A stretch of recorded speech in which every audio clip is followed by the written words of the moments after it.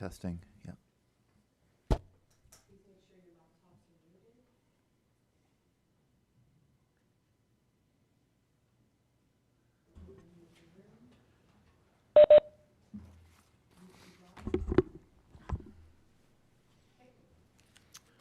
Good morning. In accordance with sections 45 and 53 of the Planning Act 1990 as amended, this meeting of the Committee of Adjustment of the City of Toronto is called to order. Online is Ryan Bissonnette. Our Deputy Secretary Treasurer today is Sabrina Salatino. We acknowledge the land we are meeting on is the traditional territory of many nations, including the Mississaugas of the Credit, the Anishinaabe, the Chippewa, the Haudenosaunee, and the Wendat peoples, and is now home to many diverse First Nations, Inuit, and Métis people. We also acknowledge that Toronto is covered by Treaty 13 with the Mississaugas of the Credit. Committee of Adjustment public hearings are now conducted in a hybrid in-person and virtual format. Some applicants and participants will make their submission in person, and others will participate virtually by electronic means through WebEx. The meetings are also streamed on the Toronto City Planning YouTube channel, and anyone wishing to view the hearing may watch on YouTube. For those participating virtually, when your item is called, you'll be unmuted by the moderator. For both in-person and virtual participants, Committee of Adjustment staff will share presentations submitted in accordance with the written submission deadline. People attending in person today who want to receive a copy of the decision of the committee on an application must first fill out a decision request card, and those participating virtually need to submit a written request for a decision by email. If you do not agree with the decision of the committee, you may be able to appeal the decision to the Toronto Local Appeal Body, or in some limited circumstances, the Ontario Land Tribunal. However, the provincial government amended the Planning Act and generally removed rights of third parties to appeal Committee of Adjustment decisions. Only the applicant, the Minister of Municipal Affairs and Housing, specified persons and public bodies are permitted to appeal decisions of the Committee of Adjustment. Today I'll call each item in the order listed on the agenda, and where an application is contested, the agent or applicant will proceed with their presentation. When an application is uncontested, the committee may not require a presentation. The committee may ask questions and/or take the matter into committee for a decision. Any presentation or other materials you wish to submit to the committee must have been emailed in advance of the hearing. Staff and committee members cannot accept new materials at the hearing. The applicant or agent will proceed first and make a presentation to the committee, then individuals either in support or oppose the application will be invited to speak. Generally, we call on speakers in the hearing room first and then those participating through WebEx. Each speaker, including the applicant, will be given a maximum of 5 minutes to address the committee, and I'll comment when you're reaching the 5-minute mark. When all speakers are finished, the applicant or agent has an opportunity to rebut those issues that were raised by the speakers. This will mark the end of the discussion, and the application will be taken into committee for a decision. Madam Deputy Secretary Treasurer, are there any minutes that require adoption? Good morning, Mr. Chair and panel members. No, the city does not have any minutes ready for adoption. Okay, panel and staff, any declarations of interest this morning? See none. Any files to be closed this morning? Through you, Mr. Chair, no files to be closed this morning. And deferral request for this morning? Through you, Mr. Chair, there is one deferral from the request of the applicant. Item number 4, 119 DYNEVOR Road. They're requesting because of signage. We do have the agent online, if you just want to read it into the materials into record. It's file number A0752/25TUI. Okay, this is 119 DYNEVOR Road. This is an application to alter the existing rear one-story detached ancillary building by constructing a one-story addition along the side wall and complete a second-story addition. This ancillary building will contain a 2-car garage on the first level and 1 garden suite on the second level. There will be a total of 2 residential dwelling units on this lot. The existing ancillary building does encroach on the rear lot line.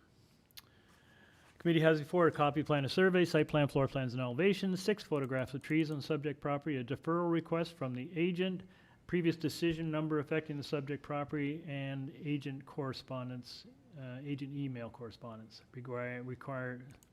regarding improper signage. We also have a staff report from Urban Forestry. Through you, Mr. Chair, we do have the agent online, and we don't have registered speakers for this item. Okay, good morning, Mr. Benskowski.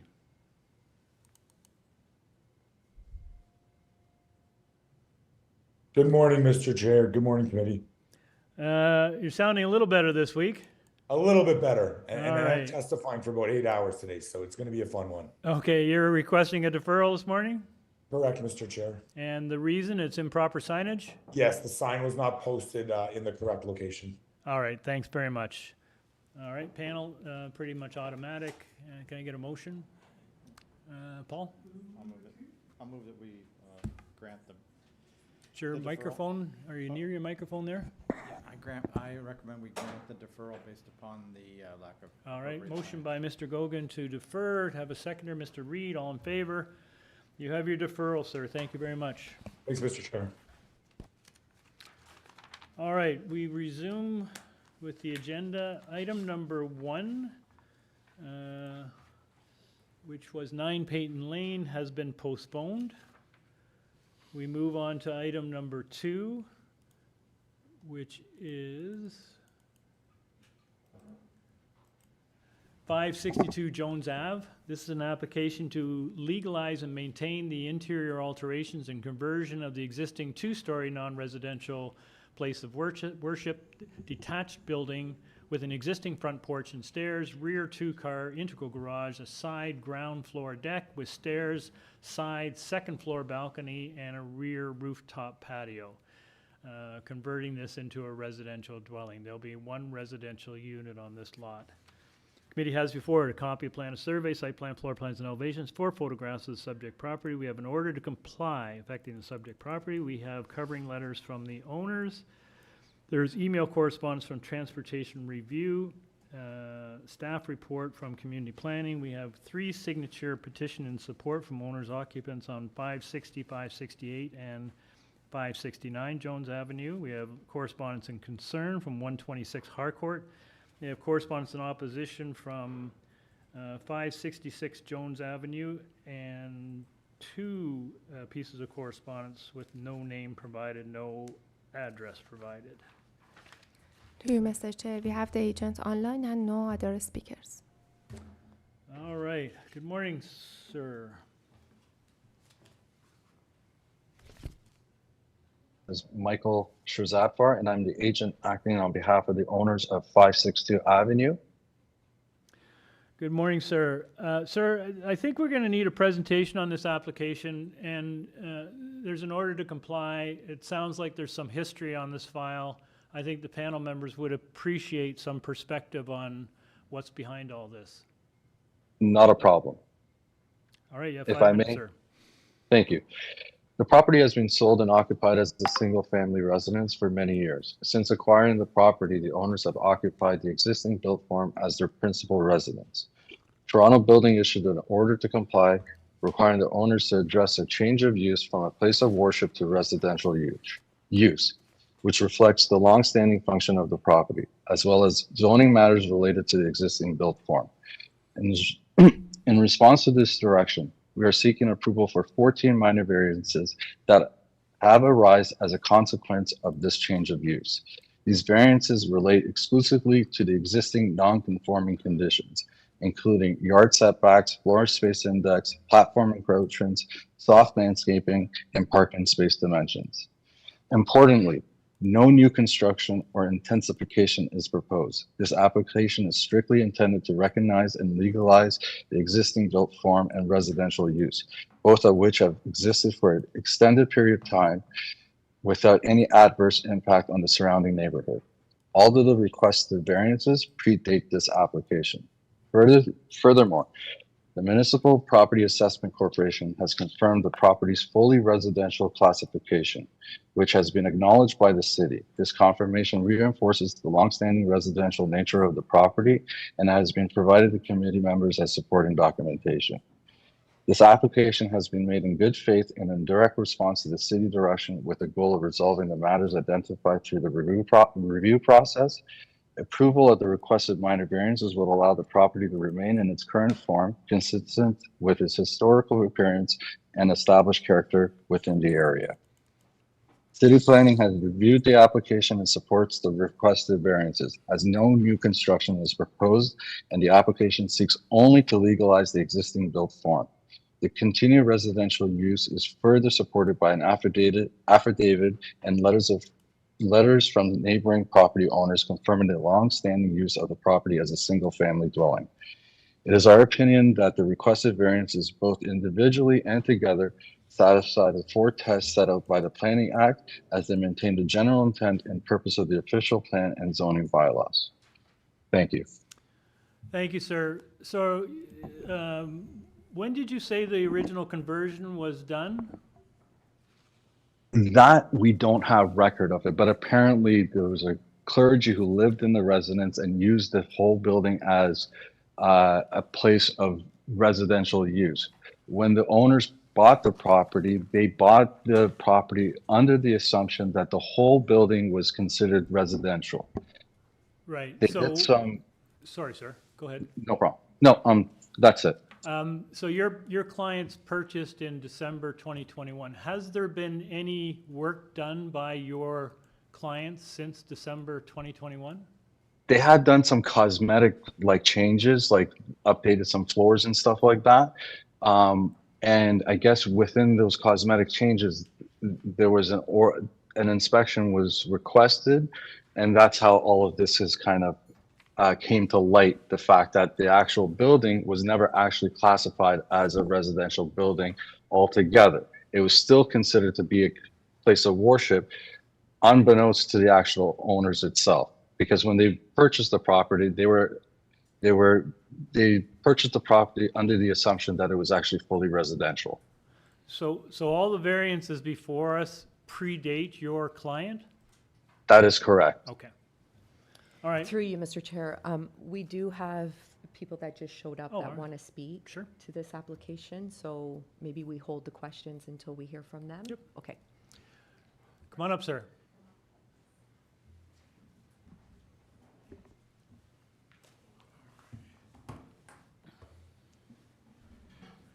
Good morning. Can I get your name and address, please? I'm literally next to them, one house north of the church, What's the address, sir? 566 Jones. And your colleague? That's my father. He's the house owner, and I'm living under his roof. All right. You have 5 minutes, sir. All right, so it was actually a church for many years. We've been there for 25 years.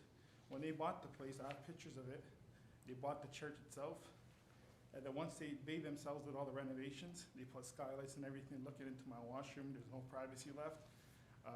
As for the parking lot, it used to be a double-car garage with the wider opening. Now they made a single door garage. And when I park my vehicle in the back now on the ramp, they've called parking enforcement multiple times on me, and I got tickets. And they put a balcony up on the back there on the 3rd floor. The bricks are very loose, and basically if the bricks were to fall, they're gonna fall on my head. I got pictures of those bricks as well being very loose. They got roughly like 7, 8 washrooms. The drawings that they presented to you are not very accurate. The kitchen's actually in the back. I got all the files before me. I can show it to you guys if you guys need. There's 3 kitchens in there, and they put a mezzanine in there. Like I said, it was a church, and they put 6 skylights.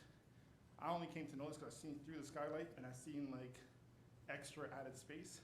I seen multiple appliances being delivered to the premises, and they put like I think 3, 4 different laundry rooms, 8 washrooms or 7 washrooms, and they have like I think 8 to 9 bedrooms. They call it storage. If you look at the basement, it says 1 minute please. Shoot. My drawings are right there. If you look at the basement drawing at the bottom says storage. At the rear, right there, it says storage at the top left. And then adjacent to that, it says storage on the right-hand side. But in that storage, I'm not sure, but there's a washroom in that storage. That doesn't make sense to me, so technically it is a bedroom. They call it a single dwelling. They've mentioned it to me. They're gonna make it into like a triplex. They're gonna have their in-laws coming in, their brothers coming in. My biggest concern is I've been in this neighborhood for many years, and many people that objected as well, they're concerned about this because the notice says to legalize and maintain interior alterations. And the document they sent to you, it says no new construction, change of use, or intensification is proposed. Well, the construction has been completed. And the first line says the property has been used as a single-family residence for an extended period, which is incorrect. Because like I said, I've been there for 25 years, and the pictures, even when it was listed online, it was listed as a church. So for them to say it's been a primary residence for many years is very inaccurate. And many things they have mentioned in these drawings as well, they're not accurate. Like I said, the skylights. And my biggest fear is tomorrow when they sell their premises to somebody else, it's gonna affect the neighboring side because it's overdeveloped with this livable space has exceeded its, the floor space index has literally tripled, nearly tripled. It's supposed to be 0.6 of the lot size, and it's 1.42 of the lot size, which is very inaccurate. And also, I did my renovations through community of adjustment, and I went through the whole procedure to get my renovations taken care of. So I did all the right, I took all the right avenues. So for them just to build something, and now they're trying to maintain this, and a lot of miscommunication, and I would say like, them also saying things that are very inaccurate. It's not really, I guess, justifiable. And also, if you look at my house, I applied for 4 washrooms, which I received, but having 7, 8 washrooms, the plumbing size and all that stuff, the drainage and all that stuff has to be expanded to 5 or 6 inch, because I do construction, so I know a few rules and regulations. So I truly believe this is not, I think, should be allowed. Because even if you look at my whole block, like there's 10 of us on that block, every single house from the front and the back are in line. Now this one is, I guess, overdeveloped, like I said, right? So for having 5 people in a church that they call a house, having 8 bedrooms, I don't think is reasonable. And there was no need for them to, sure, they purchased the church, but the back was livable space. I got all the pictures. There's like a whole link online. You can see the pictures. And it's completely incorrect. In the basement, there used to be like a dining area where the people that would attend the church would have their meals. So it'd just be an open concept. So I'm just gonna, your time's almost out. If you wanna just wrap up? Yeah, so I truly believe that we should make it back into a church, and I think it's overdeveloped for my neighborhood. And I've been there for 25 years. I'm gonna retire there, so I think it's fair for me and for the residents that objected to take their stance, because they've been all there for like 20 plus years. We've all been Okay. big family neighborhood. I want to confirm 2 things from your statement. One, you suggest that it's not a single-family dwelling, that it is it being used right now for multiple tenants? So that he himself mentioned to me, yes, my brother will be moving in. Oh, so it's a family thing, that's, Yeah, okay. but like the immediate, there's 3 kids and the husband and wife. But Okay, we don't need to get into the details yeah. about it. The second thing is, I thought you said, and I want to clarify, that the current owners have done some major work since they moved in 2021. yes, everything was done by them. And when you say everything, what's your view about everything? Everything meaning making the basement into like a 5-bedroom, and they call it the storage in the closet. Everything in the So basement. so all the things that have been done are internal? Everything. Okay, External, anything external? Balcony in the back is external. The garage door became a single door, and they're giving me a hard time. They're constantly harassing me in regards to moving my truck because they can't park in their garage. And also the skylights. It's very low, and it's literally looking into my bathroom Okay. and my bedroom. All right. Thank you very much, sir. Panel, any questions of these speakers? Dylan? So I just want to absolutely confirm, you're saying that when it was sold in 2021, it was a church? That's correct. And it was advertised as a church? That's correct. Okay, thank you. Okay, thank you very much, sir. Any other speakers on this file? Nope. All right, we'll get the agent back.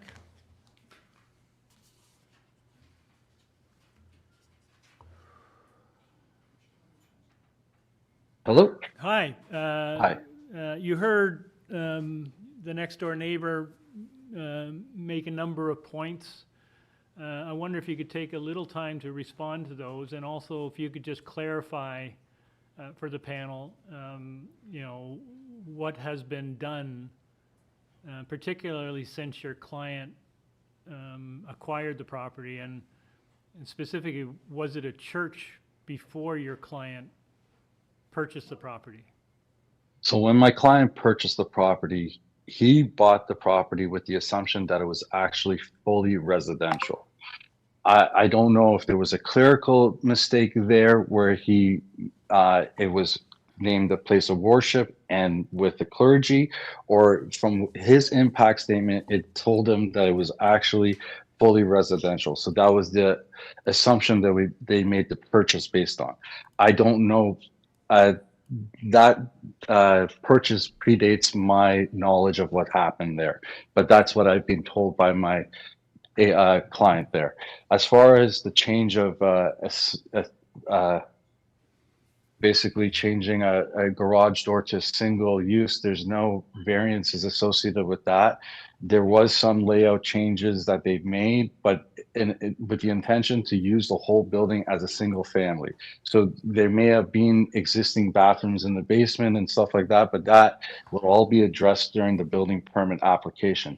The intended use, even moving forward, when the application is made to the building department, is to reflect that it's going to only be single-use family moving forward.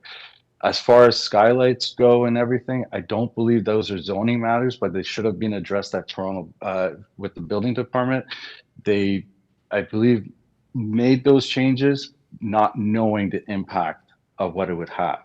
But those again would be addressed when this change of use takes into place. We would make the appropriate applications to identify those skylights in place. Okay, sir, so can you just confirm for the panel that you've got a number of variances? I think they're all pretty much exterior related. So can you just confirm that there has been no external work That is correct. undertaken since your client purchased the property? That is correct. So all external things are existing conditions? That's correct. Okay. And the pictures present that they have been long established actual built forms, and the variances are all existing non-conforming conditions. Okay, thank you. Dino? Thank you, Mr. Chair. Through you to the deputant. I'm looking at the letters that the owners have submitted as part of this file, and I hope you can answer the question, because the first thing I'm going to ask is, are your clients available today to speak? Unfortunately, they're not. The client is a teacher and he's at school. Okay, so they indicate, or you have indicated in your opening statement, that this application is submitted in good faith. So I'm going to ask you a couple of follow-up questions based on that comment. The property was purchased in 2021. The letter states the religious use had ceased and the property was occupied and functioning as a private residence.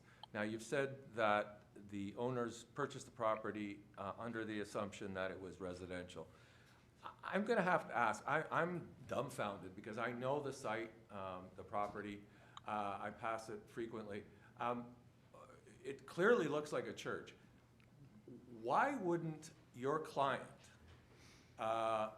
do due diligence as part of the purchase process, like any other property owner who's purchasing a property, and confirm with the city the zoning and use for that property? And I hope you're not going to say, I don't know because I wasn't part of that and it was before, it predates me and my clients aren't here, because that's a fundamental question for me. Well, I mean, in any purchase an individual makes, I mean, I think their lawyers would advise on whether or not that's a condition for the purchase of the building that they're making. Again, I do apologize, but I can't talk on behalf of what conversations happened between the purchaser at the time of purchase. Again, from my understanding, they bought the property under the assumption that it was actually fully residential. All right, well, that would be something that would be very important for this committee, or at least for me, I'll speak on my own behalf, to have that information. Okay, I'll move on to my next question. In the letter, and I think you might have also alluded to this, it says the application is solely related to technical zoning variances. I'm looking at 15 variances in total that are being requested.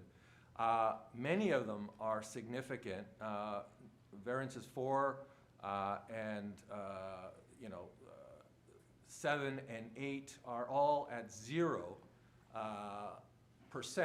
in terms of what the requirement is. How can those be technical in your opinion? It's technical because given the fact that these were predated actual variances that were in place. Like the change of landscaping wasn't based on the result of what the homeowners had done. It was an existing condition that was purchased with the property. Well, I'm going to disagree with you. Sorry to interject. It is as a result of your clients because they purchased the property without the understanding of what the use was, the current zoning was at the time. And therefore, they're coming forward with a, legalize and maintain, which is an after-the-fact request. And so this precipitates these variances. So I don't see them as technical. I'm going to disagree with you on that, but thank you for your attempt to explain that. Okay, thank you. Dylan. Hi, yeah. So variances 12 and 13 relate to the balcony on the second floor. The neighbor says that balcony is actually built by your clients. Can you speak to that?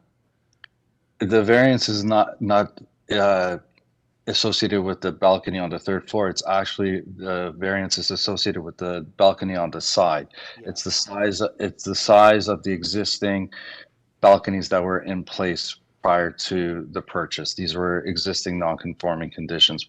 So the balcony on the second floor that the variances are related to is already there, you're saying? That's correct. Okay. On the side of the property. Right. That's what's causing that variance. And there's no variance related, there's a balcony on the third floor? Correct. There's no variance associated with that. Okay. But it was built by your clients? I don't know the answer to that question, to be Because honest. if it was built by your clients, presumably it would have needed a building permit, which should have triggered all this, and presumably they didn't ask for a building permit. Is that correct? I may be the reason why we're here right now is because of some modifications they've made. So I don't know the technicality behind that rear deck on the third floor, but with relation to the variances that are before you, that's not actually a variance associated with the application. Okay, thank you. How about variance for the floor space index? I mean, is that triggered because because much more of the building is now residential? That is correct. Right. So if, in fact, they were responsible for converting much of the building into residential, they would have been the ones that are increasing the floor space index.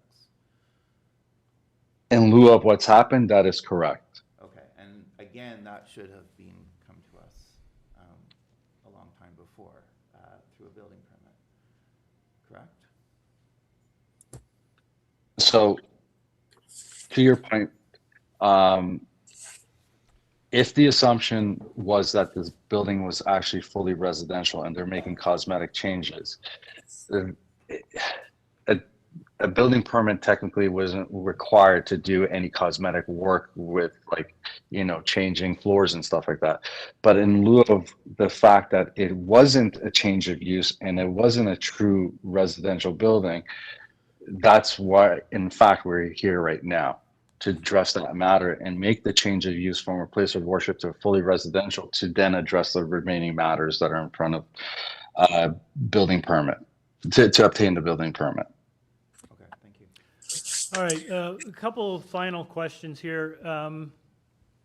Your clients in their letter indicate that this is a single-family dwelling.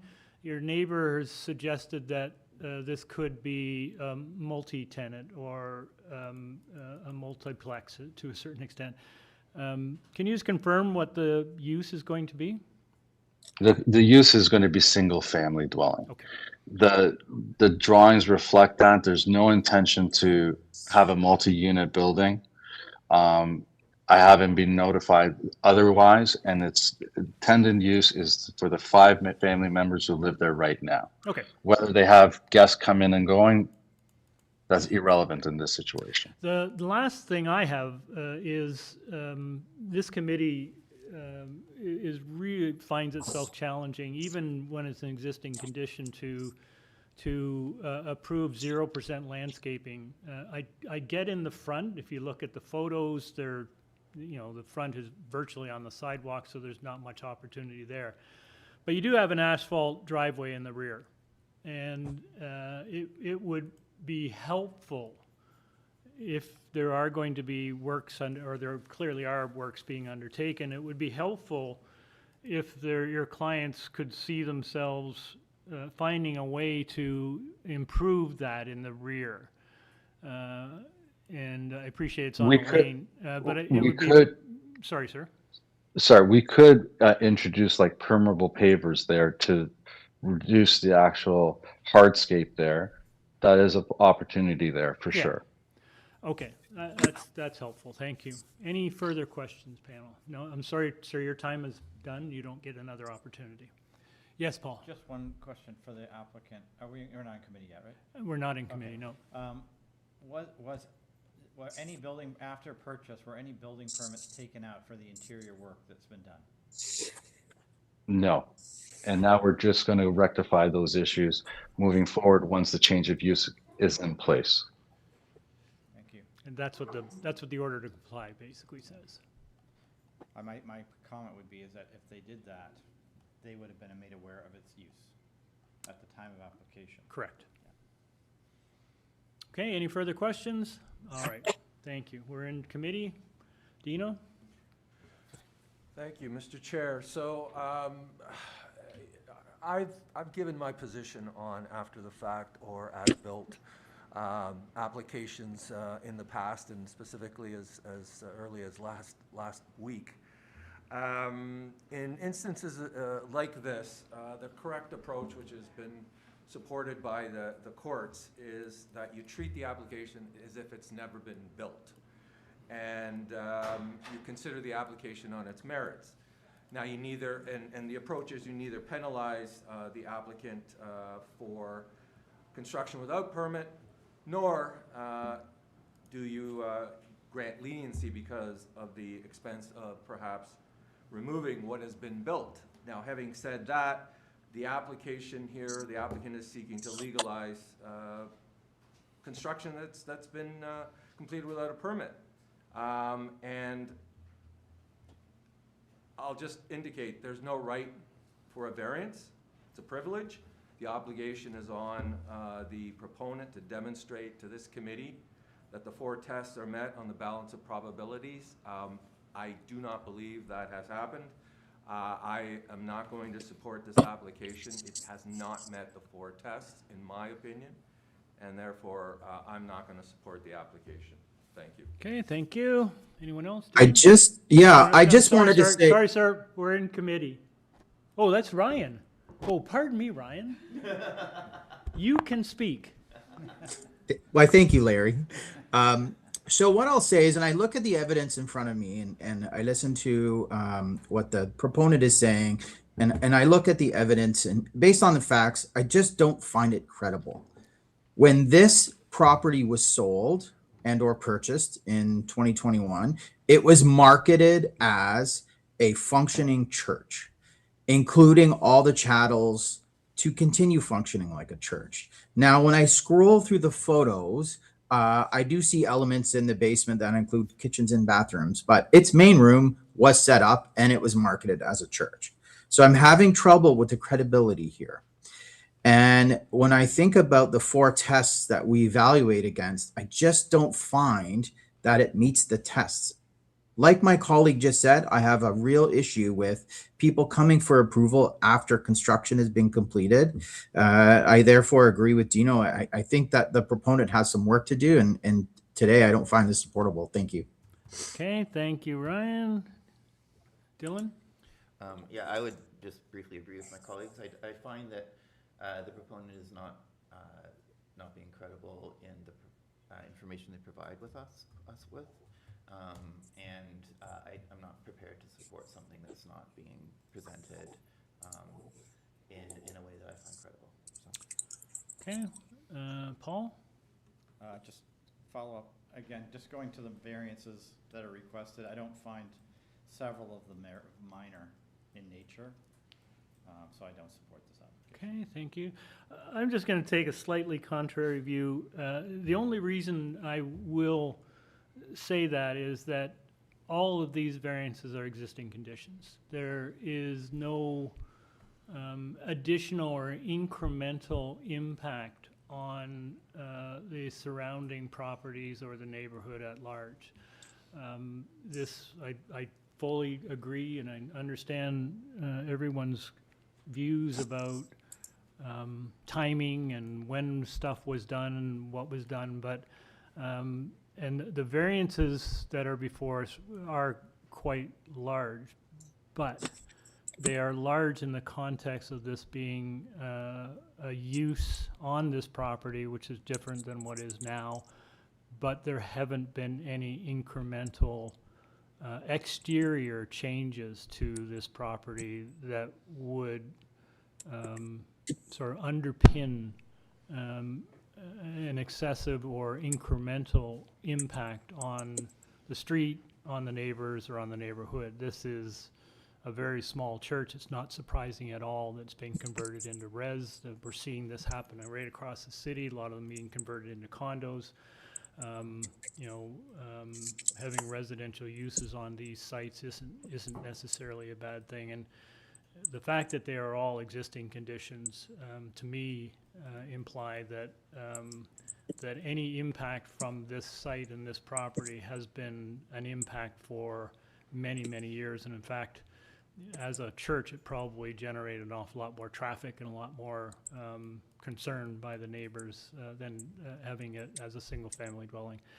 And so I'm not uncomfortable with this one. So, but I fully understand my colleagues' views on this. I'll just say that I think that the FSI is something that has changed significantly. It's all internal, though, right? Yeah, it's internal. Yeah, but, so you know, it still is. no, I don't disagree with you, and I understand the concern. Yeah. But for me, it's the external envelope that hasn't changed. Okay, so we'll need a motion. Dino? Yeah, I'll put forward a motion to refuse this application. Okay, motion to refuse by Mr. Lombardi, seconded by Mr. Reed. All in favor? Aye. Okay, opposed? I'm opposed. That motion to refuse carries. Through you, Mr. Chair, do we also want to put in for the record that the members do not condone It's a great idea. construction without building permit? Thank you for that. Thank you. All right, thank you. Okay, let's move on to item number 3. This is 5 Stanley Ave. This is an application to legalize and maintain the conversion of a row house into a townhouse with 2 dwelling units as well as a portion of the rear second-story deck while removing a portion of the existing deck depth, which was constructed without an authorized building permit on the existing 2-story dwelling, maintaining the 3rd-story loft. There will be a total of 2 residential dwelling units on this lot, 1 occupying the 1st level and 1 occupying the 2nd level and 3rd level loft area. Committee has before it a copy plan of survey, site plan, floor plans, and elevations, 2 photographs of trees on the subject property, a covering letter from the agent, an order to comply affecting the subject property, staff report from Urban Forestry, and 11 form letters in support from owners occupants of Adelaide West, Niagara Street, and Stanley Avenue. Through you, Mr. Chair, we have the agent online, no registered speakers for this item. Okay, should I warn the speaker that orders comply are a tough road? Good morning, sir. Mr. Martin? Morning. Good morning. Name and address, please. Eric Martin. I'm 5 Leeds. Okay, sir. You're looking to legalize a conversion, so maybe just a short overview of some of the history behind this project. Yes, the original house, a row house, was purchased when it was being used as 2 units already in 2009. It already had a second floor rear deck and a third floor loft. The owner undertook some minor alterations to improve fire and life safety for the existing tenants. That work did not require a permit. We are here in front of the committee because we'd like to convert the row house to townhouse with 2 units. And this is an after the fact application. The variances we are seeking are existing conditions. The first variance on the zoning notice is related to side yard setbacks and the second floor rear deck. The required setback is 0.9 meters and the proposed is 0.15, which is an existing condition on both sides. As part of the proposal, the rear half portion of the deck will be removed. This will make the deck actually shorter than the rear addition of the neighbor directly to the west, which will eliminate any impact of the deck's proximity to that neighbor. This can be observed on drawing A0.6 existing site plan, as well as 1.2 second floor plan. With respect to the east side of the deck, the neighbor to the east is a commercial property to which the impact is negligible. The second variance relates to the width of a dwelling unit inside a townhouse. The minimum width is 5 meters if a private driveway in front is not provided. The proposed width is 4.27 meters, which is an existing condition. Given the property's prime downtown location and convenient access to transit, amenities, and shops, we submit that the requirement for a private drive on the front yard is unnecessary. Urban Forestry has submitted a condition which calls for an application to injure and remove a tree. We will comply with the submission requirement as part of the building permit application. The tree in question is a private tree in the backyard. For the work involved based on this proposal, the owner will simply remove the rear half portion of the deck by hand in a manner that will not impact the tree. No excavation is required and no heavy equipment will move in the tree protection zone around that tree. We believe this proposal is modest and reasonable and meets the 4 tests as set out in the Planning Act. The proposal has support from the neighbors, as can be attested by the 11 letters of support. Thank you for your time. Happy to answer any questions. Great, thank you, sir. Questions, Dino? Thank you. Through you, Mr. Chair, to the deputant. So I'm looking at the, I think it's the owner's cover letter for this application. And under timeline, and let me preface my comments here and questions by indicating to you that this is an after-the-fact application, and I've just stated my position on that. It says, and I quote in the letter, in 2013, the owners received an order to comply without a true understanding of the letter. The owners ignored it. In 2022, the owners received another letter stating that the order will be registered on title to the property, at which point they decided to engage an architect to resolve the issue. Why did the owners ignore the letter in 2013? Quite frankly, I think they were ignorant of the impacts that it would have to ignore it, but they were uninformed. Well, I think you know, an order to comply is pretty straightforward. It's from the city. It says you built without a permit. You have to deal with it. Right, but the permit in question relates to work that was done by the previous owners. So they were a bit confused about that. The work that they did on the interior to improve the life safety and fire safety was not something that required a permit. So I think they procrastinated on that, given the nature of it. So why in 2022 did they decide at that point? Because because they were advised that it'd be registered on title?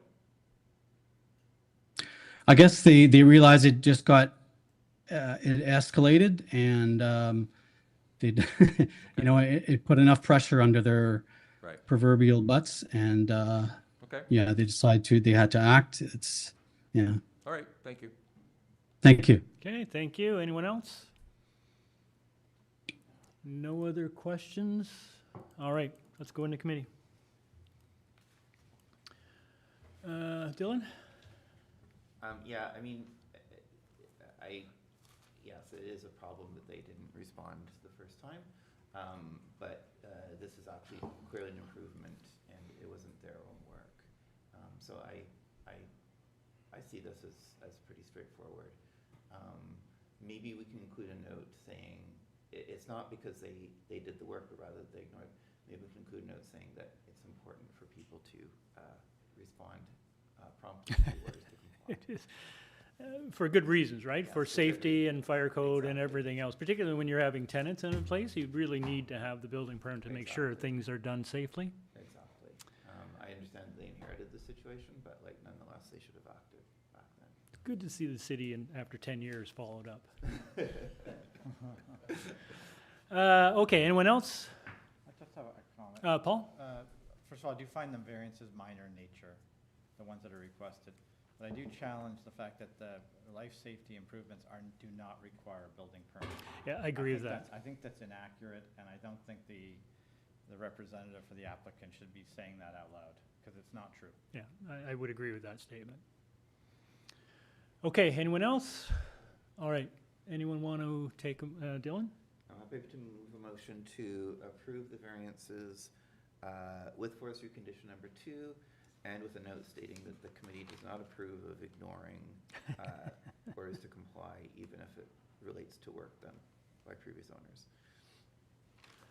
Is that fine? Through you, Mr. Chair, we can use that as a for the record. Okay. Yeah. Okay, thank you. All right, motion by Mr. Reed to approve with that for the record statement. Have a seconder. Ryan, yep. Seconded by Mr. Bissonnette. All in favor? You have your approval. Thank you very much, sir. All right, item number 4 was deferred. We move on to item number 5, which is 356 to 358 Walmer Road. This is an application to construct a new one-story detached ancillary building containing a garden suite in the rear yard of the lot. The existing one-story detached ancillary building will be demolished. The existing 3-story detached 8-unit apartment building will be maintained and unaltered. There will be a total of 9 residential dwelling units on this lot. Committee has before it copy of plan of survey, site plan, floor plans, and elevations, revised site plan, floor plans, and elevations received January 21st, red line public notice received January 21st, revised zoning notice received January the 6th, 3 photographs of the subject property, a covering letter from the agent, planning justification letter from the agent. We have staff reports from Urban Forestry. We have correspondence and concern from 101 Lyndhurst, and correspondence in opposition from 354 Walmer and 360 Walmer. To you, Mr. Chair, we have the agents online and 2 online registered speakers in opposition, but one of them at 360 Walmer Road. I tried multiple times, but I couldn't reach the speaker. Okay, thanks very much. Okay, Mr. Palumbo. Good morning, Andrew, Mr. you've unmuted. Yep, Mr. Chairman, can you hear me? Yes, again. Okay, sorry. Good morning, Mr. Chairman, members of the committee and Committee of Adjustment staff. My name is Andrew Palumbo of Ian Hall Planning Limited, and my address is 38 Betty Nigel Street in Toronto, and I am the planner and agent for 356, 358 Walmer. Okay, sir, I'm hearing before an you echo go, on my end. sir, before you go, can we just take us very quickly through the public notice, and if you could flag the change that you've made, please? Absolutely, that was how I was going to open the presentation. I am hearing an echo on my end, so I'm going to try to fix that quickly. You're okay on this side?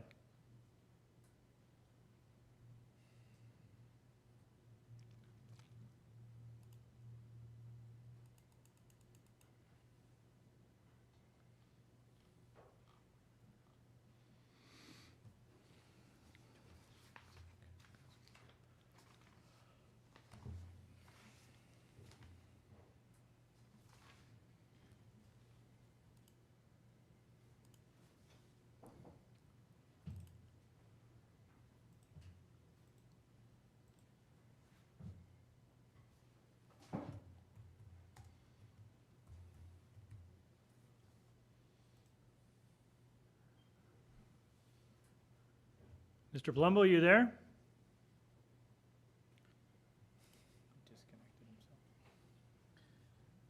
I am. Okay, perfect. Sorry, I'm still hearing an echo. It's hard to speak because I can hear my voice coming back to me. Have you got more than one device open? Nope, just one, just my computer. Okay.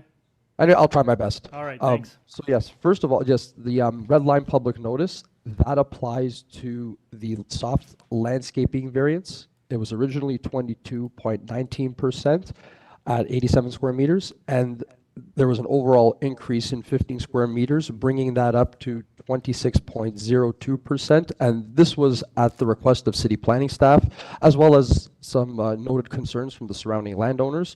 So basically, that's a scenario where the landscaping at the rear of the property between the proposed garden suite and the surface spaces to the rear, the soft landscaping is now maximized. I'm happy to say that, but that's basically any further landscaping beyond that point would basically compromise on-site vehicular movements. But again, it's an improvement to what's on the site today and what was originally applied for. So that's the red line variance that you see before you. Okay, all right, thank you. If you could do your presentation now, please. Well, that speaks to the first item I was going to touch upon anyway. And as I mentioned, this is a situation where now the soft landscaping has been maximized. And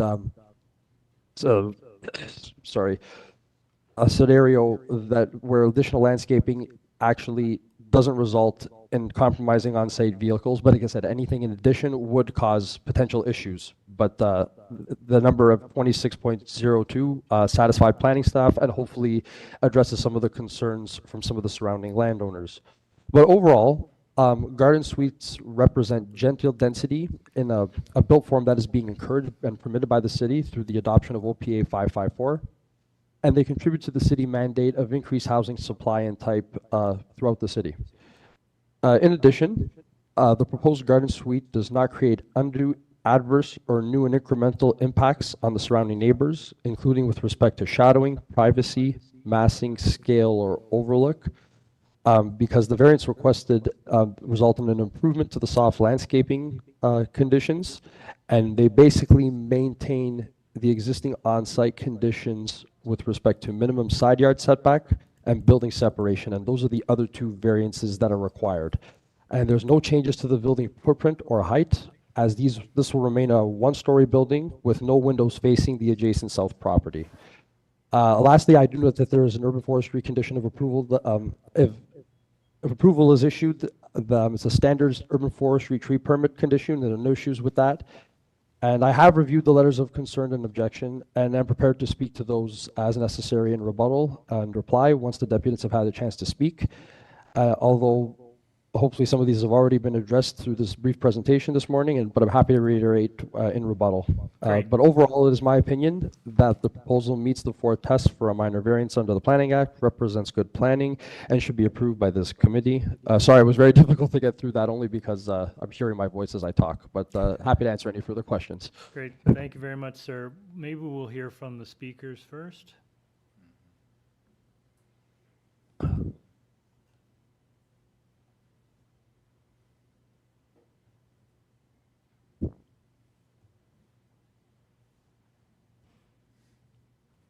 I'm at 354 Walmer Road, so I'm the south house right next to this property. Great, ma'am. Sorry for interrupting. We just missed your name, please.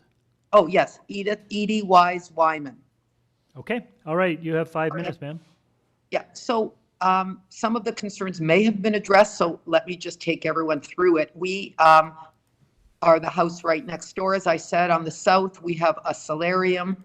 A previous owner had tried to put something like that in about 10 years ago and ended up adding a whole story, which blocked our entire view. We were very concerned because it wasn't 100% clear that the garage that's being taken down is no higher than what we have right now, because any higher literally would be towering on top of our property. So that was an issue that we were very concerned about. We were also concerned that we weren't sure if they were trying to put a deck on top of that. That also would completely tower right on top of us, like it would stare down on us. We have a swimming pool, and it would literally like take away our view of the privacy area, as well as literally, as I said, towering over us and giving us no privacy.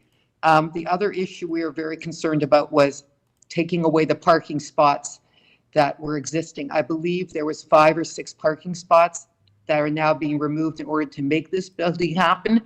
And there is literally, given that we're on the street of Casaloma and it's a high tourist area, there is almost no parking for people as it exists right now. So to take away all the people's parking on the actual apartment building, it's a major concern on a tourist street. Many of my neighbors would also confer with me that that is a concern. And then obviously, of course, if there is any kind of deck on there, the noise would be right on top of us as well. So those are our specific concerns. It's the deck potential, it's the height no larger than what we have right now, and it's the noise and the parking. So if they can be addressed, that would be very helpful to us. Great, thanks, ma'am. I think we did hear the agent say that it would be no higher than the existing, but we'll ask him to confirm when he comes back. Panel, Okay. any questions of the speaker? No? All right, we have the next speaker, please.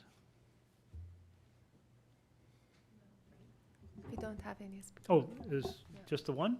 All right, thank you. All right, we'll have the agent back. Thank you, Mr. Chairman. Can you hear me? Yep. I can still hear myself twice. Yeah, just to clarify, it will remain a one-story ancillary building that will contain a garden suite. It's going to be essentially no higher than what condition already exists.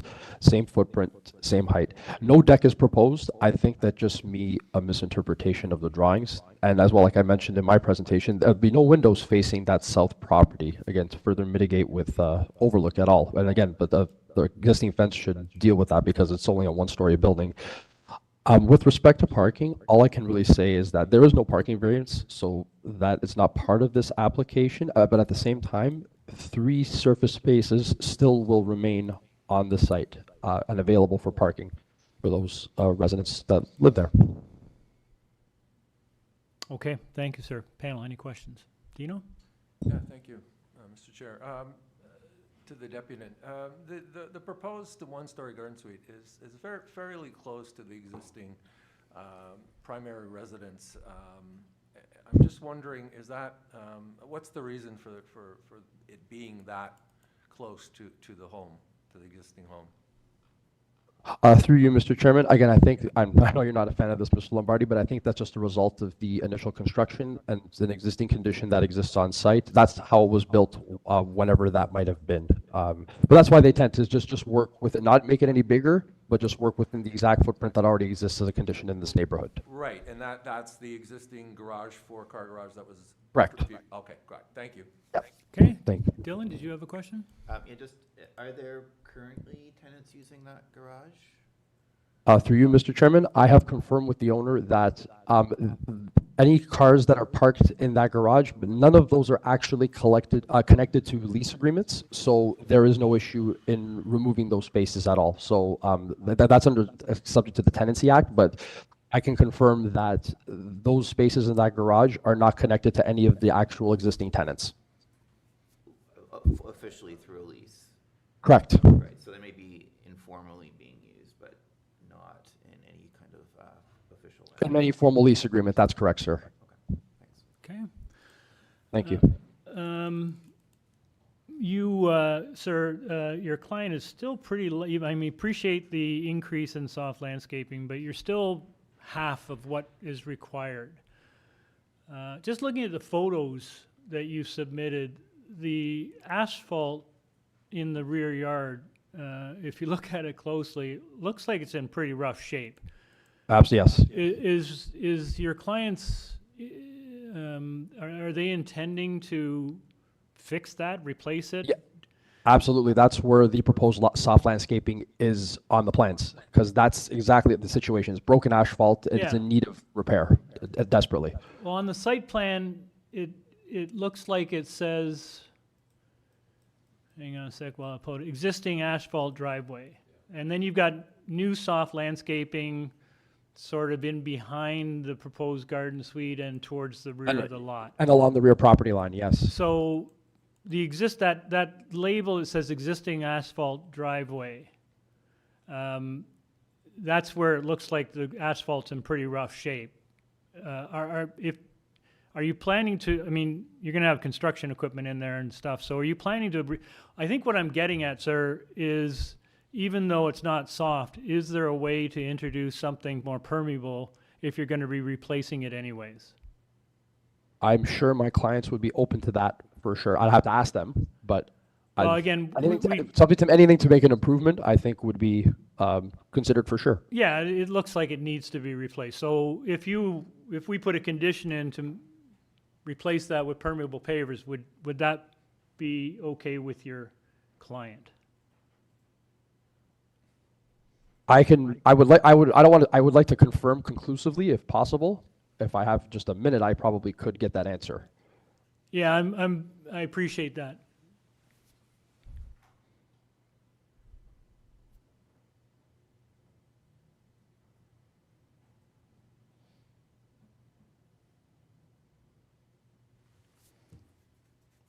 Yes, that there's a willingness to provide permeable pavers. Okay. Yes. I think that Because would be a better outcome for the rear. Okay. Agreed. No, I think my client agrees. All right. Panel, any further questions? Ryan, you okay? Okay. All right, let's take it into committee. Who wants to? Dino? Thank you, Mr. Chair. Let me first address some of the concerns that have been raised by the neighbors. There are 3 or 4 letters in the file. We heard from a deputant. Some of the issues that were raised in the letters include, issues with garbage, snow removal, but privacy and views of more importance. And so I just want to, for the record, state that the official plan, the city's official plan, does not protect view planes in residential neighborhoods. In a growing and obviously changing city, especially in an urban setting, density is expected, and that will, of course, result in changes to views as well as the context for existing buildings. And having said that, rights to a view have been addressed and challenged in the courts, and it's been determined that residents cannot expect complete privacy or views when there is new development. And having said that, I understand that there are issues, or the residents in opposition have expressed concerns about impact. And again, the test is not that there be no impact, but that the impact rise to a level of undue or adverse impact. And I think in this instance, I don't think that's happening or will happen. I'm looking at the variances. There are only 3, and I'm prepared to support those variances. I think they're minor. They meet the 4 tests. So I can put a motion forward. Again, I will defer to comments from my colleagues if they would like, but I am prepared to move a motion. Okay, anyone else? Dylan? Yeah, I just wanted to say first of all that I actually really appreciate that it's exactly on the footprint of the existing building, and it's actually creating a fairly good suite. It totally makes sense that it's close to the building because it's actually only taking up a very small portion of the full rear yard. So I don't think that impact has the same kind of impact that a close to otherwise might be the case. And I do appreciate a slight improvement in soft landscaping, and definitely I think we should require permeable pavers. Okay. Great, thank you. Anyone else? All right, Dino, do you want to do your motion? Sure, and just before I do, just wanted to acknowledge that this is an 8-unit apartment, which is to remain. I think that's significant. So yes, I will move a motion to approve the application and grant the variances subject to urban forestry condition number 2, as well as the condition for permeable pavers. Through you, Mr. Chair, as amended. As amended, yes, thank you. Okay, motion by Mr. Lombardi to approve with those conditions, seconded by Seconded. Mr. Bissonnette. All in favor? Aye. You have your approval. Thank you, sir. All right, we move on to item number 6. 229 Keele Street. This is an application to alter the existing 2.5-story semi-detached dwelling by enclosing a portion of the front porch into habitable space and to construct a front second-story addition, a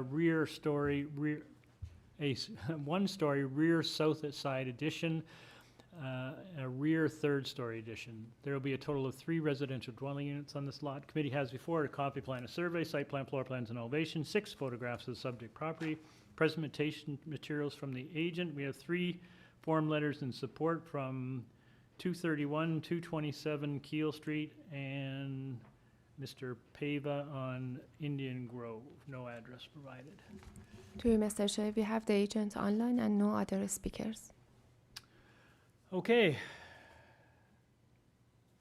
Mr. Romano. Morning, Mr. Chairman. Franco Romano, Action Planning, 321 Lakeshore. Great, sir. Just hang on a sec. Panel, this seems fairly straightforward. Anyone need a presentation? Nope. Okay. Franco, we don't need a presentation today. It's a fairly straightforward application. Is there anything you'd like to share with the panel before we take it in committee for a decision? Well, thank you for that opportunity. I think my presentation slides tell the story. I'm happy to answer any questions. Great, thank you. Any questions of the agent? Nope. Okay, let's take it into committee. Fairly straightforward, guys.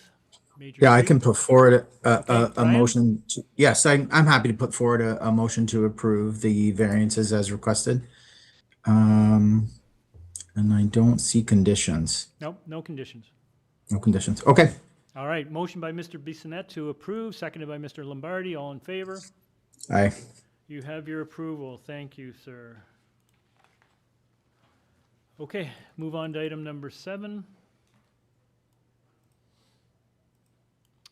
This is 2 St. Clair Avenue West, Units 106 and 109. This is an application to permit a commercial school use, a fitness studio occupying Units 106 and 109 on the first story of the existing 21-story non-residential building. Committee has before it a copy plan, a survey, site plan, floor plans, and elevation, 6 photographs of the subject property, presentation materials from the agent. We have 3 form letters in support from 231, 227 Keele. Oop. I just read in the wrong information. Committee has before it a copy of plan, a survey, site plan, floor plans, and elevation, 6 photographs of trees on the subject property, covering letter from the agent, presentation materials from the agent, 3 form letters in support from owners occupants of 1470 Yonge Street and 2 St. Clair Avenue West. To you, Mr. Chair, we have the agent online and no other speakers. Good morning, sir.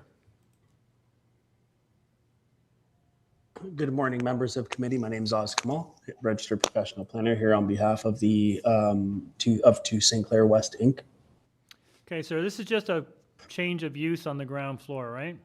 That's correct. It's really a technical variance because of a historic site-specific exception that just doesn't identify fitness uses as permitted on a ground floor of the Right, building. and thank you for the presentation materials. I don't think we're going to need a presentation today. Is there anything you'd like to share with the panel before we take it into committee for a decision? No, I don't think so. I think it's pretty straightforward what we're asking for here. All right, thank you, sir. Okay, any questions of the agent? See none. Okay, Dino? Yeah, no, this is a very straightforward application. It's one variance. It's actually a variance related to Chapter 900, which are exemptions, which are, as we know, sometimes very outdated. I agree that the proposed use will enhance the range and mix of uses at grade in this area, and I think the commercial use is functionally similar to the existing private school or private uses on the first floor of the building. So I'm prepared to move a motion to All right, why approve don't it. you do that? Yeah, I'm moving a motion to approve it. No conditions? No conditions. All right, motion by Mr. Lombardi to approve, no conditions, seconded by Mr. Gogan. All in favor? Okay, you have your approval, sir. Thank you very much. Moving on to item number 8. 71 Crawford Street. This is an application to alter the existing rear ancillary building by constructing a second-story addition with a front Juliet balcony, a rear bay window, along with interior alterations for a 1 laneway suite. The laneway suite will occupy a portion of the first story and the full second story, while a ground level portion will be retained for garage space. There will be a total of 3 residential dwelling units on this lot. Committee has before it a copy of plan of survey, site plan, floor plans, and elevations, revised site plan, floor plans, and elevations received January 20th, red line public notice received January 20th, revised zoning notice received January 20th, 3 photographs of the subject property, a covering letter from the from senior planner, previous decision number affecting the subject property, a planning opinion letter from SGL Planning and Design. We have staff report from community planning and a 9 signature petition in support signed by owners occupants of properties on Crawford Street and Massey Street. To you, Mr. Chair, we have the agent online and no other speakers. Great. Good morning, ma'am. Good morning, Chair and Committee. Mary Feely with SGL Planning, 1547 Bloor Street West, Toronto. Great. I know you've got lots of support. It's a fairly straightforward application. Maybe just a very quick overview of what you're proposing? Absolutely. Through you, Chair, to the committee, the applicant is proposing, there is an existing semi-detached garage that fronts onto the rear laneway. And the applicant is proposing to construct a 2nd story, which will accommodate a laneway suite, partially on the 1st floor, and then the entire 2nd story would be for the laneway suite. And so there are 4 variances required to permit the 2nd story addition. The first being the rear yard setback, which really represents an existing condition, which was approved by the committee in 2017 to permit that reduced rear yard setback of the laneway, and which is consistent with the prevailing built form along that rear laneway, but still achieves appropriate separation because of the laneway.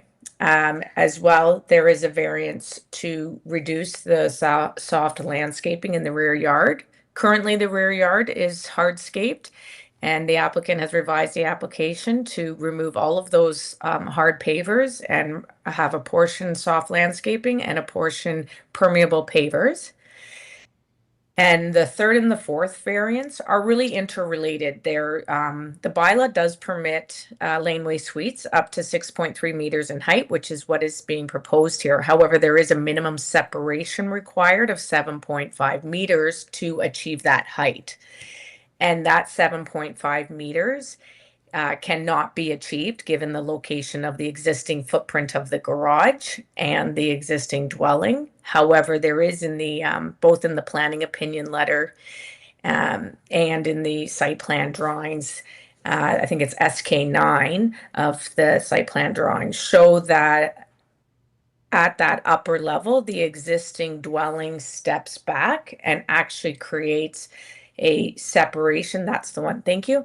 Creates a separation of close to 6.6 meters between that upper level laneway suite and the existing dwelling on the property. And just also a further note, this property is, the dwelling is, semi-detached dwelling is set back quite a bit further than other dwellings along the street. And in that space in the front yard, there is significant soft landscaping, which you can see in the planning opinion letter on figures, I think, 2 and 3 on pages 2 and 3. So over the, thank you, figures 2 and 3 there. So that over the balance of the site, there is quite a bit of soft landscaping, and had the dwelling been set back closer to the street, to Crawford Street, as is common with the neighboring dwellings, they would have been able to achieve that 7.5 meter separation, and there would have been more opportunity for that soft landscaping. So this really is, these variances are really tied to the opportunity to introduce, this will make for a 3rd dwelling unit at this property. So it really is an opportunity to introduce gentle intensification in a laneway suite, while recognizing the existing footprints and working with the existing footprints on the property. And here to answer any, we do have a letter of support from staff. And as you did mention, there is quite support with the neighboring landowners along Crawford and along Massey that also share the use of that laneway. So I'm here to answer any further questions that you may have. Okay, Dylan. Yeah, hi. So the 2017 Committee of Adjustment decision that allowed the building of the garage in the first place required a 43% of the rear yard to be maintained as soft landscaping, and apparently none of it is currently soft landscaping. Can you explain what happened? I can only explain what's there today, and it has been, the planning opinion letter shows the hard landscaping that is there. It is all pavers that have been, I guess, over time, was put into that space between the garage and the existing dwelling. And the owners recognize that there is an opportunity to, while that hardscape amenity area may be desirable for the residents that live there, it doesn't achieve other objectives, which the homeowners recognize and are putting that soft landscaping back, as well as removing all those hard pavers, and any of the pavers that would be remaining would be the permeable pavers. Did they, was it the current owners that applied in 2017 for the garage? I do believe so, yes. So they ignored our previous decision. Is that correct? We previously required them to have 43% of the rear yard maintained as soft landscaping, and they just paved it over? Yes, they put pavers in the place of soft landscaping. They will conform this time. We certainly, in terms of this discussion that we're having with the committee today, and any decision that comes out of from this application will be communicated to the landowner. I'm assuming the previous one was communicated to, and they currently ignored it.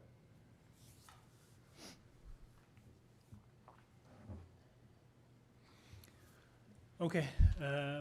Through you, Mr. Chair, a red line notice was Yeah. submitted. Perhaps the agent can walk through the revisions for public record. And for variance number 4, perhaps there can be some language added to this about the separation distance at its closest point, and then the separation distance at its furthest point. Or if the committee is to approve the application, perhaps tying it to the site plan to show that variation in separation distances. Okay. Yeah, Let's just. The plan, sorry, the planning condition is to site plan, so. Yeah. If we include that. Site plan, but not to, like, you would also have to include elevation. Yeah, and so let's just hold that, because I want to go back to Dylan's question in a minute, but maybe I should have done this at the beginning. Could you just take us through the red line change? You've actually changed the purpose of the application as well. So yeah, happy to, through you, Chair, and to the committee. So originally the purpose of the application was described as a detached garage, but the neighboring lot has since had approval for a garage, and so now it would be considered a semi-detached. So just clarifying that the built form is actually a semi-detached garage as opposed to a fully detached. And going through the variances, this reflects the first red line revision reflects the increase to the soft landscaping from no soft landscaping to 36%. And this is because while the landowner was trying to obtain permission for what had happened to the rear yard, once the objectives of permeable pavers and stormwater absorption were explained, then they were willing to put soft landscaping in, put a soft landscape, increase that soft landscaping from 0 to 36%. There is no change to variance 2. There's no change to variance 3. Variance 4 was just an incorrect reference to the section of the bylaw, so it should be A instead of B.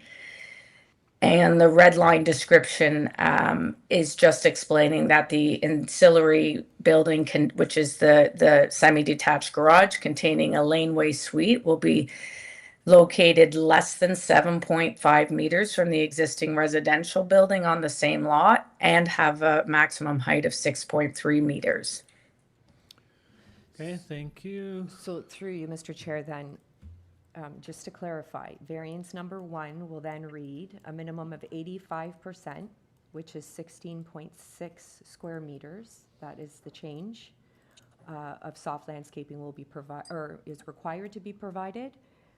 In this case, 36% at 7.07 square meters will be provided.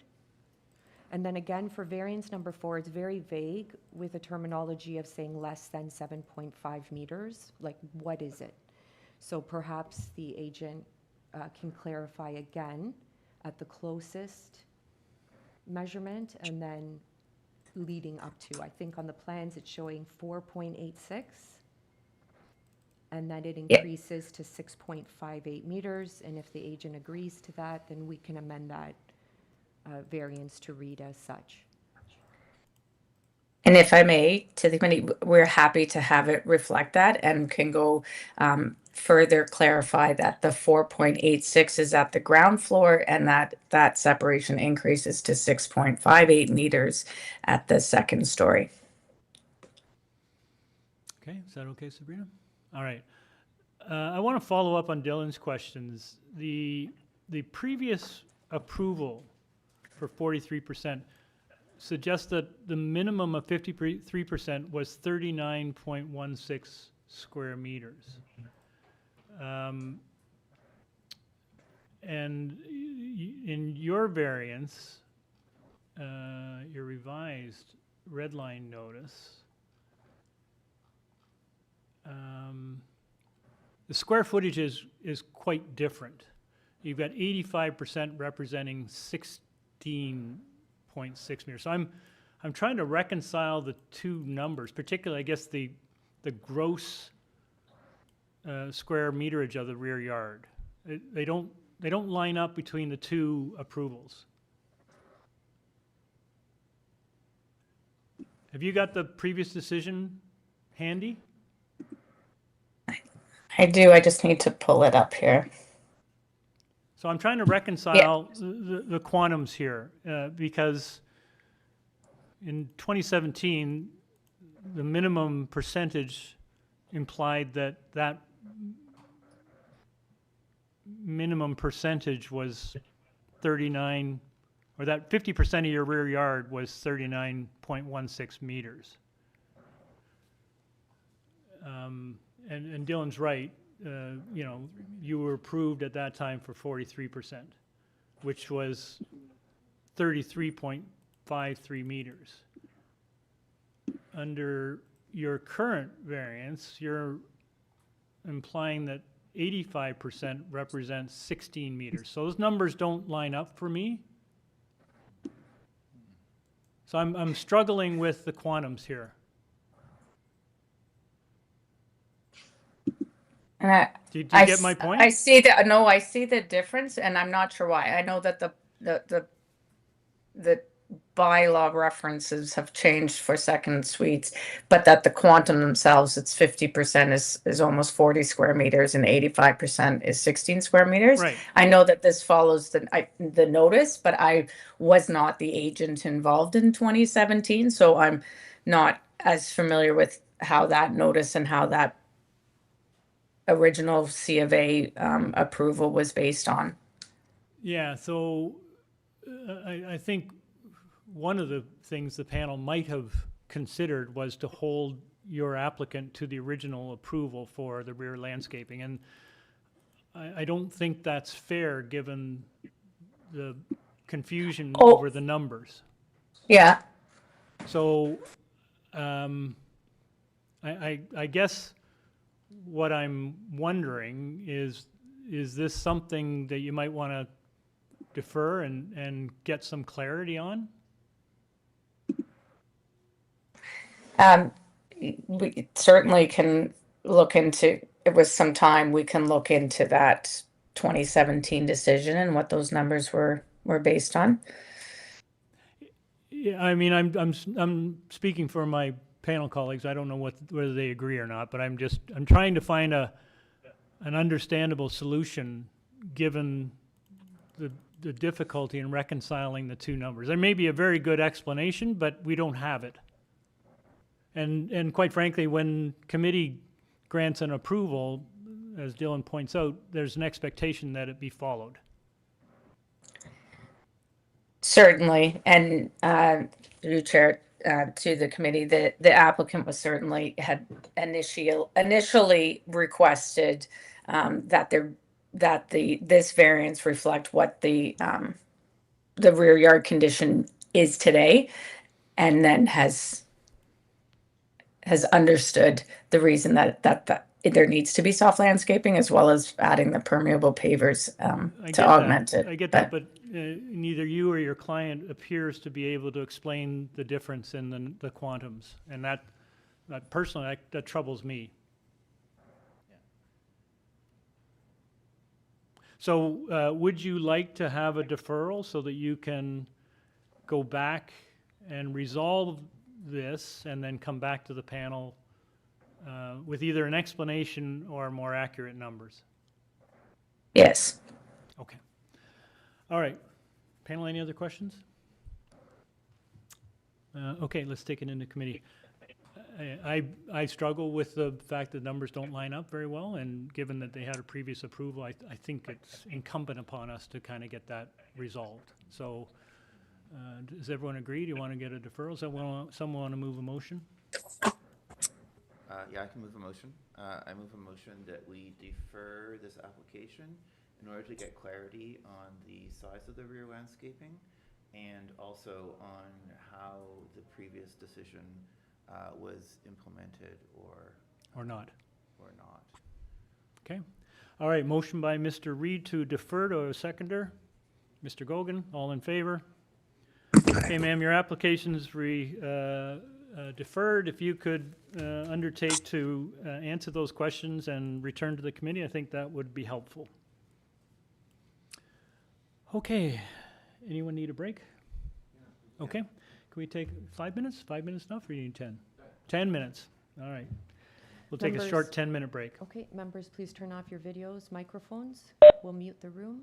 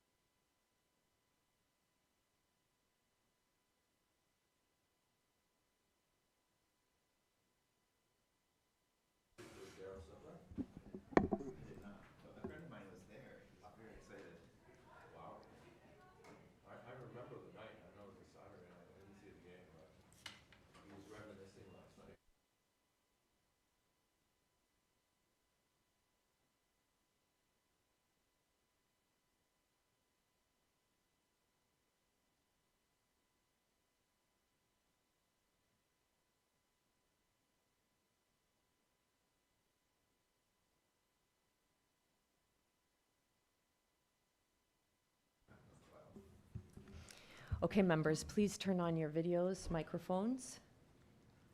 We'll unmute the room.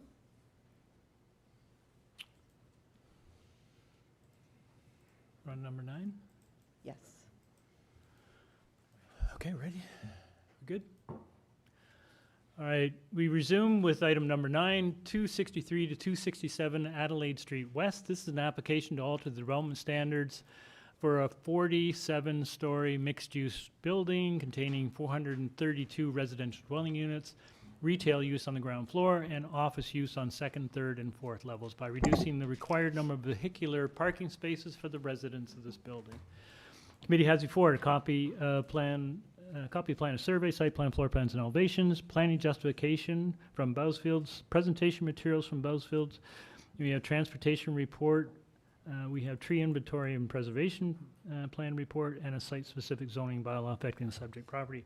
We have email correspondence from the transportation engineering coordinator, transportation review. We have a staff report from Heritage Planning. Through you, Mr. Chair, we have the agent here in person, no registered speakers for this item. Good morning, sir. Good morning, Mr. Chair. Charlie Smith, agent for the applicant, 3 Church Street, Toronto, Ontario. So you're just reducing residential parking spaces, that's it for today? That's correct. There's one variance today. It's an existing tall building approval in the downtown. In response to recent city policy directives, there was a move to reduce the overall number of resident parking spaces. As you noted, we have a transportation review supportive staff report. The one condition noted by Heritage is that this proposal does contain a heritage retention element, which would be subject to review at the final building permit stage. Okay. I don't, thank you for the presentation materials you've submitted. Thank you very much. I don't think we're going to need them today. Panel, any questions? Ryan, you okay? Sir, we have no questions. Is there anything further you'd like to add before we take it in for a decision? Any questions, but other than that, no. Okay, great. All right, let's take this into committee. This is just a reduction of parking spots. Dano? I'll take this, thank you. This is straightforward.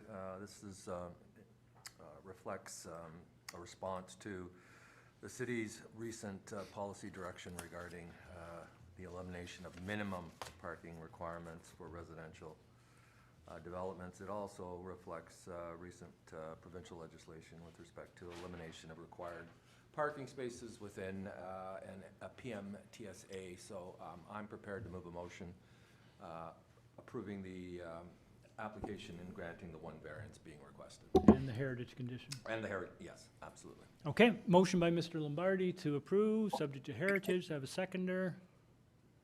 Mr. Bissonnette, all in favor? Aye. You have your approval, sir. Thank you very much. Members of the committee. All right, we move on to item number 10, 44 Rowntree Avenue. This is an application to convert the existing rear one-story detached ancillary building into a two-story ancillary building containing a garage at the ground level and a garden suite that will occupy the rear portion of the ground level and the second level by constructing a second-story addition and a two-story additional on the rear and side portions of the building. There will be a total of 2 residential dwelling units on this lot, one within the main dwelling and one in the ancillary building. Committee has before it copy of plan of survey, site plan, floor plans, and elevations, 3 photographs of the subject property. We have staff reports from Metrolinx and from Urban Forestry. Through you, Mr. Chair, we have the agent online, no registered speakers for this item. All right. Good morning. Good morning, Mr. Chair, committee members. My name is Bruno Lopes. I'm Excel Engineering and Associates located at 1649 St. Clair Avenue West, representing the owner. Great, sir. Perhaps just a short presentation, please. Yes, absolutely, Mr. Chair. This is a very, I would say, unique application. We had to do a lot of architectural and engineering gymnastics to obtain this final product. So we had a couple iterations. We spoke directly with planning. We did some minor adjustments. We had a little bit of a misinterpretation because, again, this is uniqueness. We tried to keep the garage as much as possible. So we shortened the rear of the garage just a few feet. We maintained it with the legal double parking garage. So at least we can actually fit as well the living and the kitchen area on the main floor. And the upstairs, we had initially a 1-bedroom. We pushed the envelope to a 2nd bedroom. We discussed it with planning. Planning was very comfortable to decrease the 7.5 meters to 6 meters. We were able to introduce a 2nd bedroom to actually take a little bit more advantage of the existing conditions.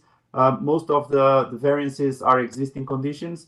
The most intriguing one that I know committee members, they are very triggered by it, is landscaping.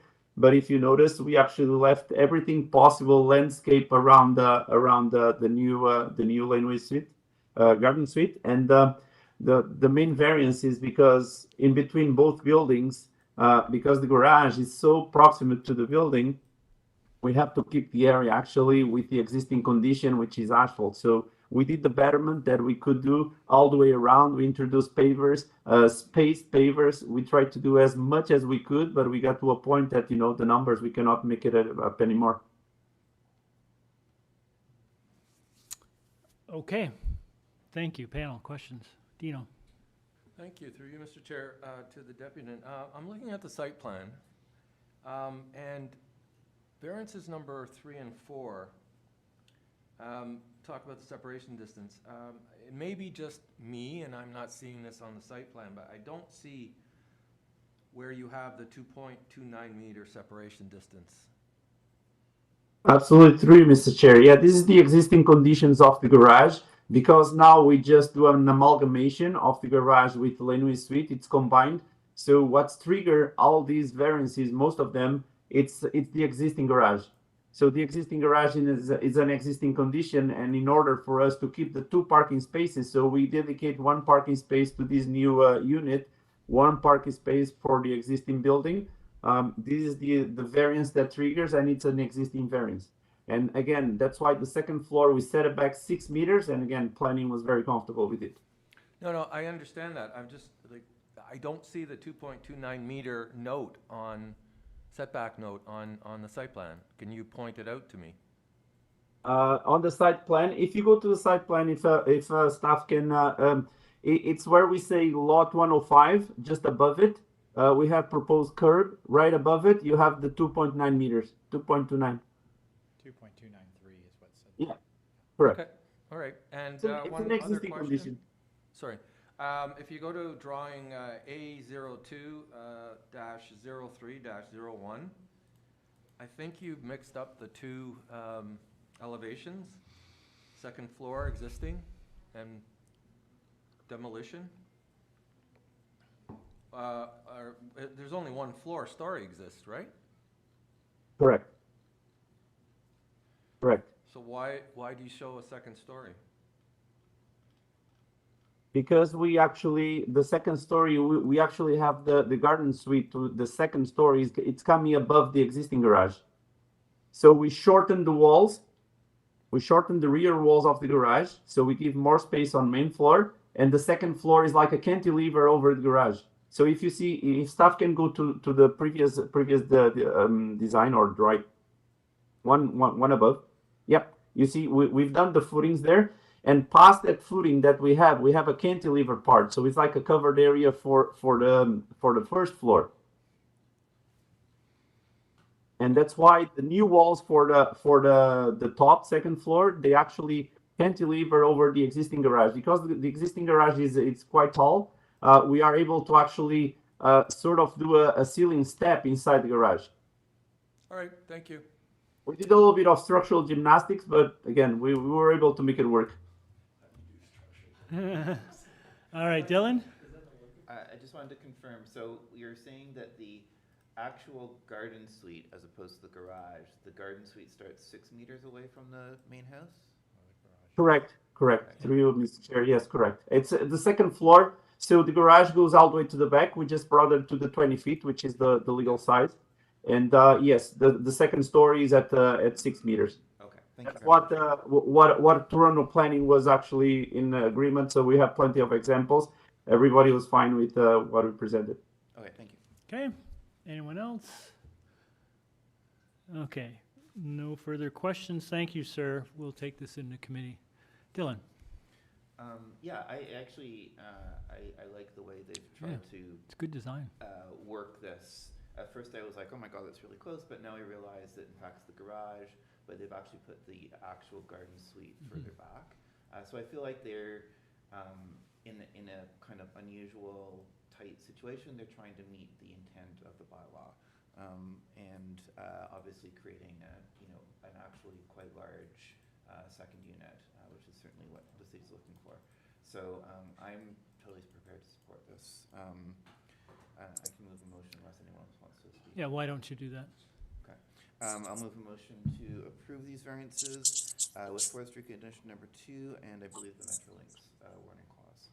Okay, motion by Mr. Reed to approve, Seconded. seconded by Mr. Bissonnette. All in favor? Great, you have your approval, sir. Thank you. Okay, moving on to item 11. 20 Tranby Avenue. This is an application to alter the existing 3-story detached dwelling by constructing a new roof for the existing rear 1-story addition, extending the rear 2nd-story roof, and interior alterations. Also, to permit and maintain the existing 1-story front addition with a front porch and stairs and a bay window. Committee has before it a copy plan, a survey, site plan, floor plans, and elevations, 3 photographs of the subject property, and a staff report from Heritage Planning. Through you, Mr. Chair, we have the agent online, no registered speakers for this item. Okay, thank you. Good morning, Mr. Xavier.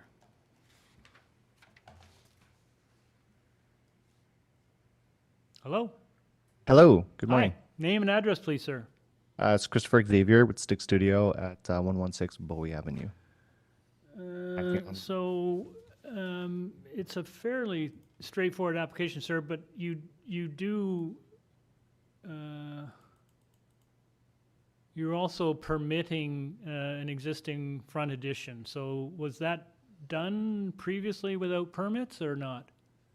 So this one was a tricky one. We went into the zoning application for the the raising of the rear roof on the existing addition. And then through the process, it was discovered that the front bump out over the front porch was not included in the permits on file with the city. As far as we can tell, it's been original as far back as 2007, but the city has no record of it, so we're just trying to get that rectified and include it in the application that we're proceeding with now. Since we're doing a interior reno on the property, we want to make sure that everything's been legalized and above board. Okay, great. Panel, any questions? See none? Okay, thank you, sir. Is there anything else you'd like to add before we take it in for a decision? No, it's just that, again, the front addition, as far as we can tell, is existing for quite a long time. The only the permit on file was from 2004, and as far back as 2007, using Google Earth and whatnot, you can see that it was built. And it's also actually common in the area, so there's quite a few of those type of front porch additions. Our direct neighbor has the exact same style as well. And then with regards to the comments from Heritage, we've been in communication with them from the beginning, and we see no issues with achieving what they require of us. Great. Thanks very much, sir. All right, let's take this into committee. Seemed a reasonable explanation. Anyone want to? Paul, what about you? Yeah, I'll move this one. This is, I feel, first of all, I feel this is minor in nature. Again, some of the requested variances are due to existing site conditions more than anything else. So I propose that we approve this variance with no conditions. Heritage. Oh, there's the heritage. Yeah. Thank you. Sorry. Okay, motion by Mr. Gogan to approve, subject to Heritage, seconded by Mr. Lombardi. All in favor? You have your approval, sir. Thank you. Move on to item number 12.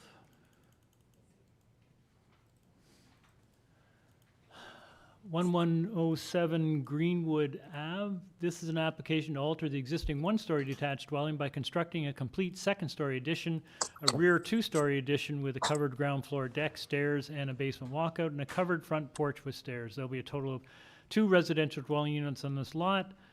The existing rear enclosed porch will be demolished. Committee has before it a copy plan of survey, site plan, floor plans, and elevations, 7 photographs of trees on the subject property, covering letter from the agent, previous decision numbers affecting adjacent properties or nearby properties.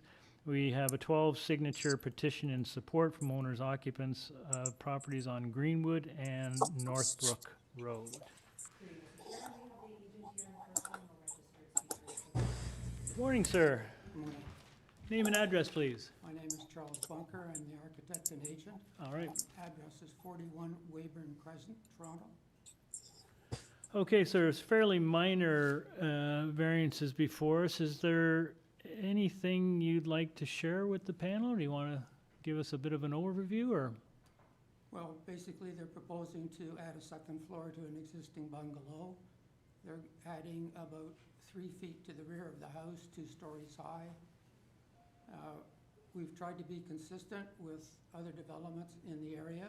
It's an area that's under transition because there's a lot of bungalows. And any of the neighbors that we spoke to, there was no opposition at all.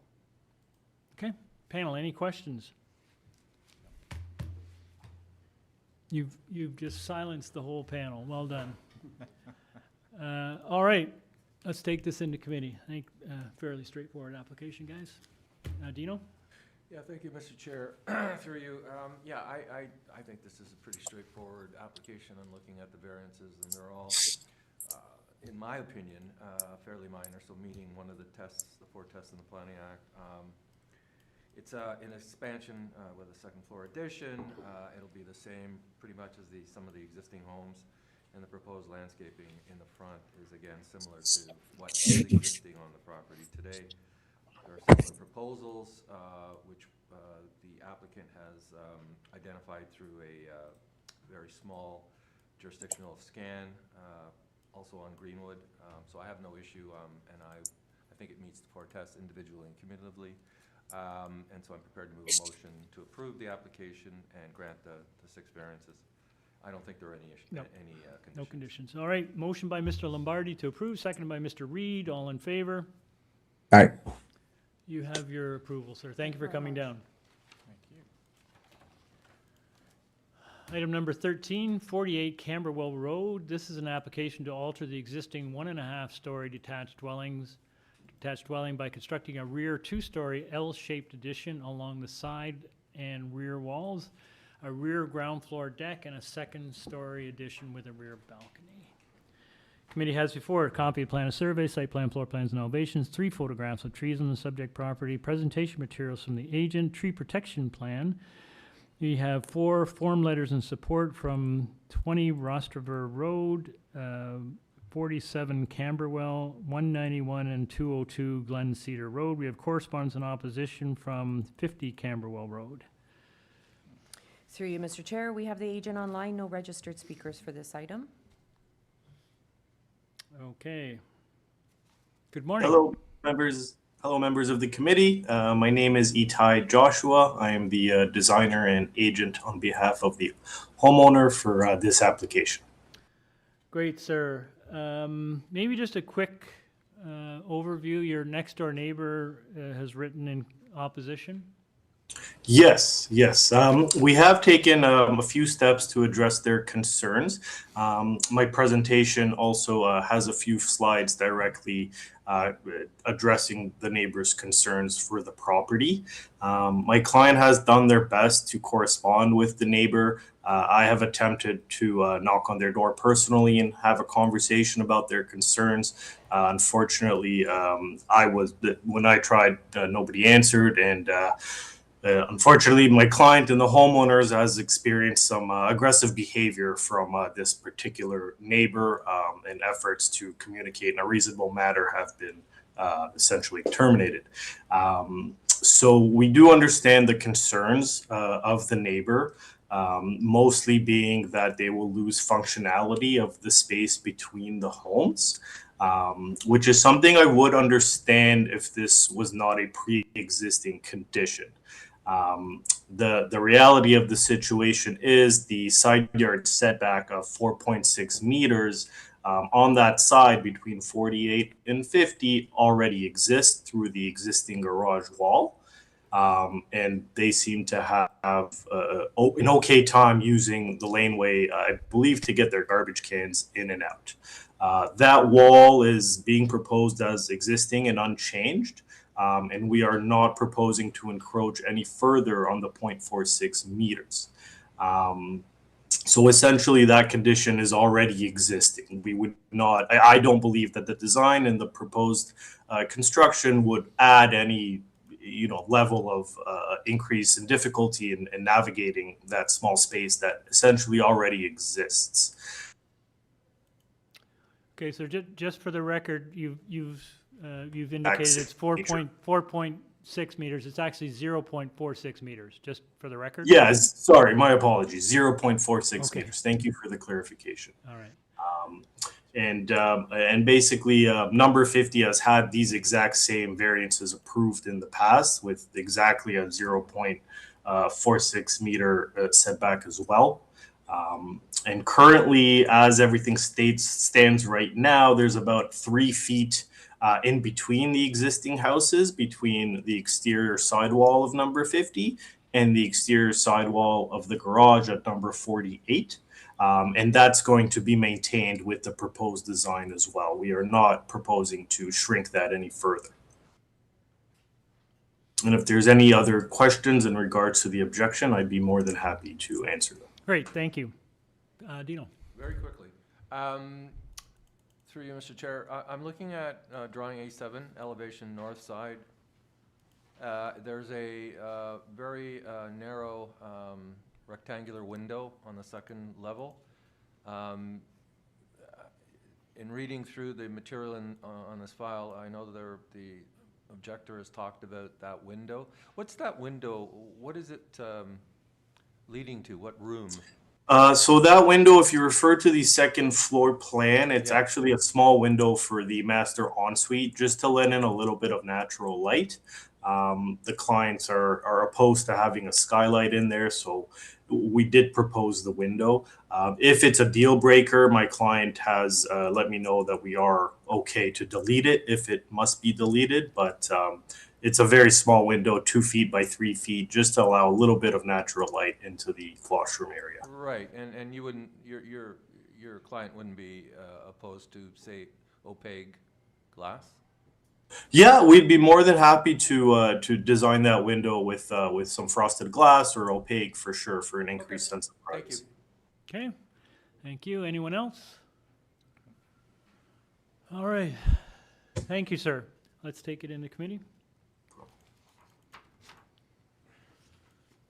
Anyone want to take this one? Paul? Yeah, so I do find the variances in general minor. I do think that the proposed intervention of the L shape is a pretty sensitive solution.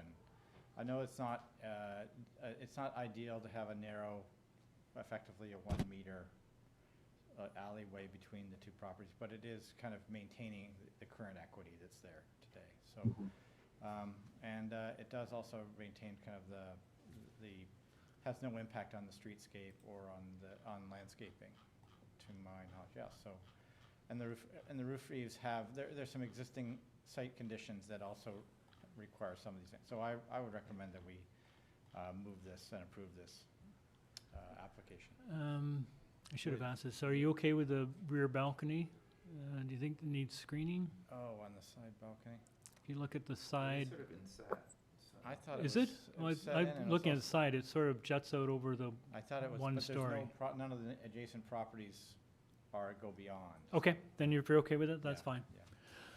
All right, motion by Mr. Gogan to. It's a tree protection. Provision for the frosted glass. Yeah, let's have yeah. the provision for the frosted glass on the second floor, facing north Okay. elevation. All right, motion by Mr. Gogan with that condition. I have a Seconded. Second by Mr. Bissonnette. All in favor? Aye. You have your approval, sir. Thank you. All right. Item number 14, 257 Torrens Ave. This is an application to alter the existing lawful non-conforming three-story apartment building by converting the integral parking garage bike storage area into 2 residential dwelling units and a new long-term bicycle storage area. There will be a short-term bicycle parking storage area in the front yard and 2 additional surface parking spaces for a total of 6. Overall, there'll be a total of 20 residential dwelling units on this lot, and no visitor parking spaces will be provided. Committee has before it a copy of plan and survey, site plan, floor plans, and elevation, 6 photographs of the subject property, covering letter from the agent, previous decision number affecting the subject property, email correspondence from Transportation Review, correspondence in concern from 257 Torrens Unit 101, opposition, correspondence in opposition from 274 and 257 Torrens Ave. To you, Mr. Chair, we have the agent online and 2 registered speakers, 1 online and 1 here in person. Okay. In opposition. Thank you. We have the agent, please, Mr. Kaufman.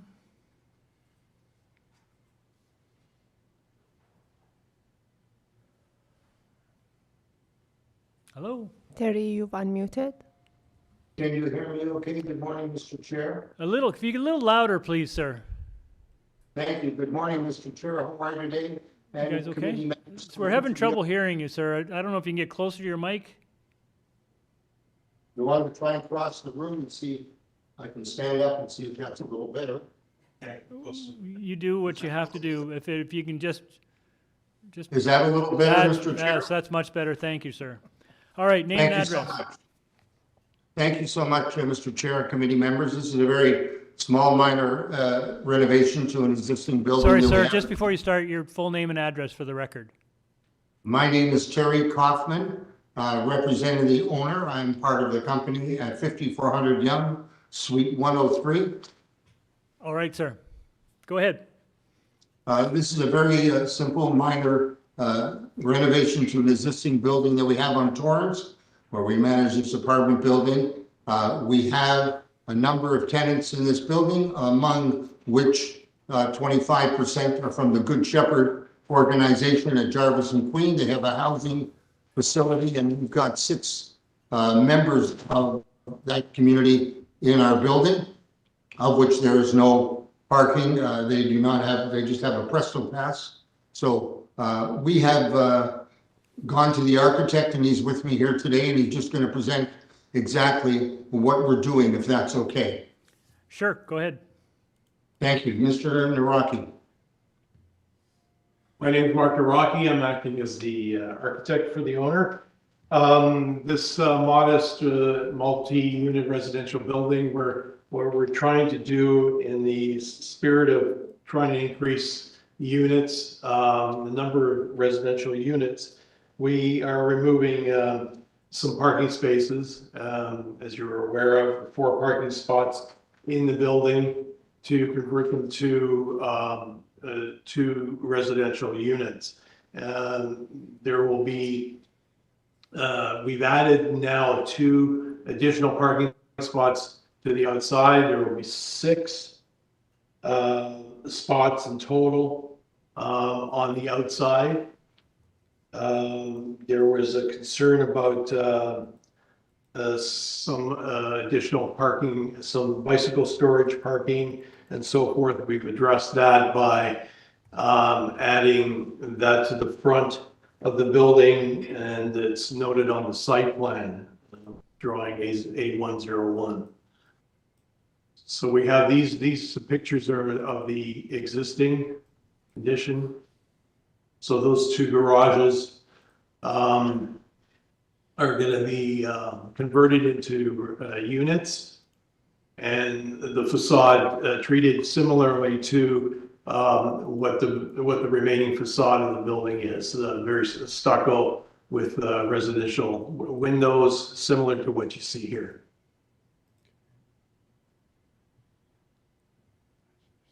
Okay, that it? Yep. All right. Thank you. We have a couple speakers, so maybe we'll hold questions. All right. Hi. Good morning. Good morning. Hello, committee. Hello, Chair. My name is Vivian Kendall Kong. I live at 257 Torrens, so Unit 205, directly above where these particular units are proposed to be Okay, built. you have 5 minutes, ma'am. All right. I first want to point out some factual errors on the plan. There is no bike storage at the present. I am a fair weather cyclist. So I would love to have bike storage. I would love that. As it exists as it is, I have to carry my bike up the stairs. But for the plan to say that there is existing bike storage is false. We asked about this when we viewed the apartment in 2024, and it's not there. They said that there was no bike storage. You can leave it behind the unlocked. It's a safe area, or if you want to a fence, maybe, where it could be hit by a car. Additionally, we did ask about storage as well. I do want to point out in the previous decisions in 2021, it did indicate that the supposed bike storage at present was actually supposed to be turned into storage. When I asked about storage when I was viewing the apartment, again, they showed me stuff that was like in the laundry room, but it wasn't in this particular unit, or sorry, in that particular space. We have had a chance once to view into that space because that is where plumbing is for our unit, as well as supposedly the internet for the entire building. And we've had issues with property management to get in contact and get people in, so we've had to take time off of work and stuff like that to deal with that in the past, and it's empty. There's nothing in there. So that's point one, factual error. Factual error number two, the parking spaces is misrepresented. There's actually currently, currently in reality 4 indoor spaces and 1 outdoor parking space is actually going to be removed. In one of the pictures shown prior, there is a red truck. If my memory serves correctly, yeah, right there. If my memory serves correctly, there is actually a parking line, but I don't know if you can see it in that space. And so that's not indicated in the plan. And so instead of a 50% reduction in parking, you're actually gonna have a 60% reduction in parking for the tenants.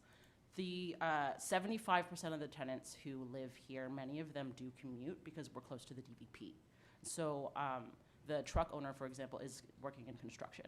And so this is the type of thing that we need the parking spaces. I think that that's unwise to remove it for the tenants that presently live there. Parking on Torrens is already, moving to variances, sorry. Parking on Torrens is already quite stringent. There's an elementary school, there's a recently converted office space that now has apartments in it, and there's also like another apartment building nearby. And so obviously the people who live across from the elementary school, they can't park there all the time on the street, so they do kind of shift over just past that. And so that kind of leads to a domino effect. Adding in multi-unit dwellings in the area leads to a lot of extra street parking, and also leads to pedestrian safety issues. I myself have almost been hit by a car multiple times, as a cyclist and as a pedestrian. Sorry, I have a lot of things. As tenants in particular, due to the fact that like enjoyment and such, et cetera, we're worried about the safety of the construction workers as well as the people living in there if this moves forward. We've had plumbing issues as mentioned before. This includes black water and sewage that comes up that isn't ours. And so when we have asked for maintenance to fix that, it either like they never quite get into that space to actually get into the stack. And so now there's some stuff in the flooring, and so therefore in the ceiling of that particular space that we worry about like mold issues. We have also brought this up. We worry about that potentially leading down to the actual people working on the units as well as the potential tenants. Additionally, we are concerned about the noise and how that will impact our unit. When we moved into the unit in the first place, we were really excited about having only an upstairs neighbor and a sideways neighbor. And now we will have 2 units below us as opposed to none, which is fun because it's an older building and you can hear everything. Ma'am, I'm just going to draw your attention. You're almost Yeah, out of time. yeah, If you can I'd just like- wrap up, that'd be yeah, great. Yeah. So also there's been past issues worried about that continuing, and also dust. I'm allergic to dust. How will we fix that? That's all. Okay, thank you very much. Panel, any questions to the speaker? Thank you very much, ma'am. We have another speaker?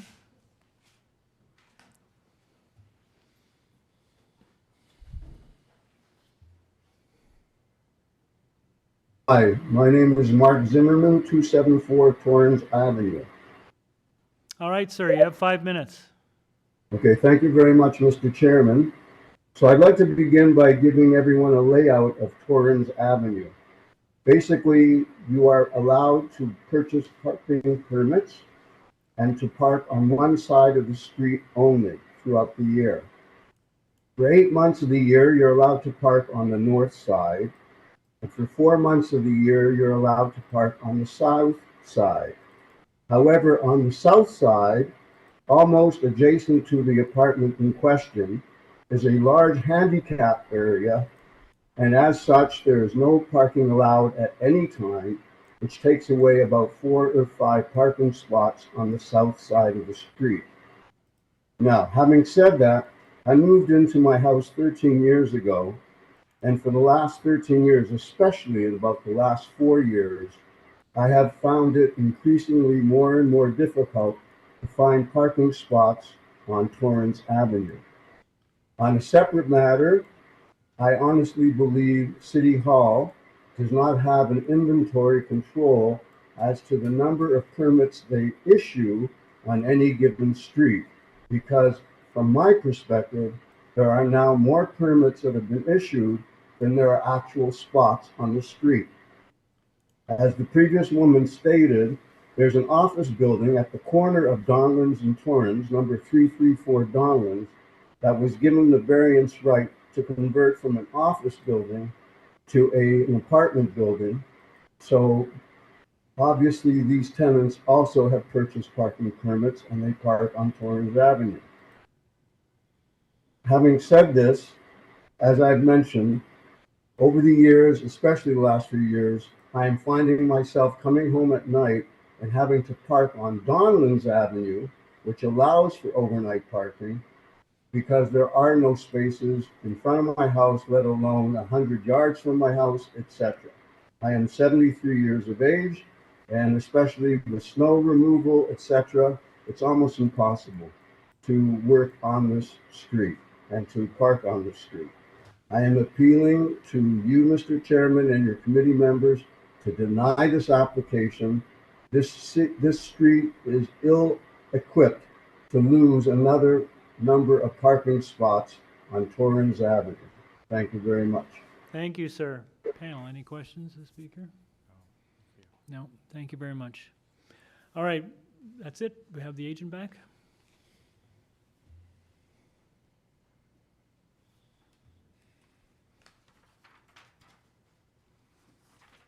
All right, Mr. Kaufman? Thank you. Could you hear me okay, Mr. Chair? I think so, yes. Thank you so much. I'm not quite sure I understood what both those people are talking about, because what we're talking about is build stronger, better, faster, working with the Ontario government, municipal government, federal government to allow people to have a place to live. We're trying to create an atmosphere in accordance with all the rules and regulations that the Ontario government and the federal government and municipal government is asking us for. We're not looking to upset any parking spots, because our intention of these 2 units is the people are not going to have a car, and if they do, we have space for them in the back. We're not parking on the street. We're not going to have a problem as far as disrupting anything on any side of the building. The building's maintained properly, and at a situation now, we actually have the letter from transportation that's in agreement with us as to what we are trying to accomplish. So I'm sorry for anybody being upset that we might be upsetting the parking situation, but we are going to at least have 6 parking spots that should suffice and not have to interrupt anybody on the street as the previous people have said that we were going to do. I don't know what else to say as far as the architect is concerned. He could answer any other questions, but we've had no other objections. There's one person who actually has a spot that was in the garage, and we have a letter that we tried to file because he had originally objected, and we have since have an agreement with that particular person. He will be able to park his car outside, and he's satisfied with that, and he tried to actually present the letter, but it was after the Monday deadline, and you didn't get it. But we have an actual signed agreement with the tenant that was in that one parking spot. Okay, sir, maybe we'll get the architect to speak to some of the issues with respect to soundproofing and such, but the two new units you're proposing are quite small. They're bachelors, 350 square feet. Are they going to be market rent, or are they affordable housing units, given that you...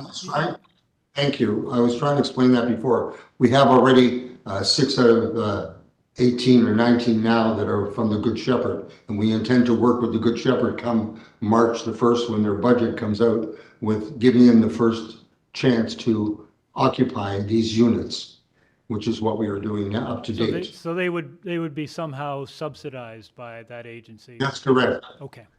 That is correct. Okay. Dino? Thank you. I have a couple questions for the architect, Mr. Nowrocki. Thank you. Yes. I'm just looking at the public hearing notice, and the last sentence in the purpose of application says, no visitor parking spaces will be provided. Then I go to your letter dated December 10th, 2025, page 2. The third paragraph from the top, you say at 20 units, the site would require a minimum of 3 visitor spaces which have been provided. I'm looking at the site plan, and I don't see where those are. Can you explain that to me? Where you show me where they are? There's 3 visitor parking spaces, which you say are provided, have been provided. The two, the new 2 car parking spaces at the back have been added. Okay, to the rear. Yep. But those aren't indicated as visitor parking, are they? They could be used for visitors, yes. So what you're saying is the applicant is providing 6 parking spaces in total. You're adding 2 additional parking spaces, right? To what? Right. And of those 6, 3 would be for visitors. Yes. Oh, okay. You haven't clarified that in your letter. Okay. I guess a bit more clear on the site plan. All right. And staying with those 2 new parking spaces in the rear, it's pretty tight. That's a one-way sort of egress from your site, right? So you go around the building, and then you know if there are two cars parked in those 2 new parking spaces, that car that's coming around the building will have to maneuver to actually align with the parking, with the laneway that or the driveway that exits, right? Correct. I've made this maneuver several times, and it's a bit. You have to be careful, but there's more room at the back, as you can see. So as you come down the sides of the aisleway on the top side and the bottom side, there's more room at the back to negotiate with any car that might want to come out of the parking spot and drive out, and then come around the corner and drive out towards Torrens. So the maneuvering is maybe perhaps a bit tricky, but it's not different than what it is now.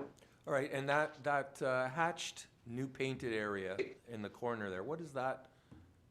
That was asked by, who asked that? Is that transportation or somebody from the city, asked us to, because that's actually an exit, from the apartment building. So to not block the exit, for fire, purposes, that needed to be hatched. Okay, thank you.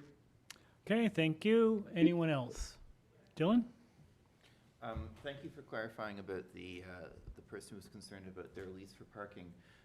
There were 4 parking spots there. Were there any other tenants who had leases to use those interior parking spots?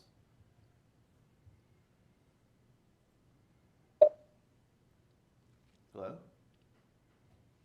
Terry?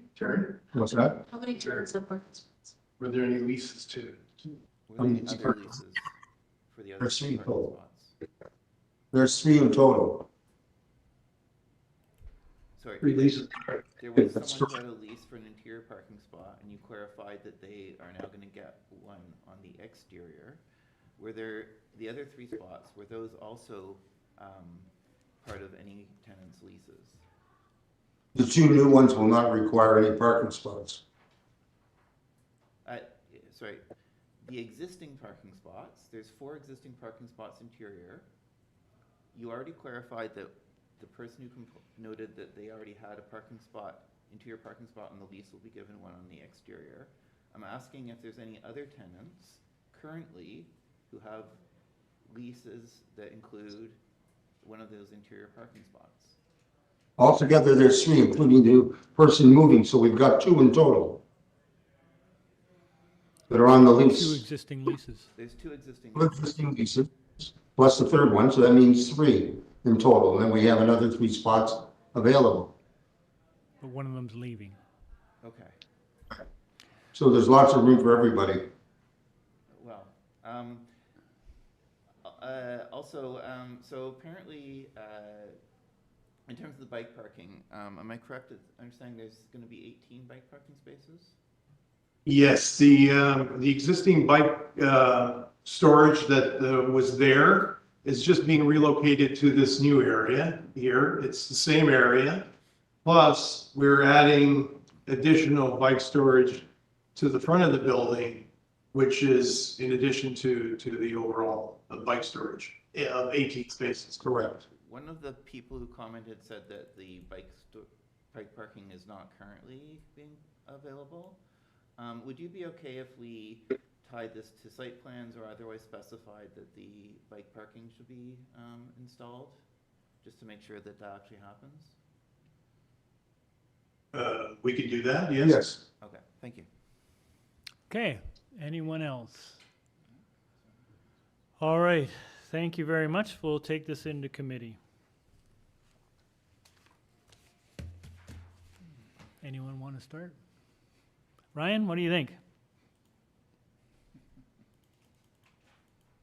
Your microphone, turn your microphone on.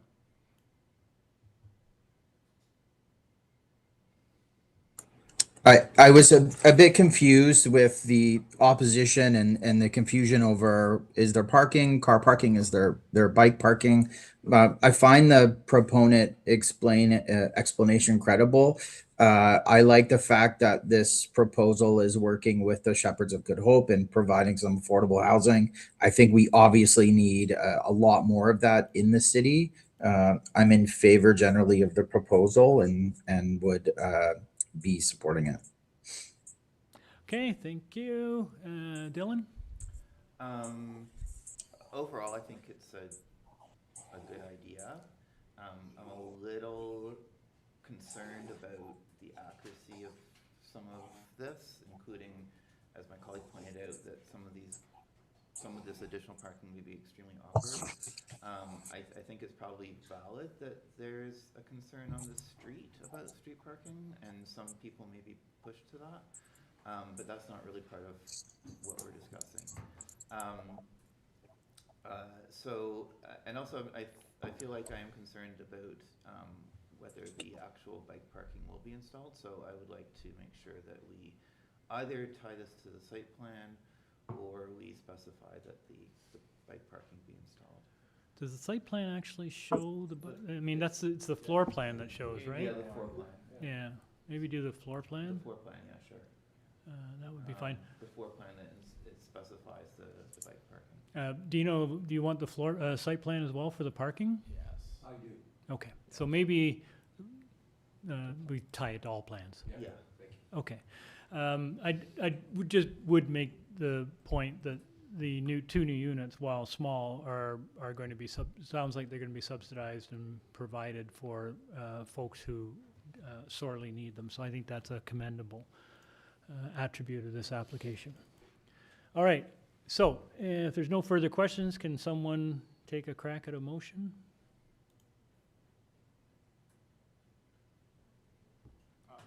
Okay, Paul, Yeah, thank fine. you.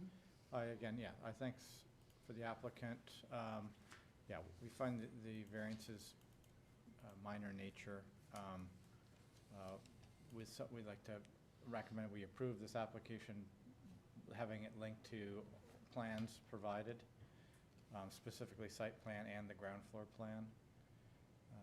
And I don't think there's any conditions from transportation. So just to be clear, Sabrina, is it ground floor plan or is it basement plan? Which plan? Through you. A101. Yeah. Yeah, just want to make sure we capture it. We don't need the elevations. Okay, Actually, it's 101 and 105. let's just make sure that we've got the right ones. Yes. Okay, 101 and 105? All right. Thank you. Okay, motion by Mr. Gogan to that effect, seconded by Mr. Lombardi. All in favor? You have your approval. Thank you very much. Move on to item number 15.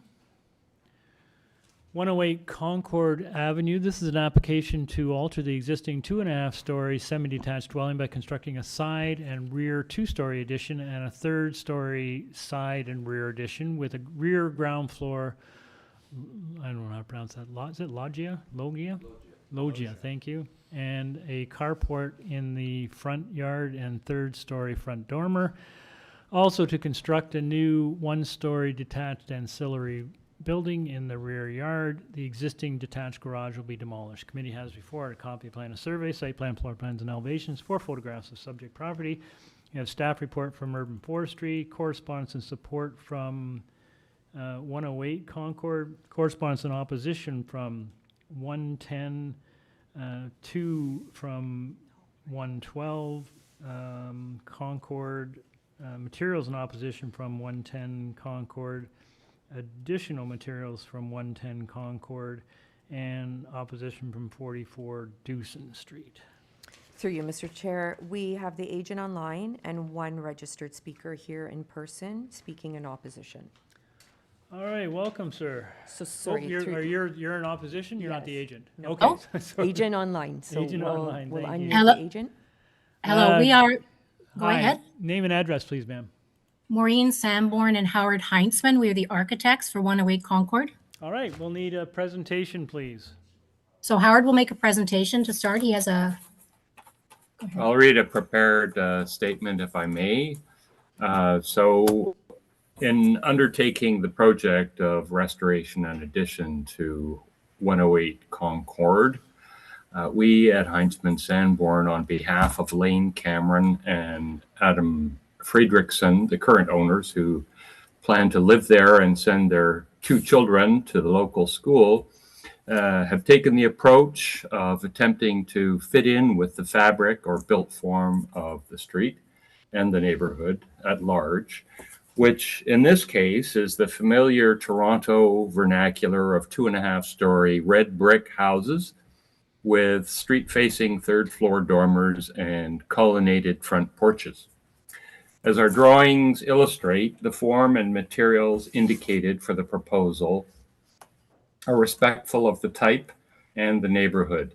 It is worth noting that 108, the property, is wider than most on the street. In light of that fact, and in consideration of the need to accommodate a car parking space without resorting to excessive and wasteful side yard paving.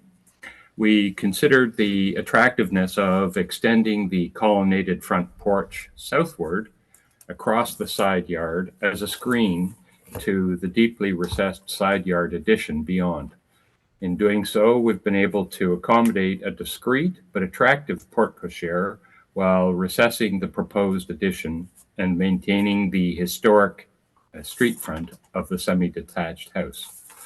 This approach of recession is repeated and is evident as one moves across the south face toward the rear, and the proposed building's massing steps back as it moves away from the property line and front and rear as it ascends, creating a cascading or pyramidal image, allowing for greater light penetration and airflow.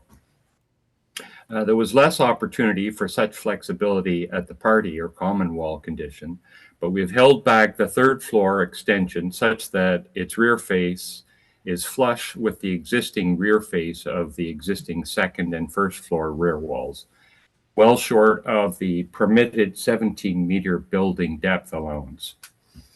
Our proposed removal of the dilapidated and unattractive existing garage at the rear of the house, but mid-property, will open up views for all and create greater opportunities for extensive landscaping. In conclusion, we believe that the variances to building depth and floor area requested are reasonable and minor in nature and will be greatly offset by these proposed improvements to the property. I just had a couple of things to add concerning some of the comments which were registered. One was the 110 Concord Avenue, and we've done a quick calculation, and the built form at 110 is 105.7% coverage, which is more than what we have, including the garden suite. Also, we did make a research request at the portal of COA to see if there was an exemption filed for LOS in the rear yard, and there was nothing listed according to the clerk. This raises a few concerns for our property because there's virtually no softscape in their property. And we were wondering whether the zoning and building code met with the water drainage issues. So we were quite concerned about that. We are also at 74.65% LOS in the rear yard. As you can see from the picture, the addition will come before the face of that garage, which is being removed. So we have quite a deep backyard with lots of landscaping. We also dropped the ground floor to grade at the rear, which you can see on the rear elevation. So again, we're mitigating the height of that wall for the neighbor at 110. And also we've set it back less on that side. So in the site plan, you can see we've pulled back at 110 on the ground floor. We've pulled back on the third floor. We've dropped the volume of the two-story addition. But we also want to point out that just because we are in excess of what's allowed, we are still quite a bit under than what has been built at 110 Concord, which is our neighbor. So we just want to point that out. They have an aggregate building depth of 23 meters with the garden suite at 9 and the original building at 14. Okay. All right. Thank you very much. We will hold questions till we hear from the other speakers. Good morning, sir. I take it you're from 110? Good afternoon. I'm Peter Bartram, and I live at 110 and have for the last 28 years or so. I oppose the application. My comments will focus on the 4 tests, that the variances are not minor cumulatively, the proposal isn't desirable, and that it does not meet the general intent of the purpose of the city's zoning bylaws nor the official plan. So slide 3, please. So the proposed variance is 21% over what's allowed in terms of depth. And by the way, that's 46% over what's currently there now, and represents almost 10% of the entire lot length. The FSI is 63% over, going roughly from a 1,900 square foot home to over 4,000. And then lastly, the floor height is 11% over what zoning allows. So cumulatively, that suggests that it is quite a large variance. And my question is simply, why can't they build within the generous existing zoning bylaws now? Next slide, please. You can get, from those two pictures, I've tried to make some representation as to what we will look at to the south, and that's the south exposure. And I'll touch on the two trees that we're likely to lose in a minute. The large rear addition to 108 is also going to infringe upon the privacy of the tenants within the garden suite, which, by the way, is a separate building, so I'm not sure that aggregate really counts for much there. So as you look to the south in these pictures, you'll see that that light enjoyment of the rear yards does get impacted, certainly for 1010, and it will impact 112 to a degree. Slide 8, please. Then there's the loss of the two mature trees. One is a honey locust. We planted that probably 25 years ago, and then the white cedar, which is also old, and it's represented as a hedge in the survey drawings, which you can see from the pictures that it's more than just a hedge. Davy Resource Group has said that we will likely lose those two trees. They'll decline and die. So the city allows for protection of tree canopies and tries to restrict damage, and it doesn't seem that that's going to be a possibility here. Next slide, please. The proposal does not maintain the respect for the existing physical character of the neighborhood. In effect, this creates what will be a monster home in the area where none exist. And the proposal does not maintain the general intent and purpose of the official plan. Go to the next, and the next one, please. And it does not maintain the it does not maintain the general purpose of the official plan. So I think the policy 4.1.5 suggests that any addition should respect the prevailing massing, the scale, the density, and the dwelling types near the rear side and the open spaces. So in conclusion, I think the variances are not minor. Oh, pardon me, that picture will just give you an idea of what we'll look at from the ground floor if the extension is granted. So the variances are not minor, 21% in depth, 62% in FSI. It's not desirable as it harms the neighborhood character and the livability, not to mention tree damage. It contravenes the current zoning bylaws that are in place, and also contravenes the official plan in terms of natural character of the neighborhood, and in addition sets a harmful precedent for the neighborhood. So I think the burden of proof has not been met by the applicant, and this does not seem to me to be within the realm of natural justice. Thank you. Thank you, sir. Panel, any questions of the speaker? Dino? You just ended with a statement saying this is not natural justice. Can you explain what you mean? It just doesn't seem particularly fair that that when all of these other houses are built to certain constraints, that my question, as I said earlier, was just why can't they build within the existing guidelines that are already generous? So if I can just add, natural justice in the administrative tribunal sense, that's not what it means. It means that you haven't had an opportunity to speak to this, to review the plans, to understand what's being proposed, and have an opportunity to speak in a tribunal setting to address your concerns. So I think what you're talking about is your opinion regarding whether you think this is, and I don't want to put words in your mouth, but overdevelopment and the impact it will have on your property. I think that's what you meant. Fair enough. Yeah. Okay. Thank you. Okay, thank you. All right, thank you very much, sir. Do we have another speaker? No, just not? All right. If we can get the agent back, please.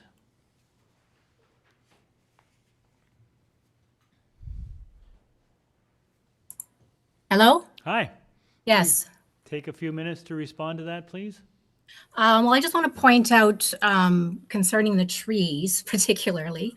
I mean, it's quite amusing to us because the entire property is paved at 110, And I did submit pictures in the letter showing the paving around, his own paving around his existing trees, which are located not in proximity to 108. So I think, and also his image is incorrect in our letter of support, which we put online. We've modified what that wall will look like. He's made a mistake. The wall is aligned with an existing hedge, which shows up in the picture. So you can actually locate that wall very clearly, and it is far less egregious than what he's shown.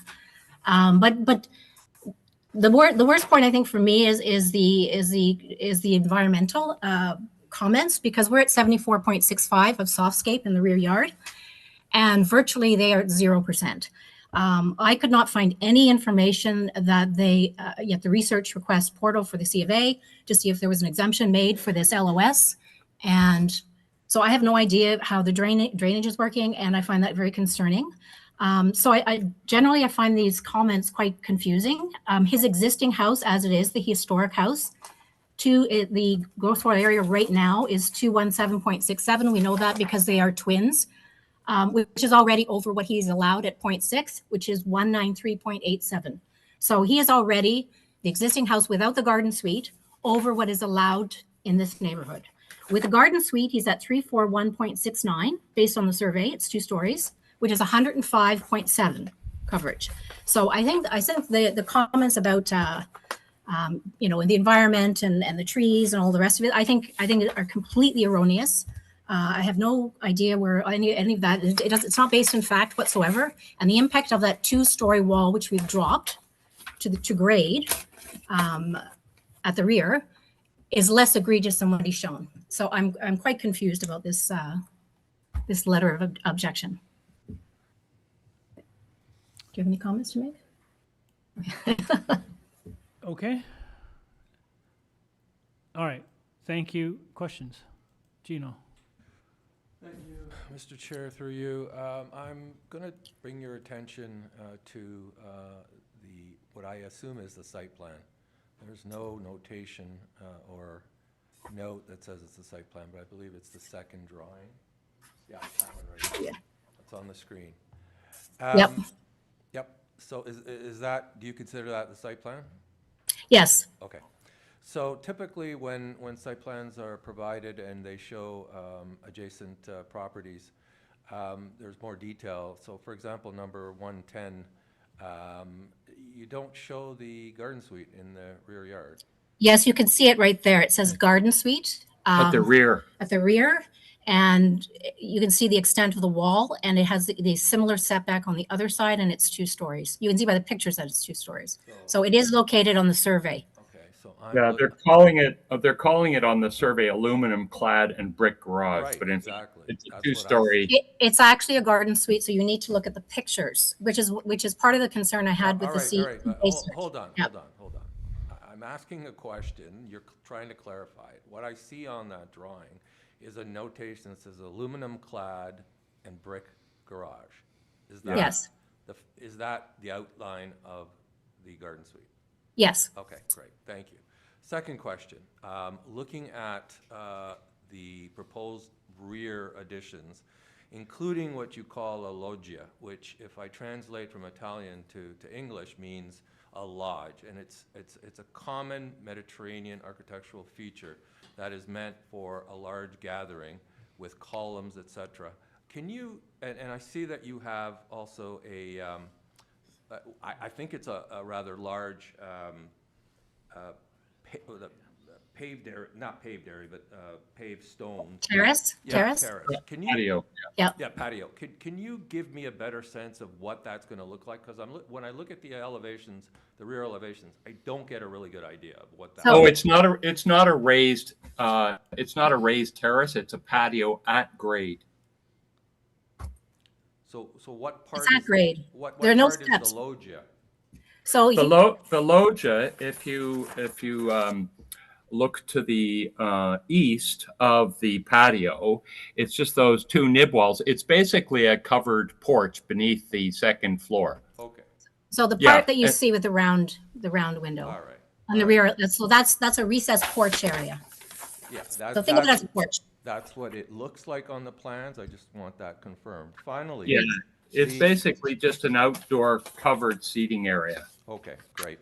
Last question. You're proposing a carport, and is that driveway a mutual or shared driveway with your neighbor No. at 106? No, Private no. driveway. All right. The point that I made at the beginning of my remarks was that the lot is wider than most, if not all, properties on the street, and that afforded us the opportunity to carry that colonnaded front porch to the south, and thereby permitting the covered or porte cochere area.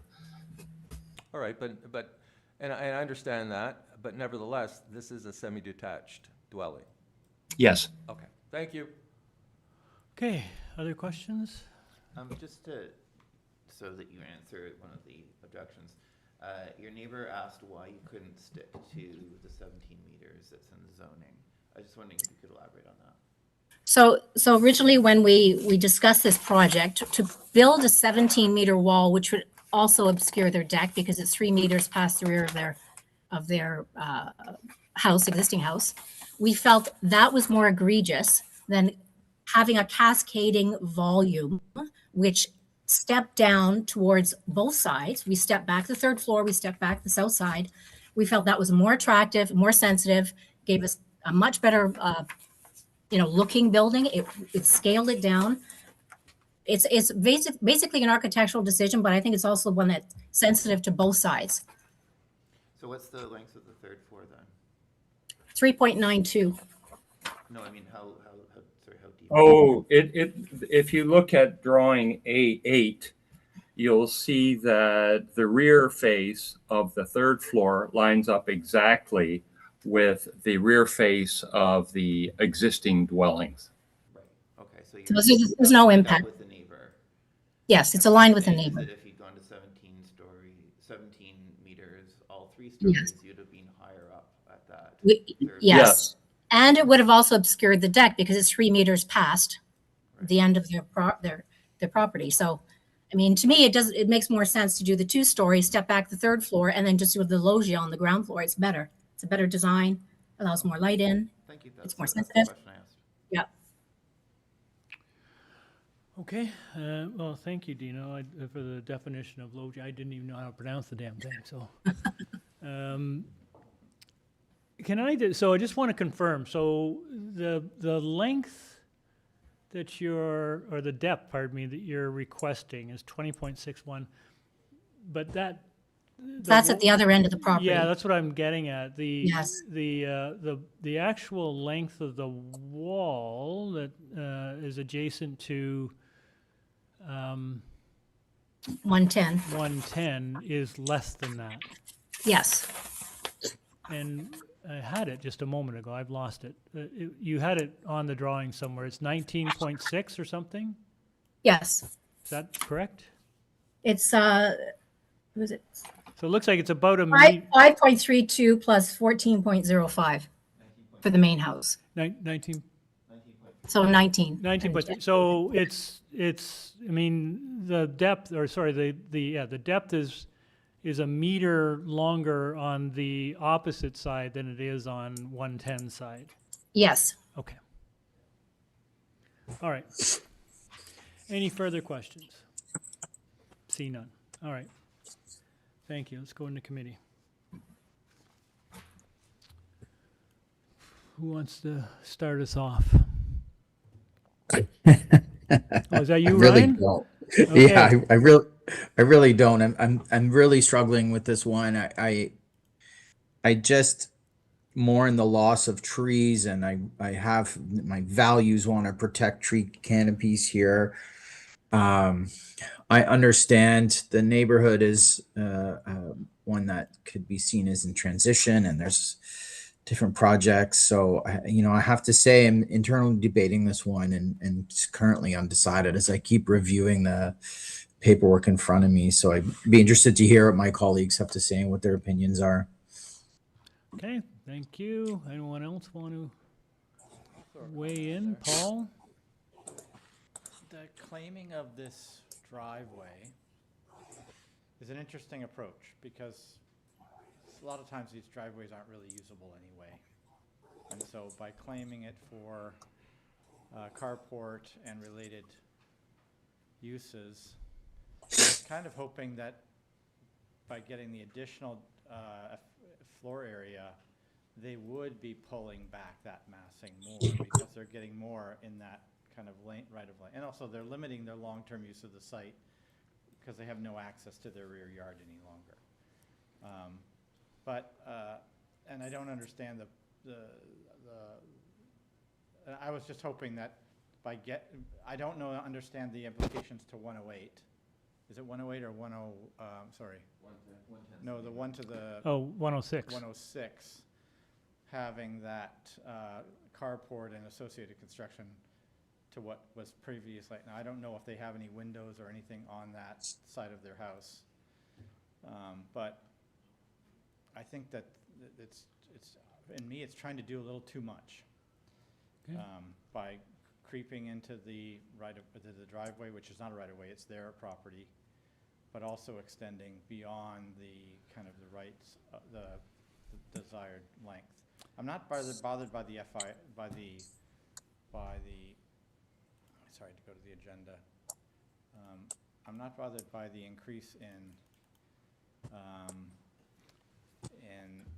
FAR, maximum depth from 0.6 to 0.97, but the depth seems to be more impactful to me, especially with, again, claiming that area to the south. So it's just a comment for the committee.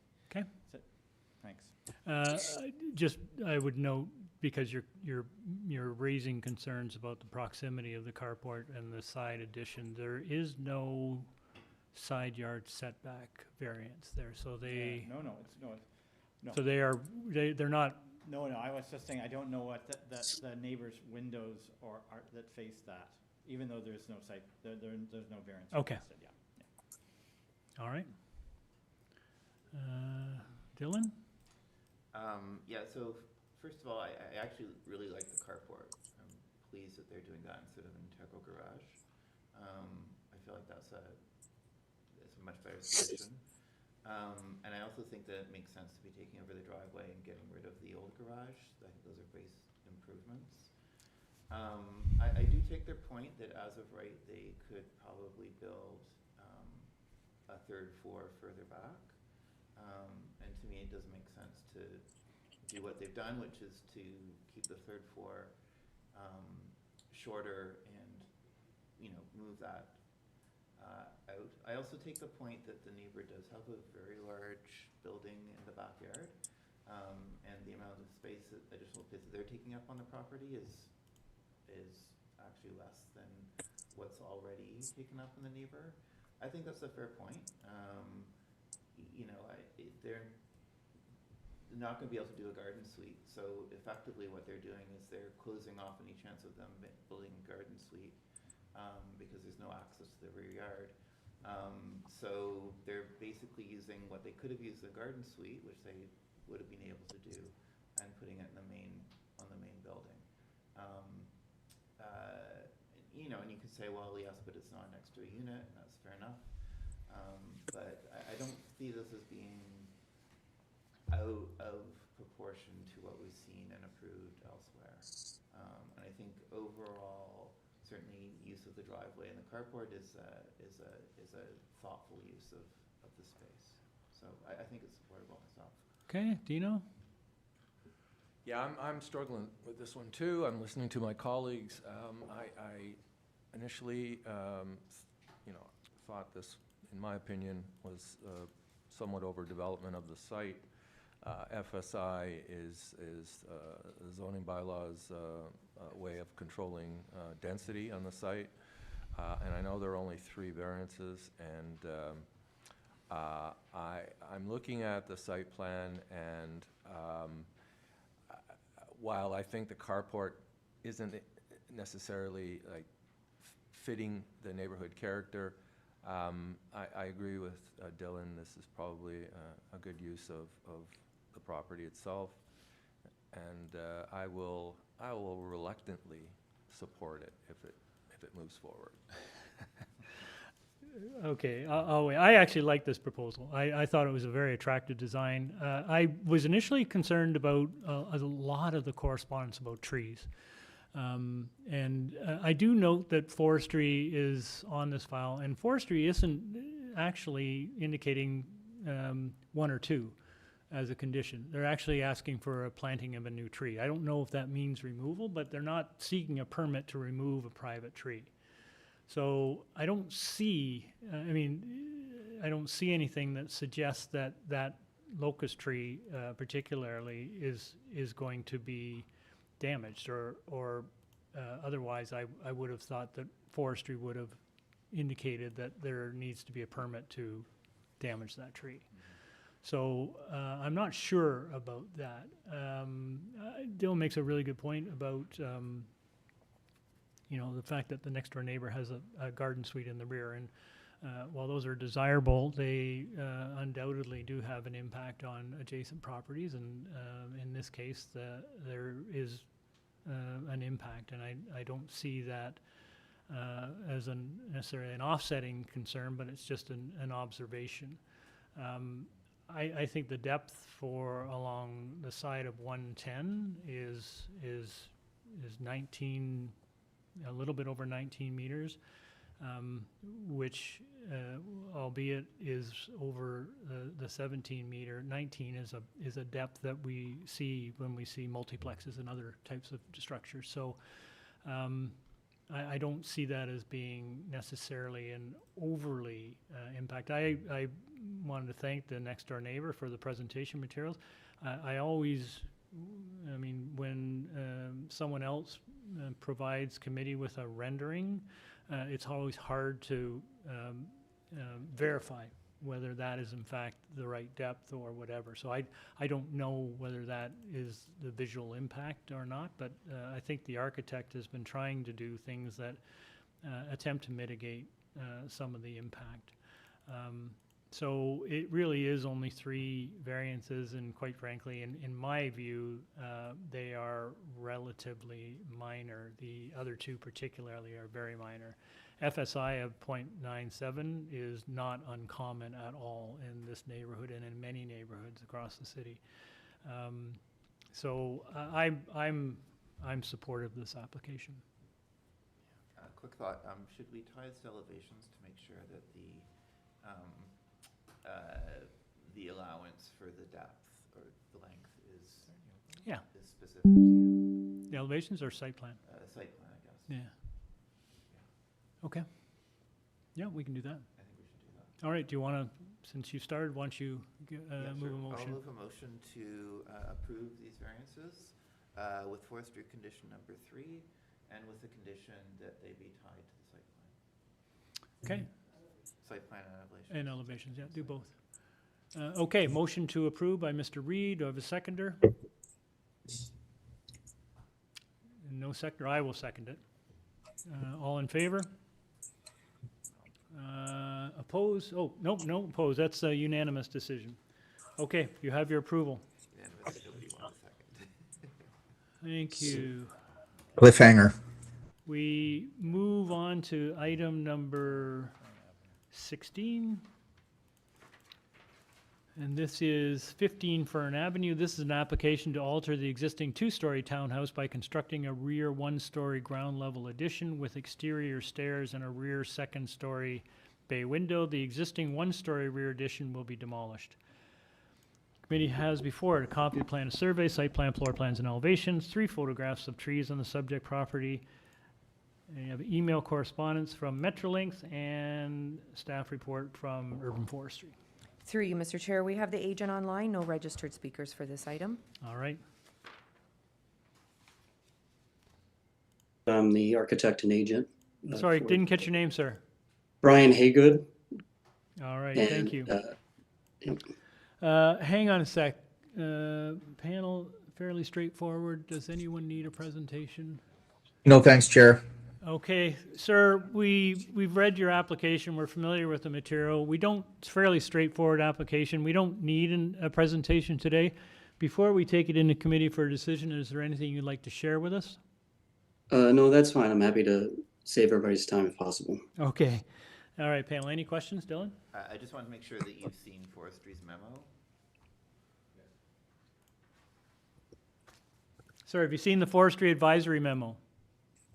I have missed that. Okay, do we want to pull it up on the screen? It's already on the screen. So can you read that, sir? Yes, I can read it. They're not opposing any conditions, they're just making a couple points. Okay. That all makes sense to me.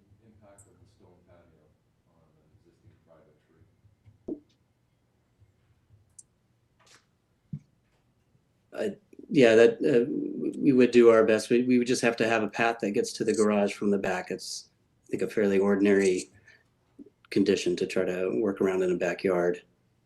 There's already a path like that there. Yeah, I just want to make sure that you're aware of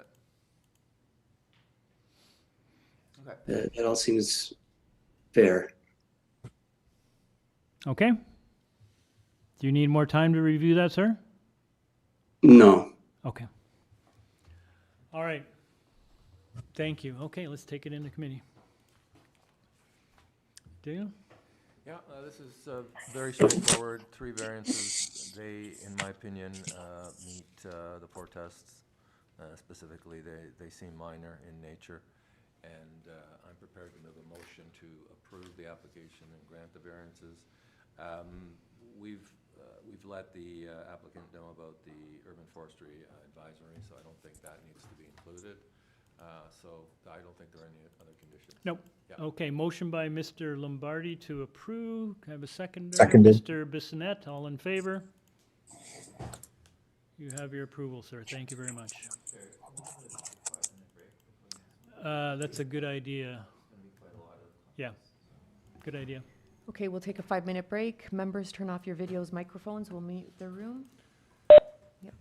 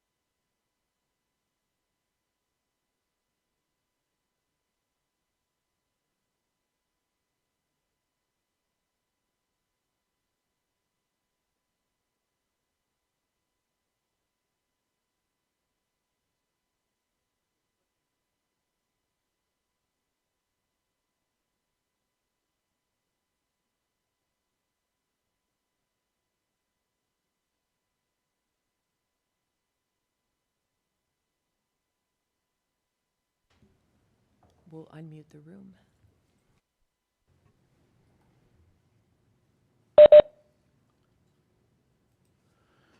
Okay, we resume with item number 17, 168 Forest Hill Road. This is an application to construct a new 3-story detached triplex with a side integral garage and a new driveway abutting Hillholm Road, a front covered porch with roof, overhang canopy and stairs, a rear covered ground floor deck with stairs and a pergola, and rear second and third floor balconies. There will be a total 3 residential dwelling units on this lot, 1 in the basement, 1 on the ground floor, and on the second levels, and 1 unit occupying the new 3rd level.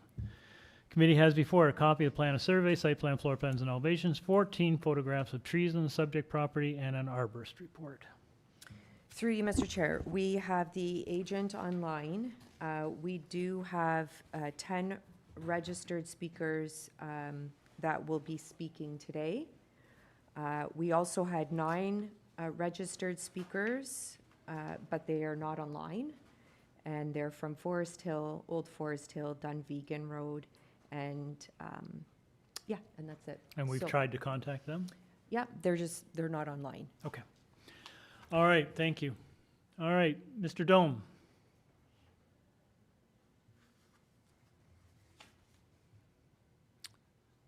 Dome, 133 Torresdale Avenue, agent for the owners. We are aware of the neighbors in opposition today and the letters that were submitted yesterday. And my understanding is the owners would appreciate the opportunity to proceed today, as there are factors that should be taken into consideration when evaluating impact. The owners have been residents. Hang on a sec, Joe. He mentioned correspondence, so we haven't seen correspondence, right? Yes, I believe they were posted yesterday. There were 5 letters of opposition. And up until that point, we had not seen anything posted on file. Right. Through you, Mr. Chair, those are very late materials which you would not have had enough time to review. Yeah. So just so you know, and those who wrote in, because those letters, that correspondence was late, the panel has not had an opportunity to review them. Okay? All right. Go ahead, sir. Yes, thank you. The owners have been residents of the neighborhood for 15 years and are proposing to build a new triplex dwelling for their multi-generational family needs into the future. And for clarification, the owners are planning on living in unit number 3 on the 3rd floor, while their kids will be living in unit number 2, with the basement unit number 1 to be rented. The triplex use is currently as of right under the zoning bylaw, and the owners have designed the house according to their needs and made efforts to propose a build form that in many respects is less impactful than what the bylaw allows as of right. 4 variances are requested. Variances number 1 and 2 refer to the building depth of 19.36 meters and the building length of 19.11 meters. This is a minor increase over the allowable 19 meters. And the variances only apply to the main floor, whereas the 2nd and 3rd stories are significantly below the allowable length and depth. The majority of the main floor length is 17.45 meters, with the front foyer bump out being 1.64 meters. The 2nd story is significantly stepped back for a total of 13.3 meters in length, though the majority is 11.6 meters, and the 3rd story is stepped back further to 10.5 meters in length. And variance number 2 refers to the proposed 10.51 meters over the allowable 9.5 meter front main wall height. And impact here is mitigated by the fact that the overall proposed height of 11 meters is 1 meter below the as of right 12 meter height. And the street is also sloping down toward the north, and the proposed front wall is pulled back from the south interior side lot line to a setback of 2.27 meters, which exceeds the minimum 1.5 meter bylaw, and a front yard setback fronting onto Forest Hill Road is also not requested. Variance number 4 pertains to a north exterior side yard setback of 0.66 meters and a south interior side yard setback of 1.36 meters. The proposed interior side yard setback only applies to a one-story portion of the living room, whereas the remainder of the dwelling is set back further than the 1.5 meter bylaw at 2.27 meters. And on the third story, the rear 42% of the south side main wall is stepped back a further 1.63 meters, being set back a total of 3.9 meters from the interior side lot line. And on the north exterior side, the proposed setback is 0.66 meters, and this is there is a significant city boulevard portion on the exterior side yard, and furthermore, nearly the rear half of the second and third story north main wall to which the variance applies is pushed back a further 0.46 meters. And I would also note that as shown on the site plan within the dotted line, if the site plan could be brought up on screen, that within the dotted line that efforts were made to pull back from the existing dwelling dimensions, which is not always the case. The side yard setbacks on both sides have been improved over the existing dwelling's non-conforming setbacks. The existing house's north exterior setback is 0.3 meters, and the south interior setback is 0.88 meters for the forward half and 1.26 meters for the rear half. The rear main floor of the dwelling has also been reduced for a significant portion of the rear main wall. So really the dwelling maintains an appropriate separation to all neighboring properties. And the proposed FSI today of 0.55 is as a right for a triplex and is reasonable for the area. For example, 170 Forest Hill Road across the street was approved 3 years ago for a 0.877 FSI with a length and depth of 24.54 meters. And one street south at 137 Dunvegan, the corner dwelling was approved at T-Lab for a 3-story flat roof with 9 variances, including a 10.99 meter side exterior main wall height, and the third story includes step backs, and as well as a 33.8 meter proposed building length, including a significant attached garage, front and rear setbacks, and an FSI of 0.65. So overall, the proposed variances today are balanced by the efforts to improve upon both existing conditions and mitigating impact, including proposing less than what the bylaw allows in a number of respects. And planning staff have no concerns with the application, and we do feel that the application in context is reasonable and minor in nature, and I'd be happy to answer any questions you may have. Great, thank you very much, sir. We'll hold our questions until we hear from speakers. Through you, Mr. Chair, we'll call up the person that's here in person first, or, no, sorry. Yes, you're correct, okay. We'll hear from the owner at 10 Hillholm Road. Sherry Cohen will unmute you. Can you hear me? We can. If I can get your name and address, please, ma'am. Sure. My name is Shari Cohen, and I live 5 doors away at 10 Hillholm Road. All right, you have 5 minutes, ma'am. I'm actually also 2 of people who had signed up to speak of those 9. I'm also speaking on their behalf. Mark Cowie, he was on, but because of the delay had to drop off. And my neighbor at 9 Hillholm, Glenn Jennings, registered as well. So I don't think I will need all of that time, but I will be speaking on behalf of all 3 of us right now. And I think it will be not that much time. I recognize that the afternoon's gone on, and I really appreciate the opportunity to speak today.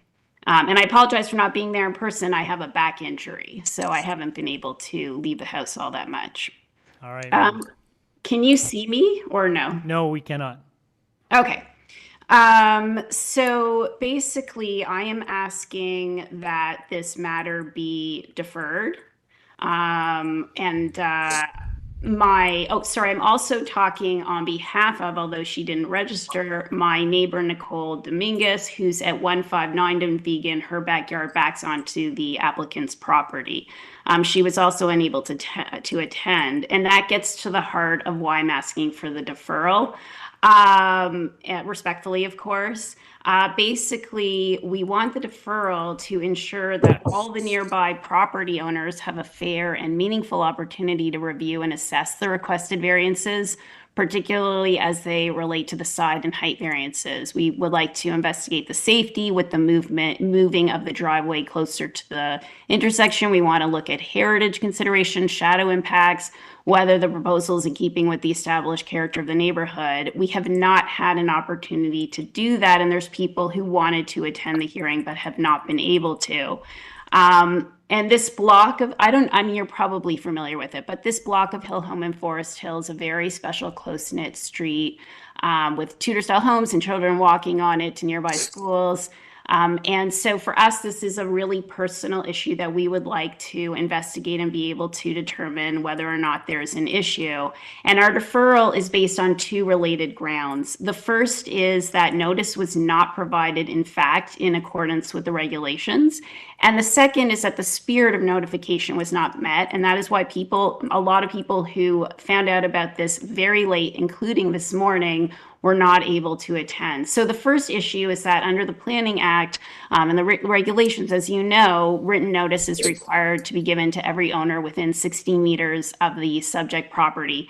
And that did not occur here. My neighbor at 172 Forest Hill, Haley Behrenswey, was unable to be present today because she was not notified in writing, and I will be happy to send afterwards. It was so late, and I only found out about this on Monday, that I wasn't able to make submissions, and that's why you have so many submissions that came in yesterday, because nobody knew about this. There was not proper notification. So her property is squarely within the 60 meters of the applicant's property. She sent me an email this morning that she did not receive written notice.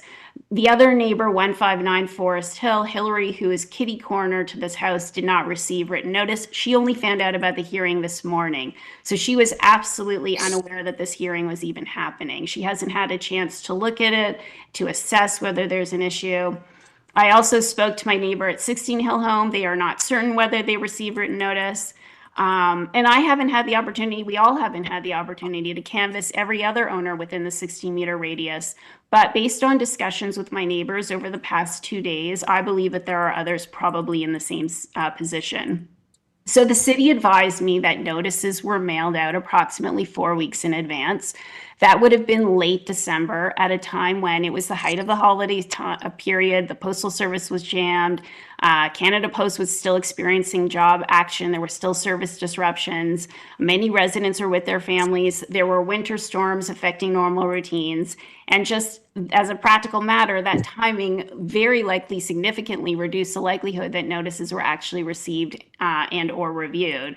The second issue is the sign posted on the property.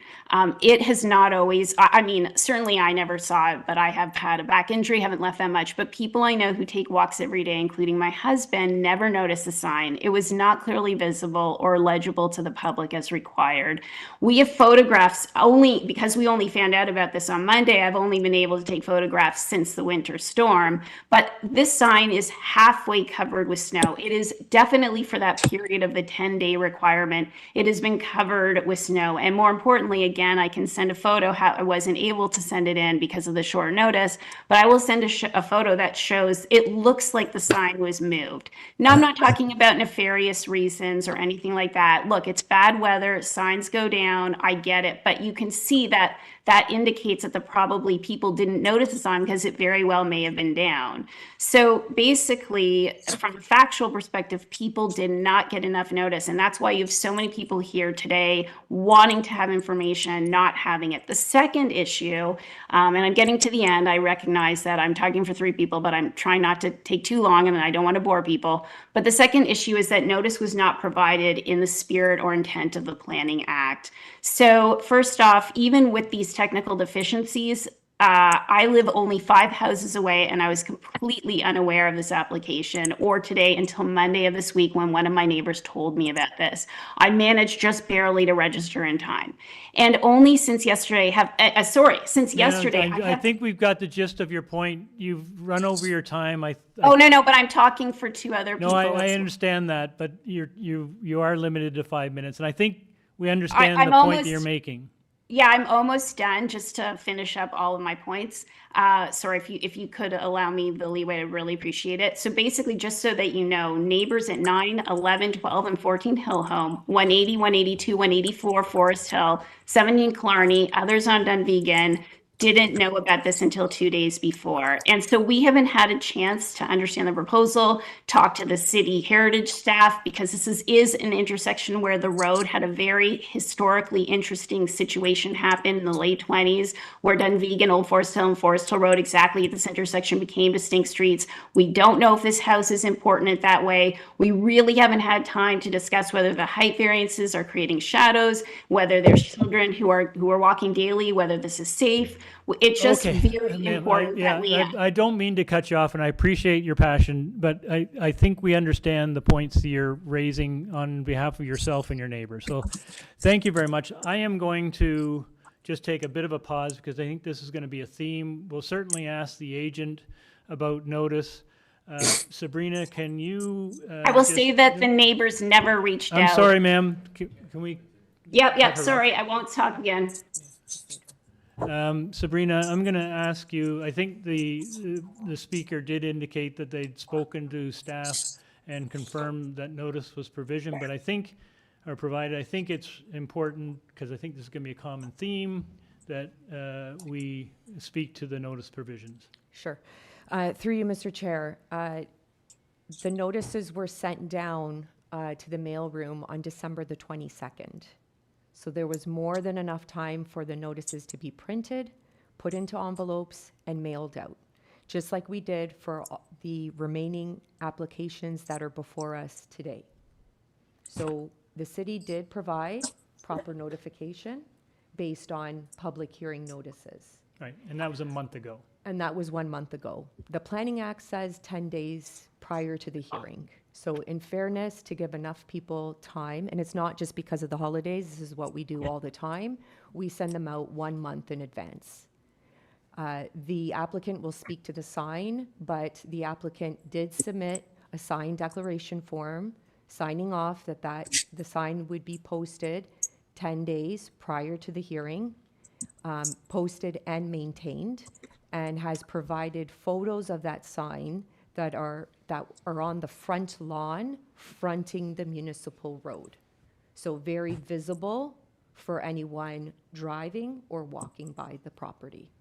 Okay, thank you very much. And so I know many of the other speakers may be raising issues about notice, but for the purposes of today's proceedings, we are going to assume that notice was given in accordance with the Planning Act.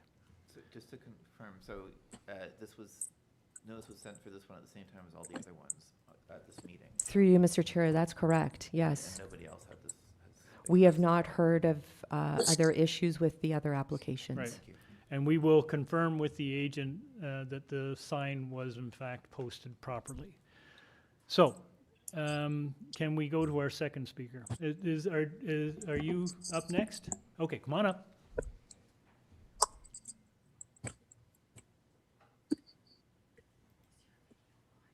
It won't connect. I'm having technical problems. I've rebooted a couple times and the camera doesn't seem to want to work.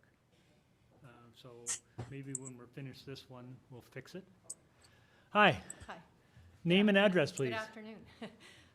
My name is Bryn Curry, and I live at 155 Forest Hill Road, just across the street. Okay, ma'am, you have 5 minutes. Okay.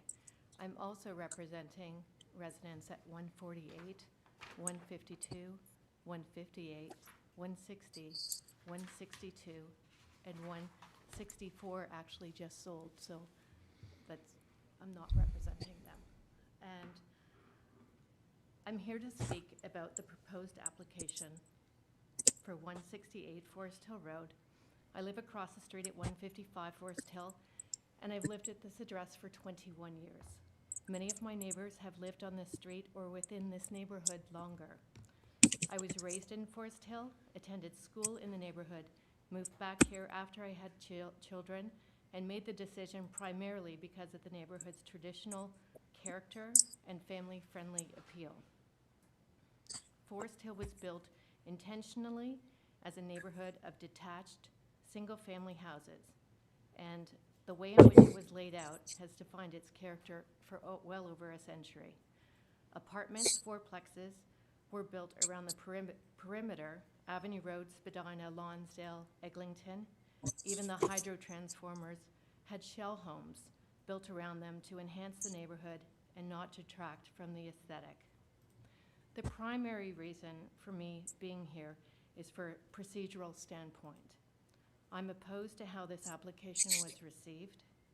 Several of my immediate neighbors are away and/or they didn't receive the public hearing notice. These people will have privacy concerns about the proposed development. Their backyards are adjacent to this Ma'am, property. I'm just going to interrupt you there. Again, I think we've satisfied ourselves that notice was undertaken and provided in accordance with the legislation. I understand. So I just wanted to- appreciate that some people are going to raise the point about not being informed or not being aware, but we don't need to repeat that because the panel has indicated that the notice has been provided properly.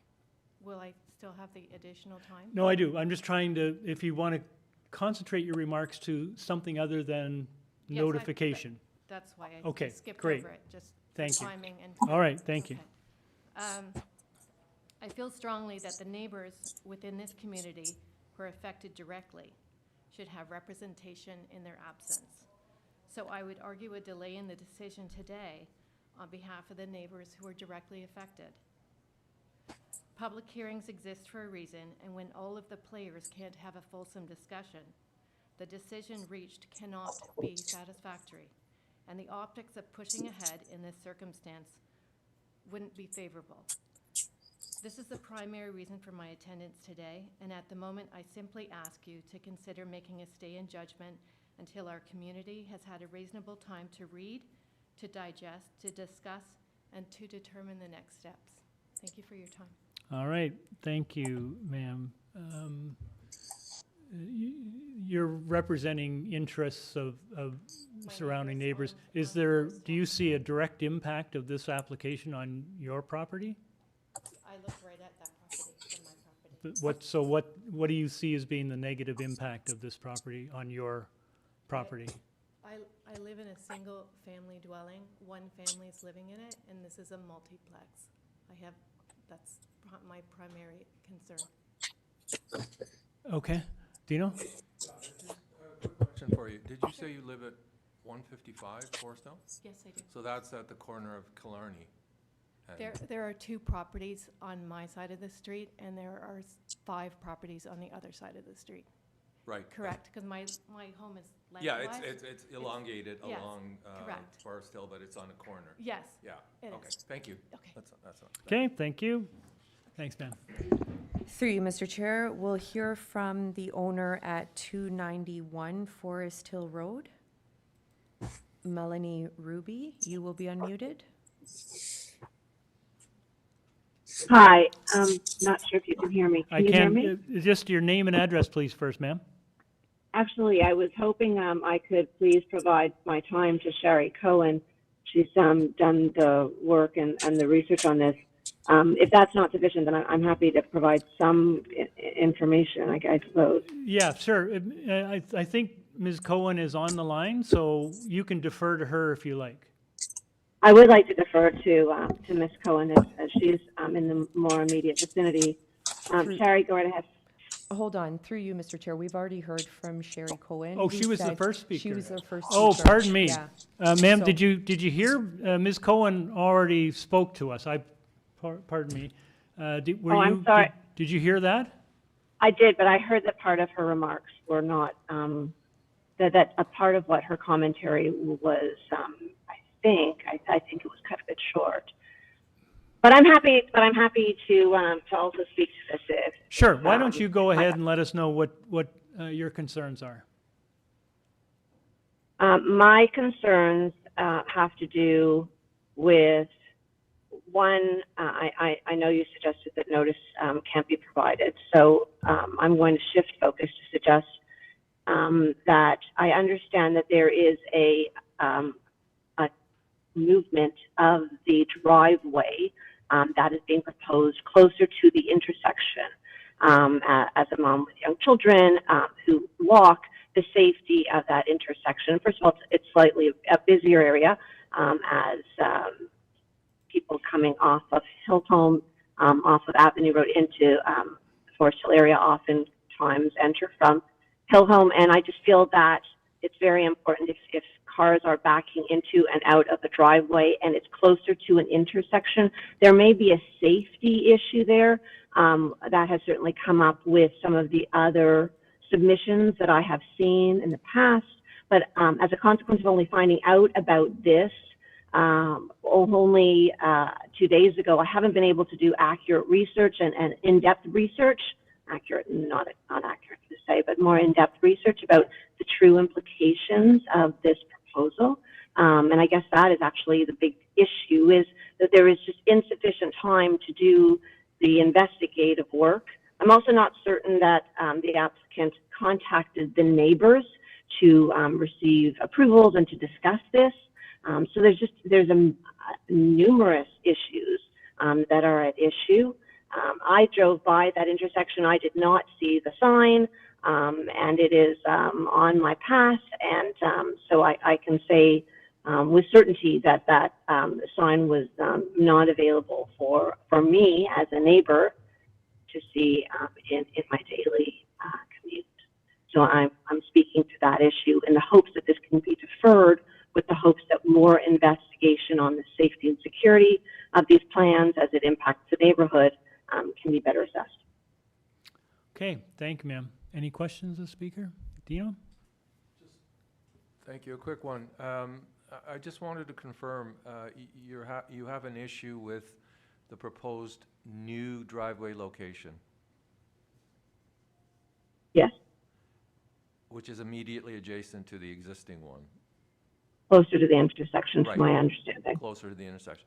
Are you aware that when the Committee of Adjustment receives applications, they are circulated internally at the city to various departments, including community planning, transportation, engineering, and I'm wondering if Heritage, Madam Secretary, yeah, I'm getting a nod that Heritage has also been circulated. So we would have received comments from those departments regarding this application, and I don't see any in the file. So I just want you to be aware that that these applications are circulated internally. I thank you for that. As I'm familiar with how certain files are reviewed, if there is a particular issue that is expressed by a neighbor and they then are able to investigate and then speak to that issue in a more complete manner, then those considerations are oftentimes reviewed in a more detailed fashion. What we're reflecting today is that given the haste in which we've all been thrown into this scenario, I respect and deeply understand that your processes were what they were, but there was a postal disruption, there were weather issues, there were a lot of reasons why we just didn't receive it. And so as a consequence, now we are trying to scramble. So while I hear that you've said that you've had different committees take a look at it, perhaps if there were different issues raised for those specific committees to consider, the outcome may be slightly different than what you're presenting today. Yeah, I'm not addressing that. I'm simply just advising you that the circulation does occur. And also, I think you and one of your neighbors talked about shadow and sun. There's no requirement of the city for an application like this for a sun shadow study, although applicants sometimes do provide those on their own. Okay, let's move on, please. Yes.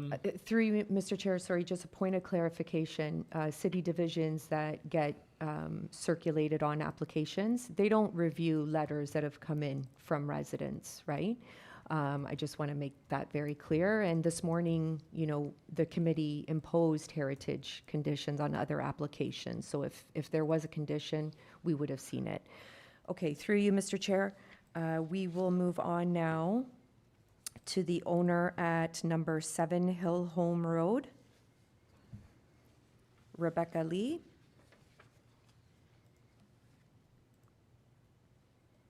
Hello, thank you very much. My name is Rebecca Lay, and I live at 7 Hillhome Road, 7 houses from the development. All right, ma'am, you have 5 minutes. Thank you. Obviously, I don't want to say what other people have said, so I'd like to reiterate that I'm in agreement with the other people who have called in. One additional thing for you to consider is on the north side of the building, because there is a grade change and a hill, it essentially will be a 4-story high building fronting onto Hillhome. With the movement of the driveway towards the stop sign, I feel strongly that I would oppose this movement of the driveway just for security's sake, because I am one of those parents who walked my children to school every day, and I still see kids walking with or without parents on the way to Forest Hill Public School along in front of this building. So it's a very active pedestrian area, along with a lot of cars coming into the neighborhood. Unfortunately, illegally turning into the neighborhood in the mornings to cut through. So I just feel that for the safety of pedestrians and traffic, that the driveway should stay in its current position. Obviously, a deferral of this decision would be beneficial so we can look at other parts of it. But that's my main objection. All right, thank you, ma'am. Any questions? No? All right, our next speaker. Through you, Mr. Chair, we'll unmute the owner at 50 Forest Hill Road, Eugene.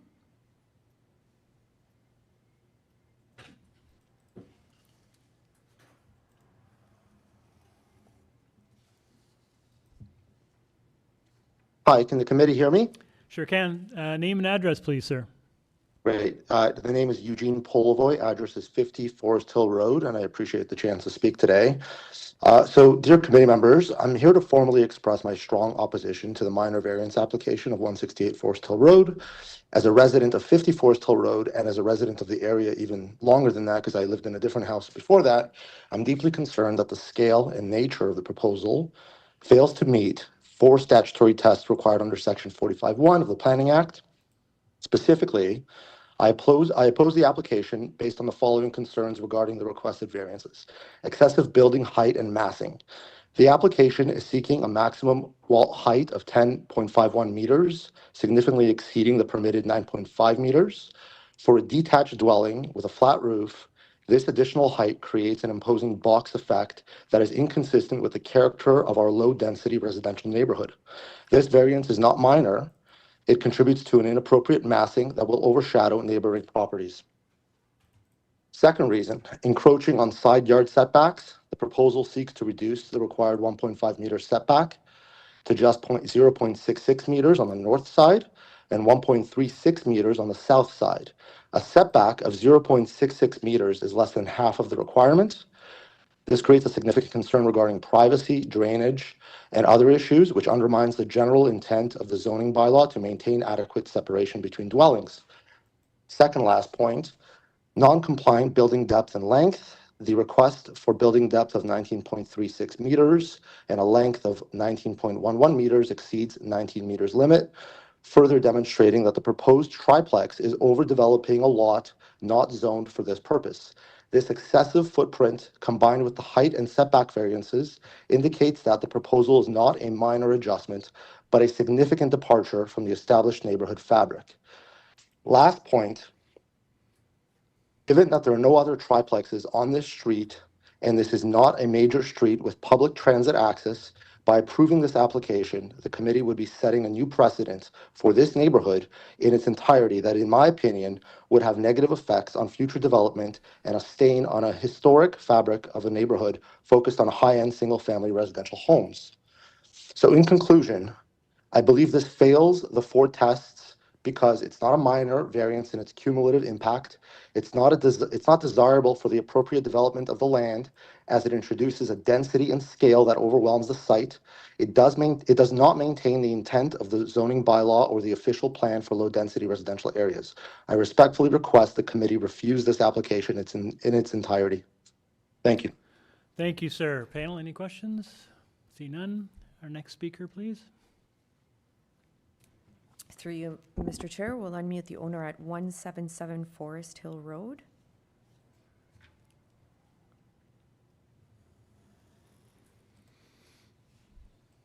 Randy? Hello? Oh, Hi.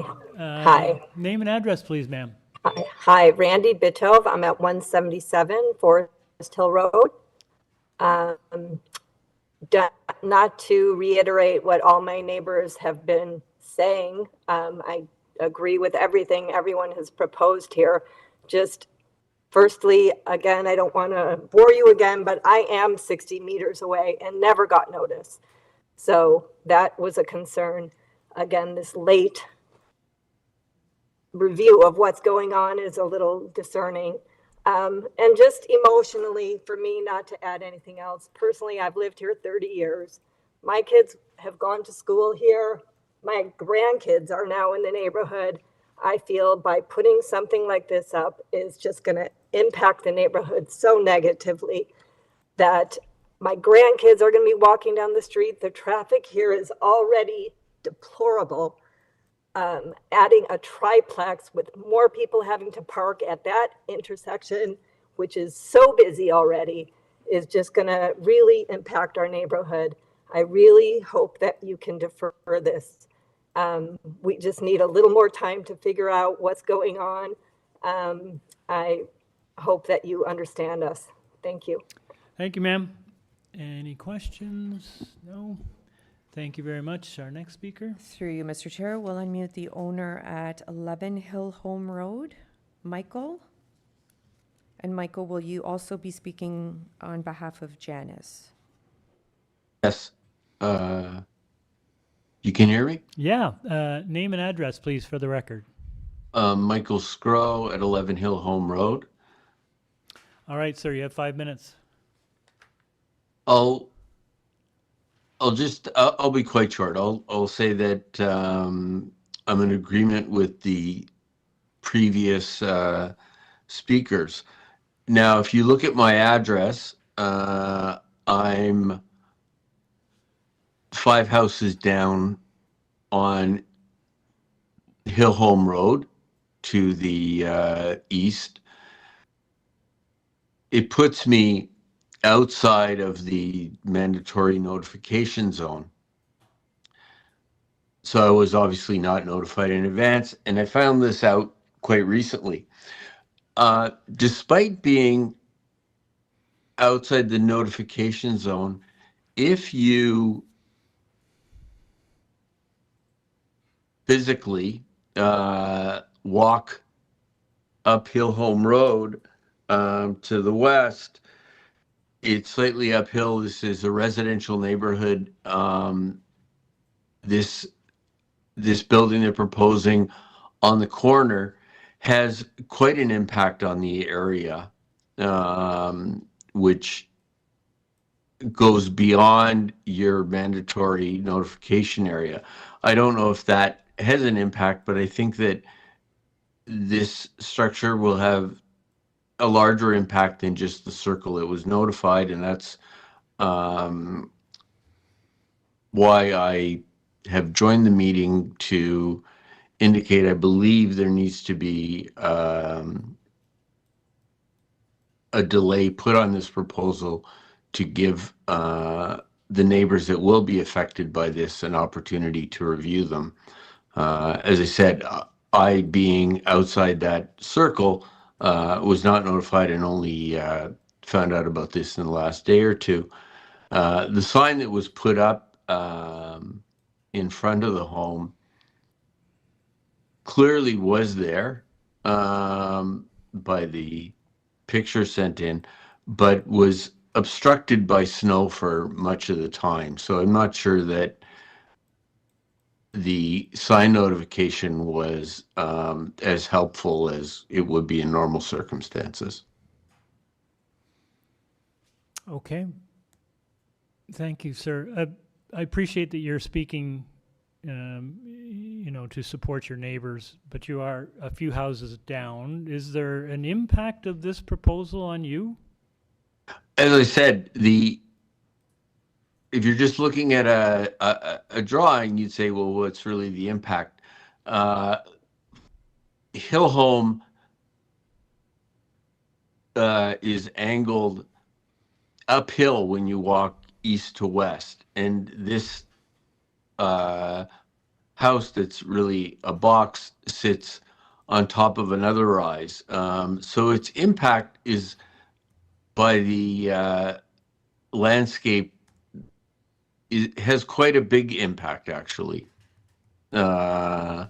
which is hard to see from the drawings. But if you look at the elevation, not just of the house, but the elevation of the land around it, this house has an impact beyond what you would normally expect, just the few houses around it. Okay, great. Thank you very much, sir. All right, can we get our next speaker? Yes, through you, Mr. Chair, we'll hear from Blair. I don't have an address, but we'll unmute Blair.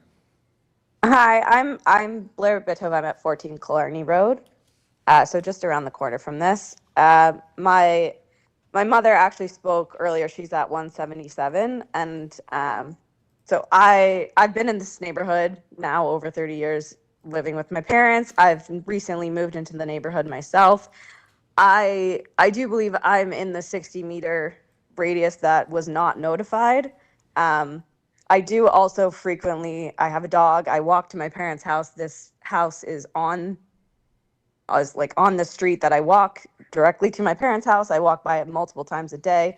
I did not see this sign. And so I know you have a photo of it posted, but I was very unaware that this was being built.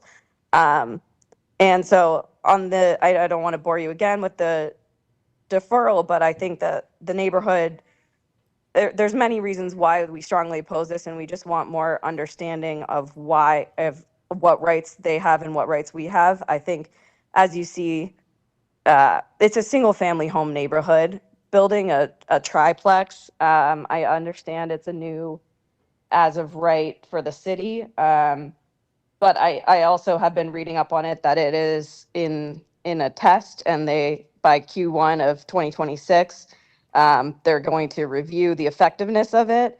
I don't believe that approving in this neighborhood, in this area, at this intersection is good precedent that could potentially harm this entire neighborhood that we know and love. And I think that is a lot of why you have such opposition so late in the game, because we weren't aware of this, and setbacks and whatnot have been expressed, but I think the sheer matter of the fact that it's completely changing the landscape of the neighborhood, and I don't believe that falls under your test for adjustment, is that it's desirable and appropriate development for the use of the land, and it's the intent of the zoning bylaws. So that is why a deferral or an opposition or objection is what I'm seeking.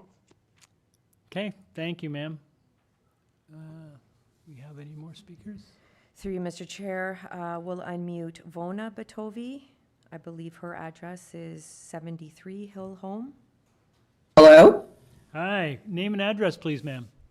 my name is Vona Bitov. I live at 73 Hill Home Road. All right, you have 5 minutes. Thank you. As a 42-year resident to this street on Hill Home, although I'm not close proximity to this, I'm not far away. I'm with 1 block away. I have watched the essential services garbage pickup, which reminds me, does this house now get 4 blue bins and 4 garbage bins, which will be lined up along the street? Parking management, how many cars will this multiplex have parked on that one driveway? Road sweeping and cleaning, as well as policing services, snow removal, and maintenance of public schools, which has become very sad. I don't see Forest Hill Public School being repainted in the last 20 years since my kids attended there. And yet an increase time and time again of property taxes. So we are increasing the density by putting a multiplex in my neighborhood, but we are not doing anything to increase the services. I can understand that, but at the same time, we are setting a precedent. And I just want to remind Committee of Adjustments that this happened many years ago in the 60s and 70s in Rosedale, and it led to rooming houses, and it led to a failure of the property, the values in Rosedale. And I do not want to see that happening in a neighborhood that I love and care about. And I just heard about this on Monday, and I want you to know that I feel that this will set a precedent. I do not know whether one family will live here, or whether it will become a rooming house, or whether it will be multi-people. But up until now, Forest Hill has always been one family in a house. Thank you. Thank you, ma'am. All right, our next speaker. Through you, Mr. Chair, one more, John Batovi, showing as 177 Forest Hill Road, but I believe we heard from Randy. So I just want to confirm that. We'll unmute him. No, I'm the property owner of, I'm the property owner of 161. You're at 161. So just for the record, sir, full name? John Bitove, 161 Forest Hill Road is the property I own. All right. I was in Toronto until January 9th. I did not receive the notice. I returned on the 23rd, and I noticed the letter. So whether you agree whether notice was proper or not, it failed in my case. Now, I'm not necessarily opposed to this development.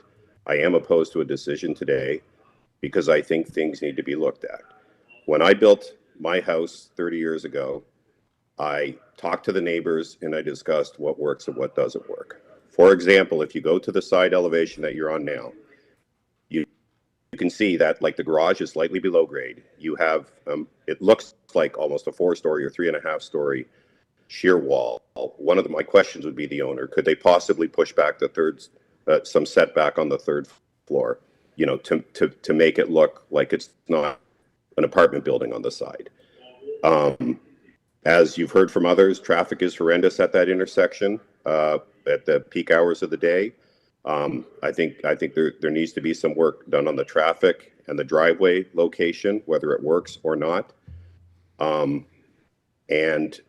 Just to attest to what other people have said, we've had a lot of snow in the last month, with the exception of a few days. If you drove by the house today, and I wish I had taken a picture, you only see the top of the sign with respect to your notice. So, as I said, I'm not necessarily opposed to this. I think it's imprudent for the committee to make a decision today because of the challenges on notice. I think it is a good idea for the homeowner and us to get together and discuss how to make it amenable in terms of what would work, which is why I think a deferral makes the most sense. Thank you. Thank you, sir. Any questions? See none. Was that the last of our speakers? Yes, through you, Mr. Chair. That is the last of the speakers, so we're going to hear back from the agent. Okay. Mr. Dome.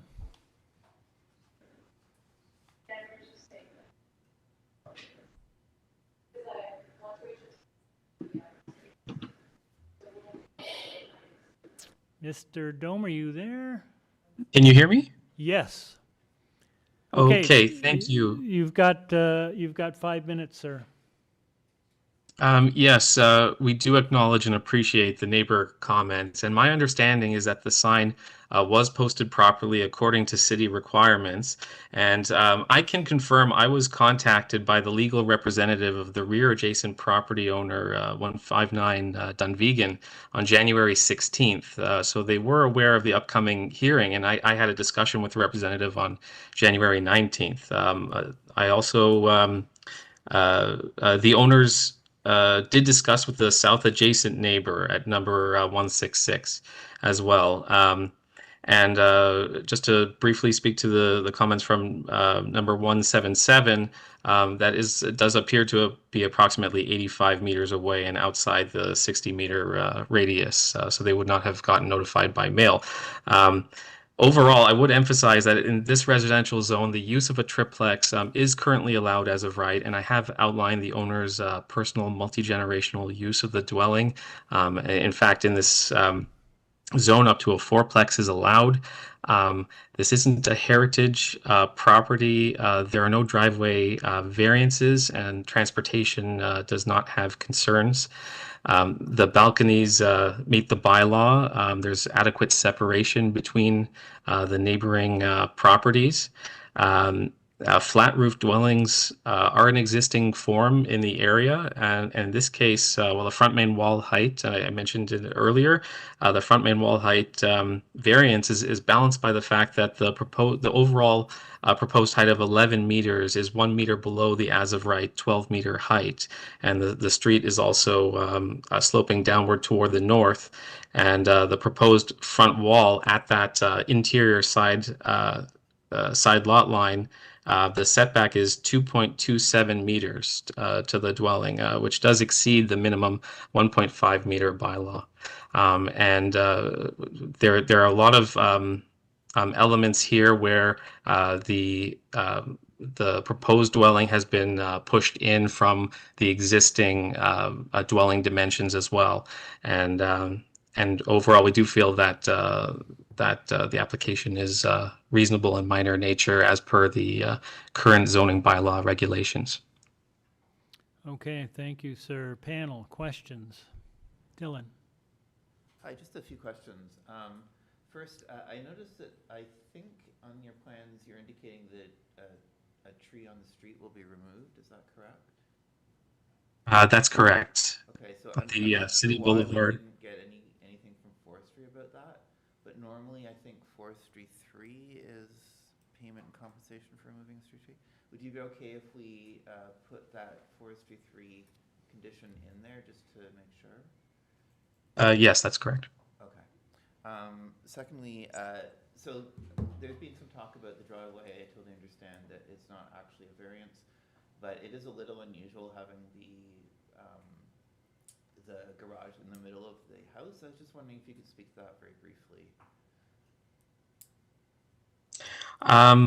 So my understanding is just that the owners really wanted the design as currently shown, and the previous driveway was toward the rear of the house. But here, with the one-story main floor, the way it's designed, they preferred this arrangement for the dining room and the mudroom to be on that side of the garage.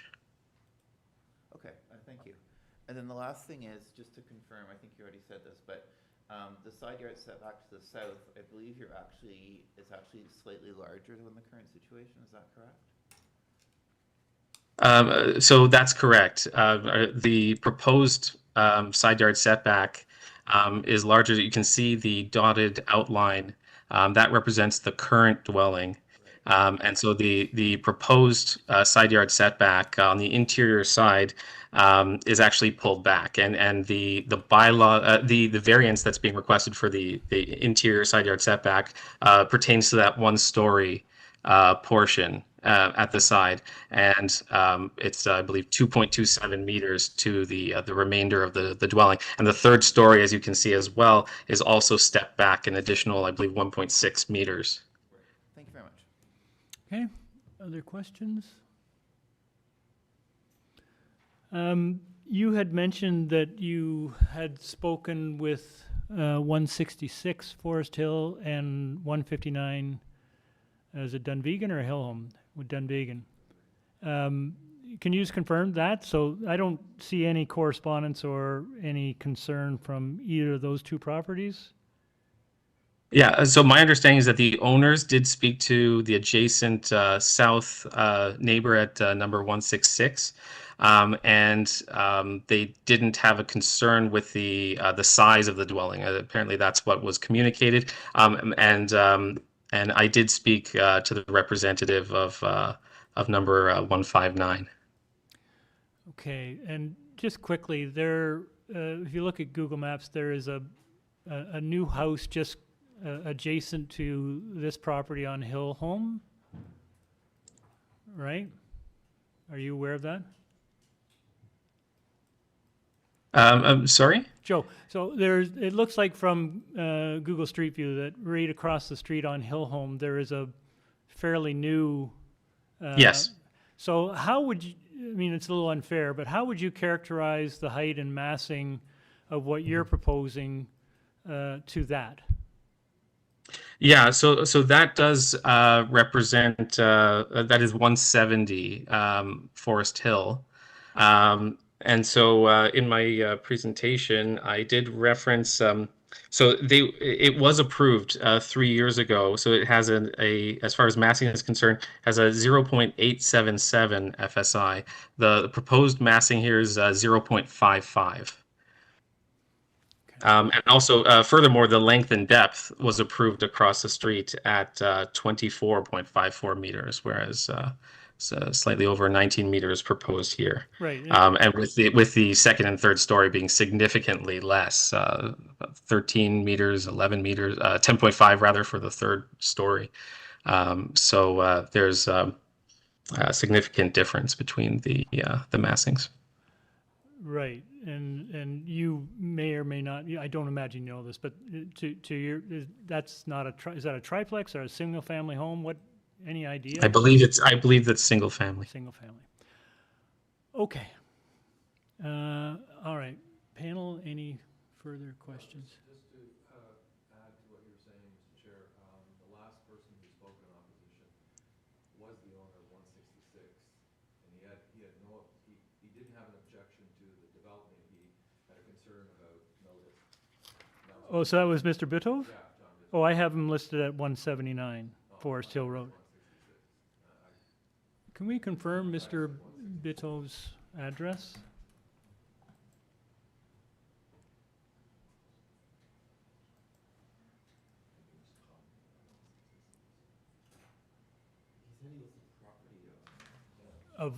Was it 166? Sabrina, very unconventional, but I think this is a salient point. Is Mr. Bitov still online?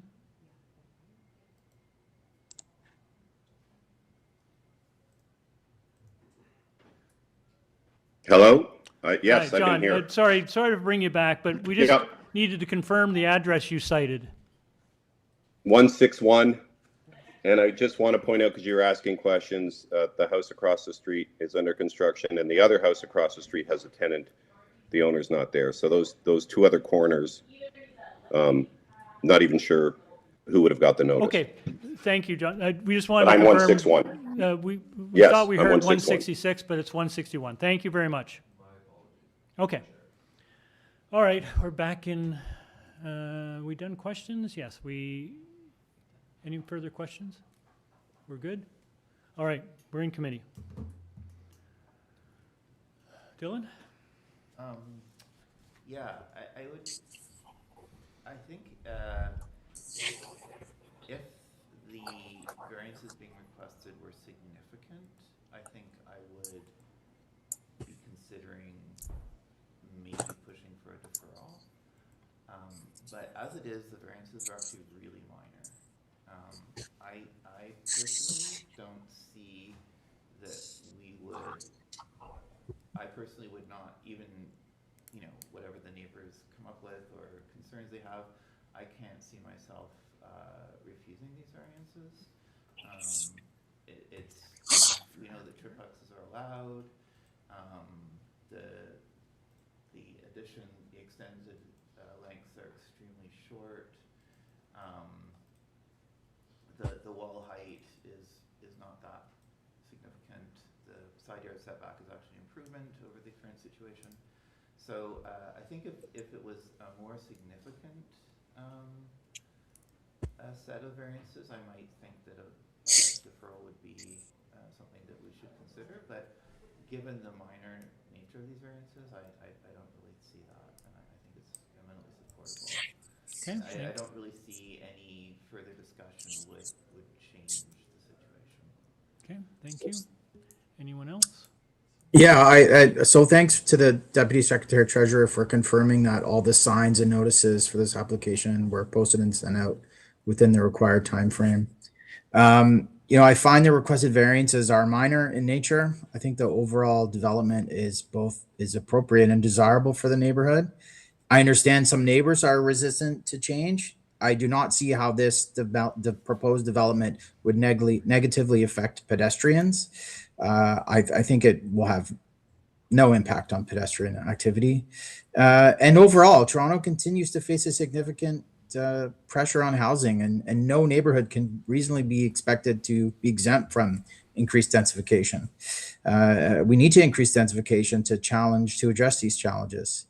I'll also note that there's been a considerable amount of new construction in the immediate vicinity, indicating the areas are already experiencing ongoing renewal. I think the applicants are a family seeking to build a home that meets their needs, and it includes incorporating a rental unit. That's a positive contribution to the city's housing supply, and for these reasons, I'm in favor of this application, and I'll be supporting the proposal. Thank you, Ryan. Anyone else? Dino? Thank you, Mr. Chair. I concur with my colleagues. While I'm troubled by the concerns expressed by the residents about notice, I think it's been confirmed here that notice was properly given. In terms of the application, the property is a corner lot. We heard concerns about density. I'll remind everyone online that density, that the zoning bylaw, City of Toronto zoning bylaw uses FSI as a measure of density, and there's no FSI variance here being requested. I note that the main wall height and the side yard setbacks variances are extremely minor. I think that the proposal is appropriate. It includes step backs at the second and third floor. There are no variances for number of stories. So I would support this application. I think it meets the 4 tests. Okay, I'm just going to weigh in and draw this to a close. I agree with everything that my colleagues have said. These are really quite minor. I fully appreciate that the neighborhood has gotten quite concerned primarily about notice, but as Dino points out, that's been satisfied from our perspective.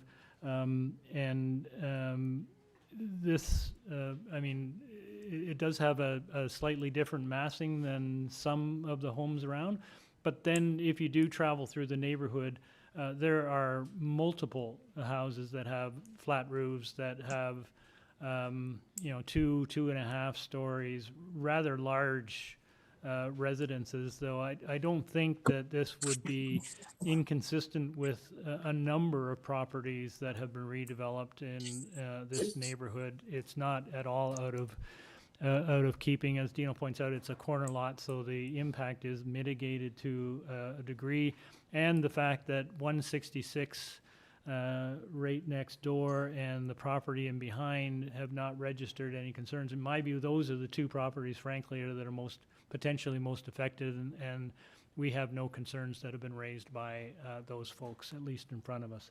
So I appreciate that this is a change, but this is a reasonable change. The variances are minor. It's a desirable redevelopment from the city's perspective, and we don't really have any justification or rationale that we heard today or have determined amongst ourselves that this should be refused or deferred. So I'm going to be supporting it as well. So maybe I can get someone to take a crack at a motion. Dylan? Yeah, for the reasons stated by myself and my colleagues, I move that we approve these variances. I suggest that we add forestry condition number 3 because there is a street. I think they agreed to that as well. Yeah. I don't think there's any other conditions. Yeah. Okay. Motion by Mr. Reid to approve with forestry number 3. Seconded by Mr. Bissonnette. All in favor? That is unanimously approved. Thank you all. And thanks everyone for calling in.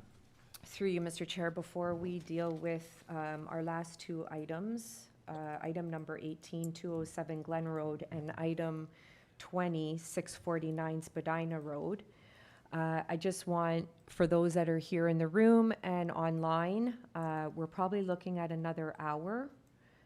And then members and staff will break for lunch. So we won't hear the 2 p.m.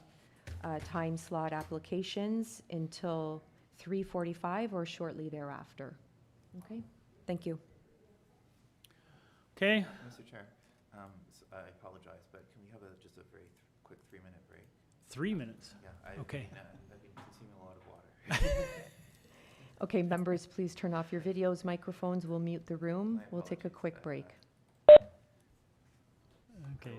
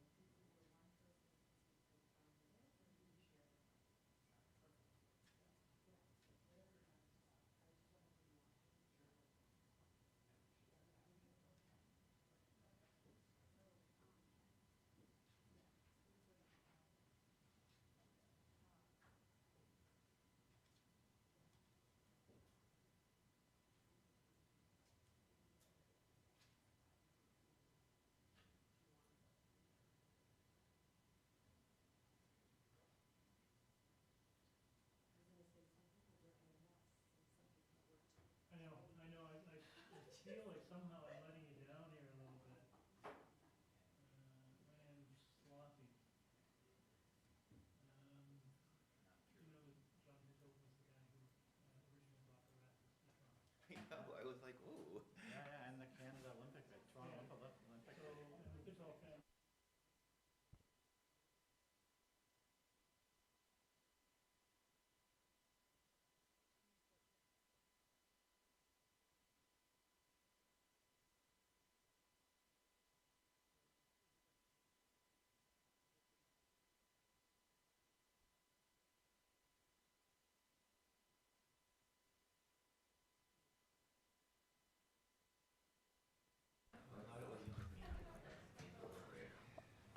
Okay, members, we'll turn on our videos, microphones. We'll unmute the room. Okay.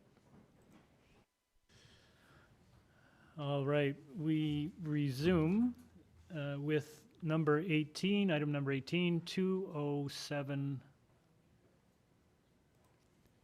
Glen Road. This is an application to alter the existing 1.5-story detached dwelling by constructing a complete second-story addition, a partial third-story addition with a rear rooftop terrace, a front covered porch, and a rear ground floor deck. Committee has before it a copy of plan of survey, site plan, floor plans, and elevations, 8 photographs of trees on the subject property, presentation materials from the agent. We have staff report from Heritage Planning and correspondence in opposition from 175 Glen Road. Through you, Mr. Chair, we do have the agent online. We have one person registered to speak in interest and one person speaking in support. All right. Okay. All right. If we could get the agent.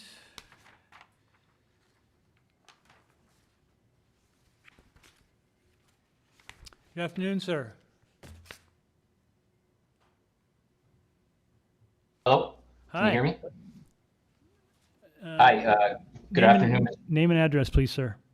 Angelo Cicero of Cicero Designs, 34 McIntyre Lane, Ajax, Ontario. Okay, we have someone who wants to speak in interest on this item, so we'll need a short presentation, please. Okay, so good afternoon. Today we're seeking approval to improve upon the existing bungalow with a 1.5-story addition. The existing bungalow has been abandoned since 2022 and currently stands as a boarded up eyesore in this historic neighborhood. We have worked in close consultation with Heritage Toronto as well as the North Rosedale Residents Association to ensure the design respects the area's character. This includes the mansard roof, the front fenestration, the window sizing, and the type of materials we are using. I would like to emphasize that we are not expanding the building footprint into the setbacks. Rather, we are building in line with the existing structure. While we are requesting an FSI of 0.87, this increase is necessary to provide practical, modern living space for a growing family. This allows a home to remain functional for long-term residency, which supports the stability and character of the neighborhood. It also falls within the accepted variances of comparable houses in the area. We can refer to page 2, you have that one. The proposed house is consistent with the built form and density already established in the immediate area, including the neighboring property at 209 Glen Road. That property is on a similar size lot and includes a home addition with comparable overall massing. Our proposal at 207 Glen Road reflects the same scale of development and is appropriate for a lot of this size and configuration. Fits comfortably within the existing neighborhood pattern and does not create any new or negative precedent. We provided a streetscape study to Heritage and the NRRA and was approved by both.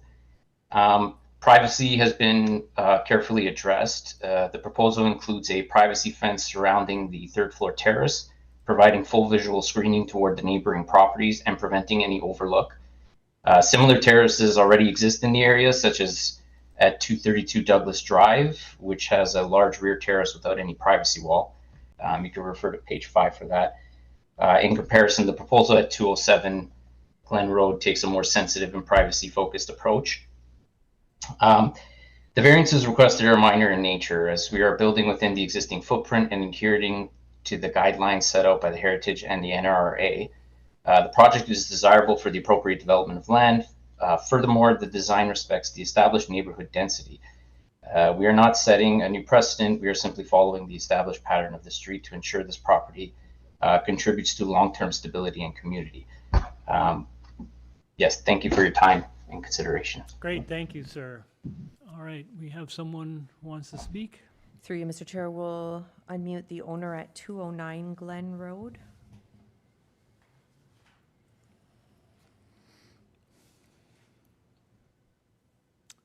Good afternoon. Greer. I'm the owner at 209 Glen Road. I don't have any major objections to the property, having lived next to the existing dwelling in that 4-year period when it has been becoming progressively more deteriorated. I just had one clarification really regarding the footprint on the ground floor in terms of the existing footprint versus what the required setback is and how that differs in terms of the current structure and what the proposed structure is. Okay, well, we'll certainly ask the agent to respond to that. Thank you very much. Any questions, the speaker? No? And the only other comments. Sorry, really, I thought you were done. Pardon me, I'm sorry, that was my main question. Really just for clarification, because the example that they gave for the privacy screens on the third floor of another property really didn't seem to be very clear in terms of privacy. The example they gave was very open. I'm grateful they're addressing that. Clearly that's a concern for, I'm not speaking on behalf of my neighbours, they haven't asked me to, but obviously the adjacent properties, that's an issue. I think the photographs that they provided were for another property elsewhere in the neighbourhood as an example of the privacy screens on the third floor patio. So that's it. Those 2 points. Thank you. Okay. Thank you, ma'am. All right, that's our last speaker? No, we do have one person showing as support. Oh, all right. So we'll unmute them at 211 St. Patrick Street. Hello? Hi. Name and Hi address, there. please, sir. Julian Savoy at 211 St. Patrick Street. Andrew's my colleague. We both worked on the house together, so I will defer my time to what he already shared. I'm more here to just be a part of it. Excuse me. Okay, thank you, sir. We'll put you down as supportive. Thank you. All right, we get the agent back.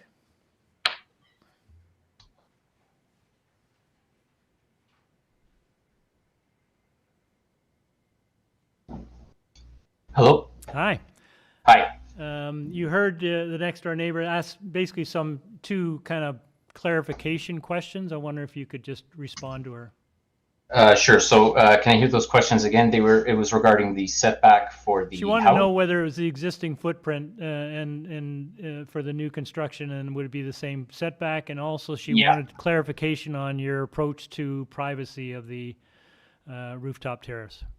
Sure. Okay. So for the building itself, for the house, we're not increasing any of the footprint. We're building right in line, right where it is now. That's where it's staying. We're just building upwards. In terms of the rooftop terrace, we are building a privacy fence so that you can't see in or can't see out, to respect the privacy of the neighbors around us. Okay. All right, panel. Dino? Quick question. You have a variance for a third-story rooftop terrace. You're increasing the size of the terrace from what's permitted by 19 meters squared, or over 200 square feet. Why the need for such a large rooftop terrace? That was a design choice set by us and the owner for that rooftop patio space. Is it intended to be a rooftop terrace for entertaining? Yes, sir. Okay, thank you. Just to be clear, so are you doing privacy screening around the entire periphery? Of the terrace? Yeah. Yes. Okay, so not just the side, you're doing the whole thing. Okay. Yes, that's true. Yes. All right, thanks. Any further questions? See none? Okay, let's take it into committee. Oh, Paul?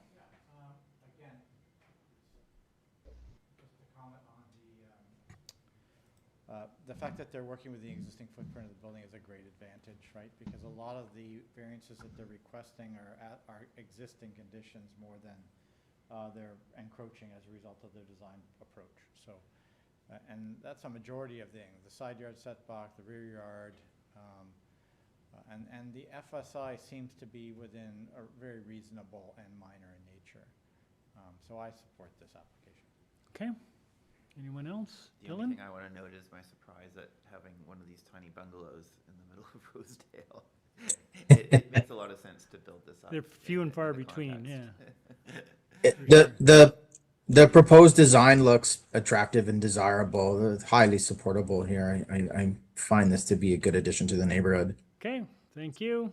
Dino? Yep, comment. I will support it, although I do have a concern about the size of the terrace, but nevertheless, I'm prepared to support it as well. Okay, can I get someone to take a crack? Paul, do you want to do the motion on this one? Sure, yeah, I'd like to make a motion. I don't believe there's any, there's a heritage condition? Yeah, there's a heritage. Yeah.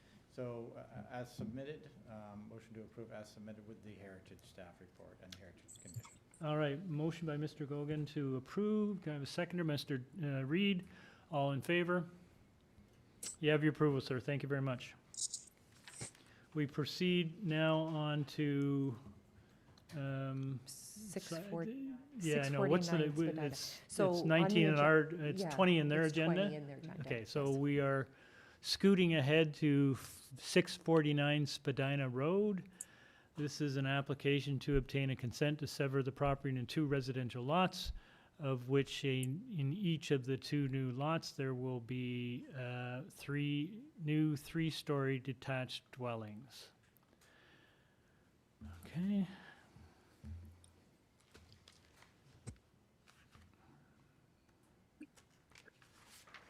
Committee has before it a copy of the draft R plan of survey, copy of plan of survey, site plan, floor plans, and elevations, revised site plan, floor plans, and elevations received December the 16th, email correspondence from the agent an arborist report, and a tree preservation plan. We have email correspondence from Transportation Review and from Urban Forestry. Through you, Mr. Chair, we have the agent online, and we do have 3 speakers. One is showing us opposition, the others I'm not sure of yet. So Okay. we'll hear from them. All right, Mr. Palumbo. Yes, good afternoon, Mr. Chairman. You'll have to speak up a little bit, sir. We can hardly hear you. Oh, is that better? Much better, thank you. Oh, sorry about, okay, just got to talk louder. So good afternoon, Mr. Chairman, members of the Committee of Adjustment staff. My name is Andrew Palumbo of Ian Hall Planning Limited, and my address is 38 Betty Nagle Street in Toronto. I'm the planner and agent for 649 Spadina Road. Now, if possible, just before my 5 minutes begins, I'd like to point out that there has been a revised site plan and a red line public notice that have been submitted to the committee as of yesterday.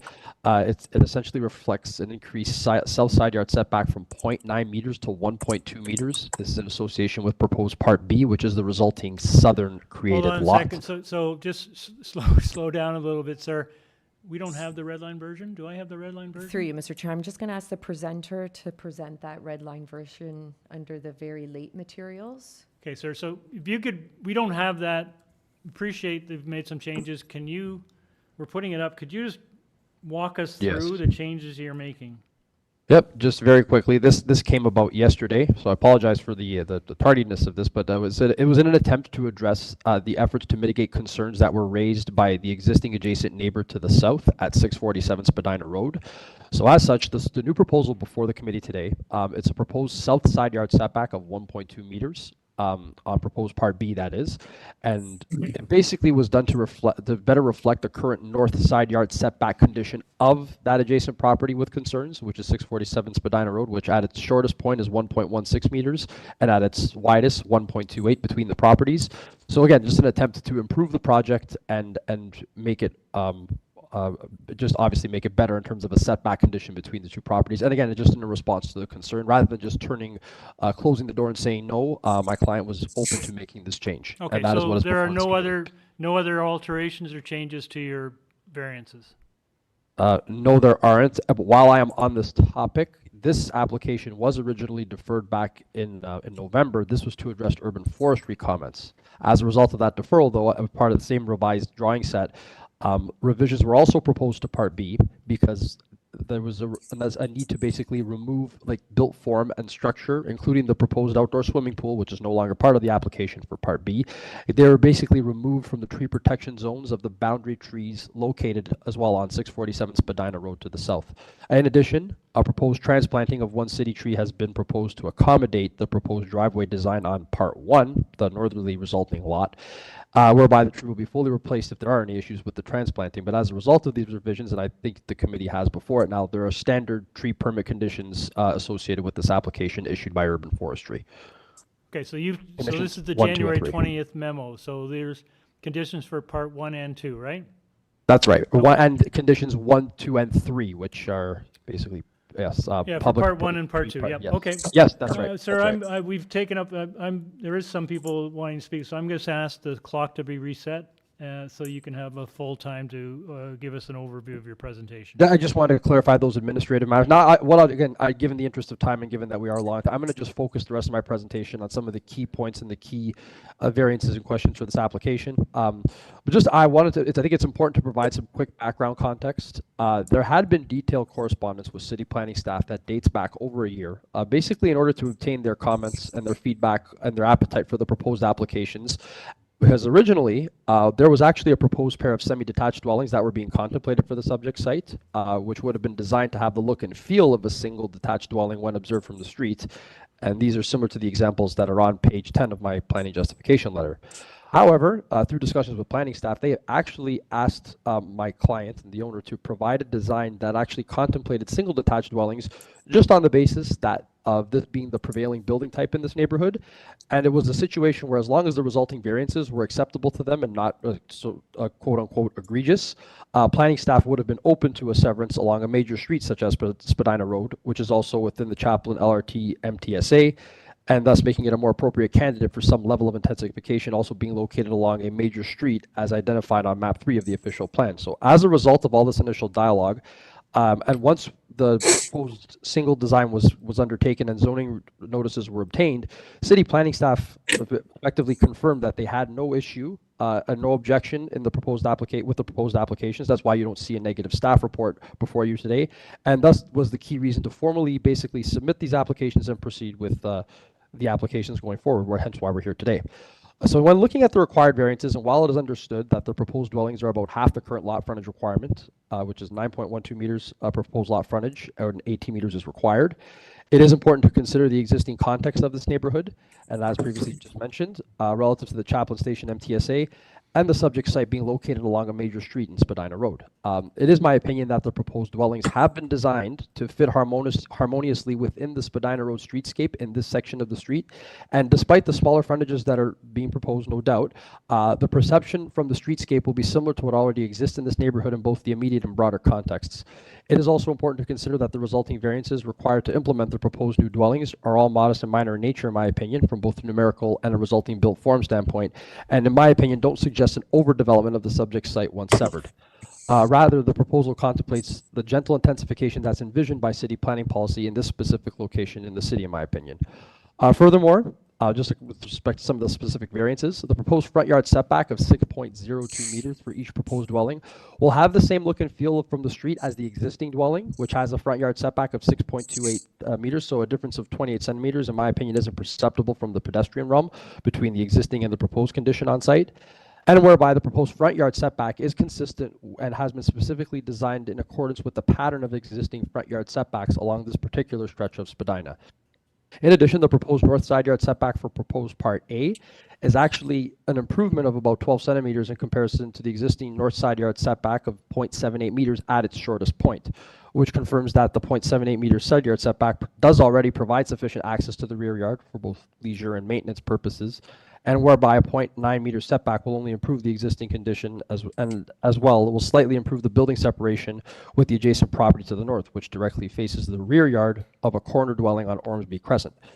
And as I already discussed, the revised 1.2 meters south side yard setback reduction for proposed Part 2, that was mentioned at the beginning of this presentation. So that's been increased from 0.9, it's been increased about a foot to allow for, again, more building separation and to replicate a more existing condition between those two properties on the south of this property.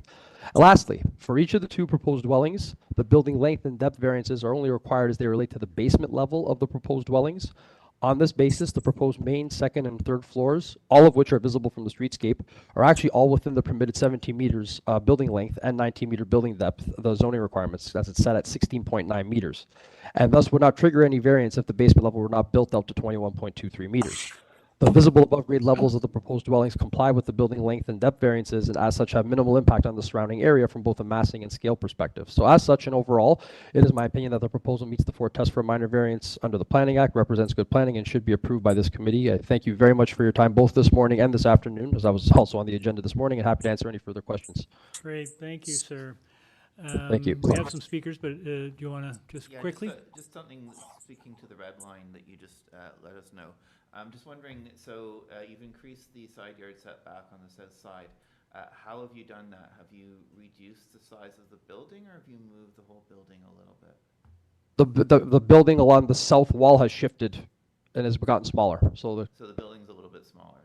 Building has gotten smaller by a foot on the south side. Okay, thank you very much. Okay, thank you. All right, we have someone speaking on this.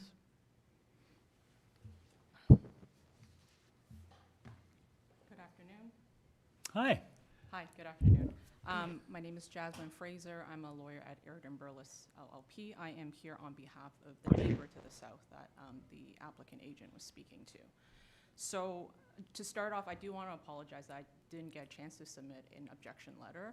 My client was out of town and was not able to get a hold of the notice until a few days ago. So we were just very recently retained. But nevertheless, my submissions today are very simple, and I appreciate that the applicant agent has reduced the side yard variance from a 0.9 to a 1.2 meter. However, my client remains opposed to that one single variance. We're not opposed to the severance of the lot. We're not opposed to any of the other variances. We're just opposed to the side yard setback variance that most directly impact my client's side yard. So in terms of the direct impact, the reduced side yard is considerable, particularly to my client, because my client's side yard has already a reduced side yard of 1.28 meter, which is an existing condition. The house has been on the property for almost 100 years, as I was told by my client, and there are at least 8 windows on that side of the house.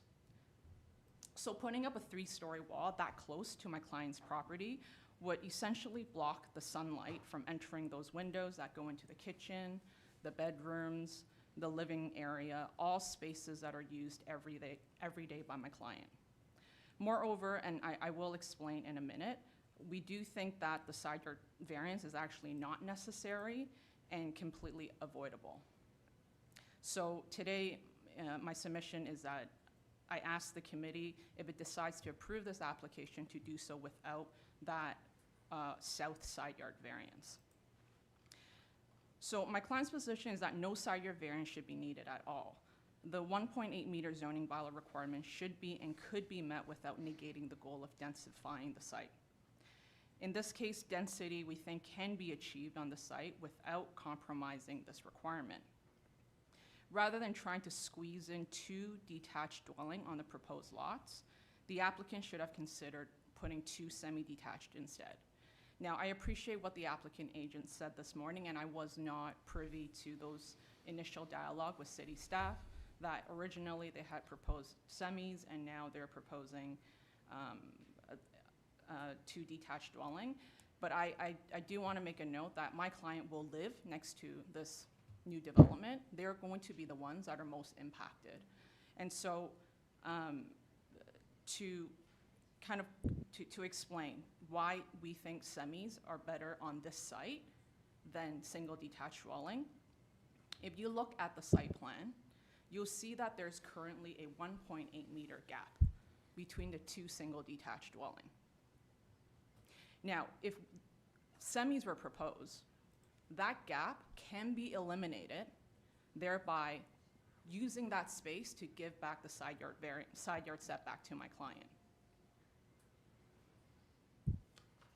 And that would not then offend this, that particular zoning regulation. And so we do think semis on this site is the more appropriate, more desirable, and a better fit in this neighborhood. And as the applicant agent noted, there is already an example, just a couple houses north of this property, where they have built a semi, and that particular semi has an appropriate space between the side yards. So it's not super tight. And this property is at 781 Spadina Road. So this is an example that it can be done without offending the side yard. And as this committee knows, assessing a variance is not about a mathematical exercise. So we're not looking at a 1.2 and a 1.8, a 0.6 difference. What we're looking here is adverse impact, and my client will be impacted by this reduced side yard because it will prevent natural lighting from going into the home. There are 8 windows on that side of the dwelling. And as you know, natural lighting is a very important part of having a livable space. And so where the applicant agent noted that perhaps putting up a blank wall would not be an invasion of privacy, that doesn't address the adverse impact of natural lighting. And so to conclude, my submission is that this side yard variance can be eliminated, that it's not necessary, and that semis are actually a better fit in this neighborhood than 2 very narrow single detached dwelling that is 3 stories in height. And finally, my last point is that the new dwellings can be designed to mitigate the adverse impact. Whereas my client has been on that property for many, many years. That is an existing condition that can't be changed. So thank you so much for listening to me, and if I'll be happy to any questions for the community. Thank you, ma'am. A quick question. Can you just speak to what I would characterize as the incremental impact of a 1.2 versus a 1.6 setback on your client? Absolutely. So we recognize that this is a zoning bylaw standard, so we're not going to fight that. That is what is permitted as of right. And that is a zoning standard that has been assessed by city staff when they're Right. they wrote the zoning bylaw, and it has been approved by council. So we respect that that is the as of right condition. And so, but 0.6 meter, adding an extra 60 centimeter. So that is almost a meter. It will make a difference. How so? So I mean, I don't mean a bit, but how so? Right, and I would imagine that the sunlight would get into the building more. And your client's house is south of this property or north of this property? It is south of this property, so it is north facing. So it's north facing. So, That's right. Okay. All right. Thank you, ma'am. Anyone else have a question? Nope. Thank you very much, ma'am.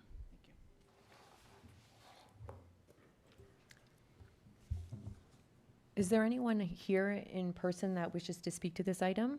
649 Spadina Road, that's what we're dealing with right now? No, see none? Okay, just want to make sure we don't miss anyone. We're going to unmute Catherine Weinberg.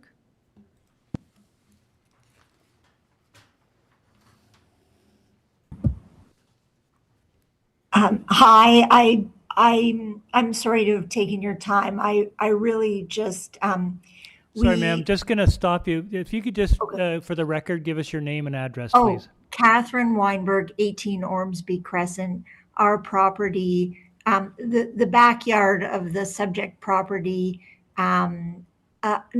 abuts our backyard. So we're interested in what's going on. And because there's been no communication with us directly from the property owner, and the sign wasn't even up for a portion of the time, I felt that it was important to at least sign up in order to hear a full explanation of the project. But I don't have any input. I just wanted to make sure, because it does seem like a substantial change. So that's all I have to say. All right, thank you, ma'am. Sorry, through you, Mr. Chair. Catherine, are you also speaking on behalf of Simon? No. Okay. She's No. 18. 18 or 20? I thought your address was 18. 18, wasn't it? 18, that's Yes. correct. Okay, sorry, thank you. Okay. Okay, so then we'll go to the owner at 20 Ormsby Crescent.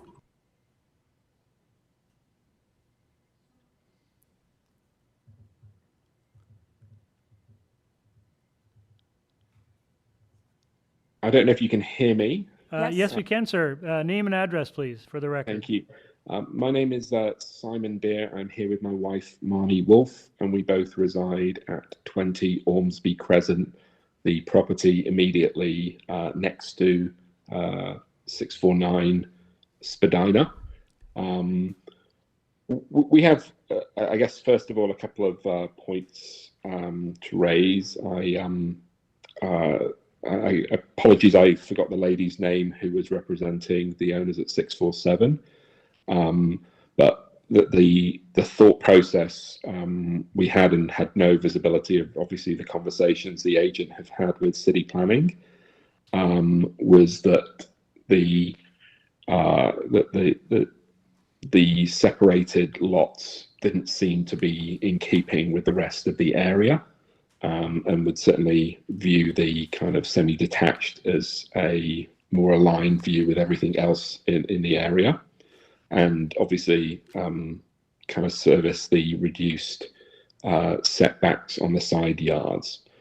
In particular for our property, we recognise that the front yard setback that's proposed, predominantly for, I believe it's 649A, which is the northern division, is a very small, I think the agent mentioned 28 centimetres. Obviously, it would be a new house rather than the existing property. But we have some concerns that both the porch and the proposed balcony on the 3rd floor of that property would effectively overlook our yard directly to the north of the property, which abuts the corner of SPADINA and Ormsby.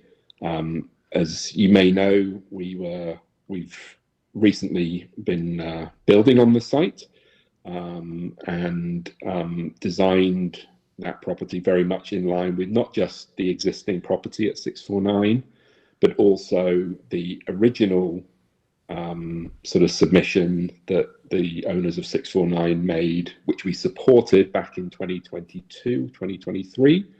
Time flies, obviously. So what we're sort of suggesting is that balcony and porchway should be reduced so that there's limited ability for anyone to look over into what is our effectively our backyard with our 2 small children playing in it. We again, I think kind of on a personal note, I would think that the severing of lots in this area is a surprise and not in keeping with the area, generally speaking, but recognizing, and I was lucky enough to be on the call earlier, the COA has the desired effect of kind of driving densification.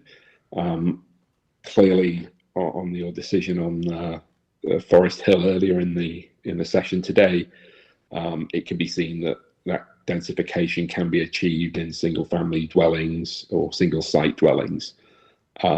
So we have those objections. We very keen to sort of live in the area continually, and as I said, we respect the fact that a lot of this planning has been done in conjunction with the existing bylaws, and would suggest that those minor points could be addressed to kind of alleviate both our concerns, our neighbours to the neighbours to the south, and also others in the area. And again, I appreciate all of your time, and thank you very much for allowing us to speak. Thank you, sir. Any questions? Dylan? Hi. Yeah, in terms of your privacy concerns, for upper story rear balconies, we often require privacy screening on the sides. Would that help alleviate your concerns? I think it would alleviate the concern. My sort of view on the plans, and again, is that the proposed balcony is very small, so I'm not sure that a privacy screen would be an option, but I'm not the designer on that. I think it's only effectively a walkout. Okay, thank you. So your concern is overlook on the ground level? Well, it's the walkout, predominantly on the walkout, and on the walkout, you will be able to see straight into our garden, which you can't currently do. So the walkout that I think was just flashed up there, it is just on the front of the house. So that there to section to the right there?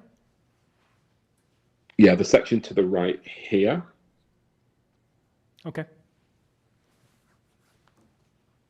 I think that's the south elevation rather than the north elevation.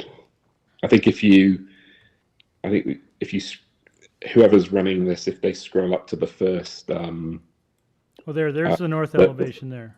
The third plan, you see the balcony on the 3rd floor of the 649A property. See, it's that what looks like a Juliet balcony from the beginning on the west elevation. It abuts out a little bit, which would overlook our garden. Yeah, that might just be a little Juliet. Yeah, I thought so too to begin with, but I think on the plan, on the kind of plans for the third floor, it looks like it comes out. Okay, we can ask the agent on that. Thank you very much, Mr. Reid, I think. Okay, Dylan, is that good? Okay. All right. Through you, Mr. Chair, that's all our speakers, so we'll go back to the agent. Okay. Mr. Palumbo? Chairman, can everyone hear me? You have to speak up again, sir. Sorry, Mr. Chairman, can everyone hear me? That's better, thank you. So I apologize for the audio difficulties today. It was also with the morning session. My apologies for that. But first of all, I do want to thank the deputants for their comments. I actually spoke, I had the pleasure of speaking with Ms. Fraser, again, in trying to reach a resolution. Given the timing, didn't have as much time as we would obviously have liked. But I'd like to just take a chance and just try my best to respond. First of all, again, I want to just emphasize that my client has really tried to make this a good project and a good proposal right from the outset, and I'll address it right away. And I mentioned it in my presentation. I'm glad I did, because it's important for the background context, is that we approach city planning with the idea of semis to start. That was the original starting point. But as time went, I guess, as basically as we went through our discussions, what came to be was that, again, because the prevailing building type is actually singles, it was a situation where if you could have a reasonable building envelope with variances that are acceptable and not so incrementally impactful to the neighborhood, then basically do a proposal for singles, which is why we are where we are today. But again, I just wanted to make it clear that the genesis of this was originally intended to be semis, but planning, in the discussions with planning staff, got it to where it is today. So it's not like that actually was on the table, but I mean, now you hear these comments, and it seems like that seems to be something that would have been preferred, but we are where we are, and I'll just try to address the comments as best as possible. So unfortunately, a reduction to accommodate a 1.8 meter setback on the south side, especially at this, it would drastically compromise the design. It would significantly reduce the GFA, and it would require a whole reworking of drawings. And again, this is just one of those things where if you look at the existing condition, it's already acceptable, and it's an existing substandard condition, immediately adjacent, and it's replication of an existing condition, at least an improvement to what we originally were in with that 0.9 meters. One thing I'll also emphasize, there is no height variance required as part of this application. Again, so that just deals with the impacts of massing and scale. That's not required for either Part A or Part B. It's an interesting comment with respect to sunlight, because the path of travel for the sun goes, like, obviously from to the south and to the west. So I'm unsure as to how detrimental, or how, I guess to use the word incrementally worse the impacts would be as a result of by virtue of the fact that the property is already located south of my client's property. So for most of the day, the sun is actually providing direct sunlight towards the dwelling and the rear yard and so on and so forth. But then obviously, yes, like I said, as it goes to the evening hours, that's where I guess it becomes an issue. Again, sun shadow studies are not required as part of these applications, so there was no way to directly understand in terms of actually having it be an actual requirement.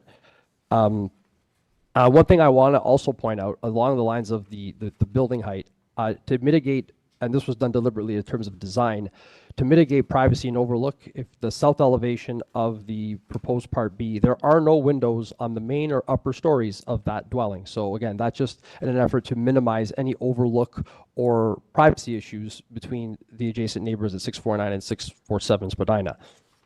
So yeah, I also, again, with respect to the adjacent neighbors to the north, again, the intent of that smaller balcony, it's just your typical morning coffee walkout type balcony. But I am positive that, like, I mean, if there's any type of privacy screening that can be installed, I'm sure my client would be open and amenable to doing so.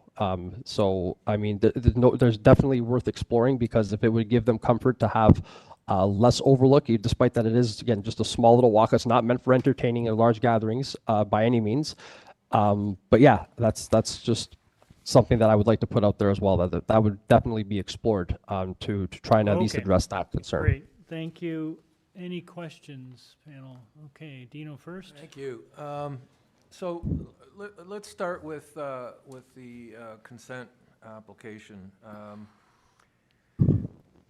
have you done a jurisdictional scan to identify and assess neighborhood character in terms of a neighborhood study area, which the official plan directs a client to do? Through you, Mr. Chairman, like this is an acknowledgement that it's understood that this is a scenario that is very new to this. I think one of the deputants actually mentioned that it's a new concept to this neighborhood, which is why we approached planning in the first place, to get their opinion and their take and their basically general appetite and direction on this from the get-go.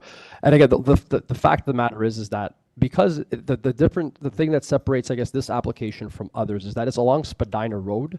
Which again, now, especially the way planning policy has evolved, this is an area now more geared towards intensification. It's within the future Chaplin LRT MTSA of MTSA for the Chaplin LRT station. So this is the type of, like I said, like there are some examples in the immediate context that I've referenced in my planning there, but they aren't in abundance, and I understand that. But in the broader context, like if you go along Chaplin Road, there are other, like, there's again similar characteristics as Spadina Road, whereby there are like this concept of smaller frontages with dwellings in an MTSA or in a major transit station area. That condition does exist, and like I said, I do acknowledge that this is. As mentioned, the deputy said this is newer for this part of Spadina, close to Eglinton, but those were the factors that were considered as to going forward with the severance, and again, just why the idea of going for semis was abandoned. And when you mentioned Spadina Road, when did it change to become designated a major street by the City of Toronto? Oh, it's just on map 3 of the official plan. Okay. It's identified. No, I'm just saying it's identified on map 3 as a major street. That's all, through you, Mr. Chairman. All right, I wasn't aware of that. It definitely hasn't been identified as an avenue. No, not an avenue. No, yeah. Not an avenue. South of an avenue, but not an avenue. So the fact that you're asking for a lot area, which is a 62% decrease, and lot frontage, which is a 50% decrease, can you point to any other locations, any other properties in the immediate area? Through you, Mr. Chairman, just the ones that were referenced in my plan. Like I said, I know they're few and far between, and they're referenced in my planning justification letter. There's just north of there's two just north of, one on either side of the street, just north of the site. And again, the other factor driving this, through you, Mr. Chairman, is the resulting variances. Understanding that when you look at the numbers for a severance like this, yes, obviously the numbers are what they are, but that when you split a property like this in half. However, the fact that if you look at the variances and the resulting built form, that could be accommodated even following the actual split of this property into two. I think that's what allows this this proposal to blend itself to be more acceptable because of what results on the property. It's still a reasonable footprint. There's no variances for FSI lot coverage or height. So there's some control there in terms of respecting massing and scale. Thank you. Thanks. Okay, great. Thank you, Dylan. Did you have a question? Yeah. So. When I first saw this, I wondered why it wasn't a semi-detached. It sounds like that's what you wanted to do, and it sounds like that's what the neighbors want. I don't know. I guess planning just felt that there weren't any at the moment in the area, but like, you know, things change. Would you be open to just redesigning it as a semi-detached, as you originally wanted to, and which would give you more space for your buildings? And would also help alleviate the neighbors' concerns? No, that's a tough question. Only because, sir, where we are today. If I'm allowed the time, I could ask my clients their take on that. But I don't. Like I said, I think what their position will be is that because they know consciously we went through the effort to, explore semis, but then move to singles and then to go back to semis is obviously good. That obviously just comes with more. I'm not trying to turn a blind eye or be ignorant to that. It's just we already went through the process and we landed on something that city planning with staff was, like I said, they're obviously not issuing a negative staff report in this case, and because obviously if they had an issue they would have mentioned it. But I understand all of this. Like I said, this is part of the reason why semis were originally considered. So it puts it in a tough position. And I feel like it's. I guess my take on this is that obviously semis were originally considered, but as a result, my client did the best he could with the design and the resulting required variances to make this as good a fit as possible, despite the fact that, again, that you could probably address more, especially just hearing what you heard today, through the design of semis. I think the answer is no. No, fair enough, but I thought I wanted to bring that up because... No, but I'd also like to, if I've offered the it seems opportunity like to it's ask... the solution that everyone would have liked in the original, but I understand that you've now moved this far ahead. I appreciate that. It's only because of that. We'll just move on. So one other, just very quick thing. In the purpose for C, it doesn't mention the integral garage, whereas it does in B. Are you okay if we just add that in so that they match? Yeah, for sure. Yeah. If it's accurate, absolutely. Okay. Oh, sorry, very quickly. I wanted to ensure, because there was a question raised about notification, especially for what we heard on the application for Old Forest Hill Road.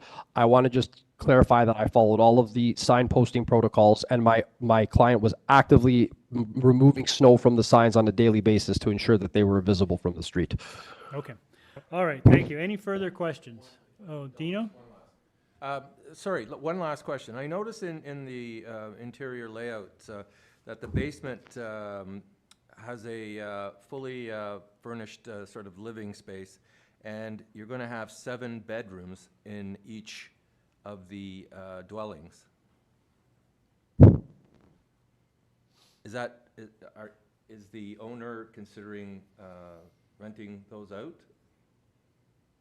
I know the owner intends to live on the north resulting piece. I'm not 100% sure, but I imagine that would be an option, and that's why there's there's secondary suites that are being proposed in each. Okay, thank you. Okay. All right. Any further questions? Okay, let's take this into committee. Anyone want to start? I'll just start. I mean, I don't have any real problem with this one. This is a fairly major street. Even though the bylaw requires a fairly substantial lot frontage, the lot frontage that is being proposed here of almost 10 meters is pretty reasonable when you compare that to most neighborhoods in the city. I will take the agent's perspective on semis versus detached to heart. It sounds like the discussion with planning staff felt that detached were more in keeping with the facades and the visual character of the adjacent community. So, and the fact that they were in with a semi first and then have moved to a fully detached, I think speaks to that issue. I fully appreciate the neighbor's concern about the setback, but given that the agent has increased that setback a little bit, and it really comes down to, about half a meter difference from as of right versus what the variance is, and this is a north facing to that property. I don't see that it would really make a significant difference between going as of right versus this variance. So I don't see it as incrementally an additional impact beyond what they could almost get as of right. The length originally got my attention, but as pointed out, this is really just the basement portion. So the above grade portion of the house is reasonable in terms of length and depth. So I'm comfortable with this application. Dylan? Yeah, I mean, I think that, yeah, like these are lots that are not uncommon in other parts of the city. Also, the side yard setback 1.2 meters is actually pretty standard in lots of the city. As you say, I don't think the extra space would make that much difference. I do think that everyone would have been happier with a semi, and I feel frustrated to hear that planning got in the way. In fact, I think the larger size single house would actually probably fit better in the neighborhood as well. But that's done, and what's done is done. So otherwise, I think this is a pretty thoughtful attempt to work into the space and an appropriate densification to the area. Great. So I'm going to I assume think everyone it's else agrees, and if you wanted to take a motion to that effect, that would be great. Anyone else want? Yeah, I will move to accept the variances as revised. So with the revised purpose to C and also the red line, with the condition that there be a privacy screen on the third floor walkout. Is that on both of them or just one? So through you, Mr. Chair, maybe we'll go one by one with, let's deal with the consent first. So it's approved with standard consent conditions. There's also conditions from transportation review. Yeah. So we'll put those conditions in as part of the consent application. So, And forestry too, right? Okay, no, the forestry ones we'll put into the minor variance application. Right. So for part one, it would just be approved because they haven't made any amendments to those variances or purpose with urban forestry number one. Yes, I was lumping everything together. Yeah, not a problem. So part one approved as without condition. Is there a forestry condition? There is urban forestry number one. With urban forestry number one. And then part two. Yes, would be approved as amended. As amended. Yep. So wait, but part one is The north one. the north one. So that's the one we want privacy screen. Right. Yeah, okay, Yeah. so we can part add, one, we also want to require a privacy screen on the north side yep, of the. Yeah, I think that's right. So that's that. Yep. Those two conditions, and Yep. then part two, as amended, and with the forestry conditions. yeah, so urban forestry number 2 and 3. And does that one have a walkout at the top?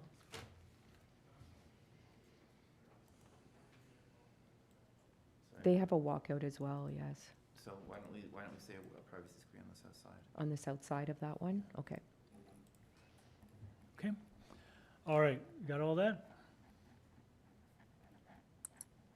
Good? Yep. Okay, motion by Mr. Reed with those series of conditions, seconded by Mr. Gogan. All in favor? You have your approval. Through you, Mr. Chair, we will break at 2:39 PM. We'll be back at 3:40. Okay. Thank you all. For those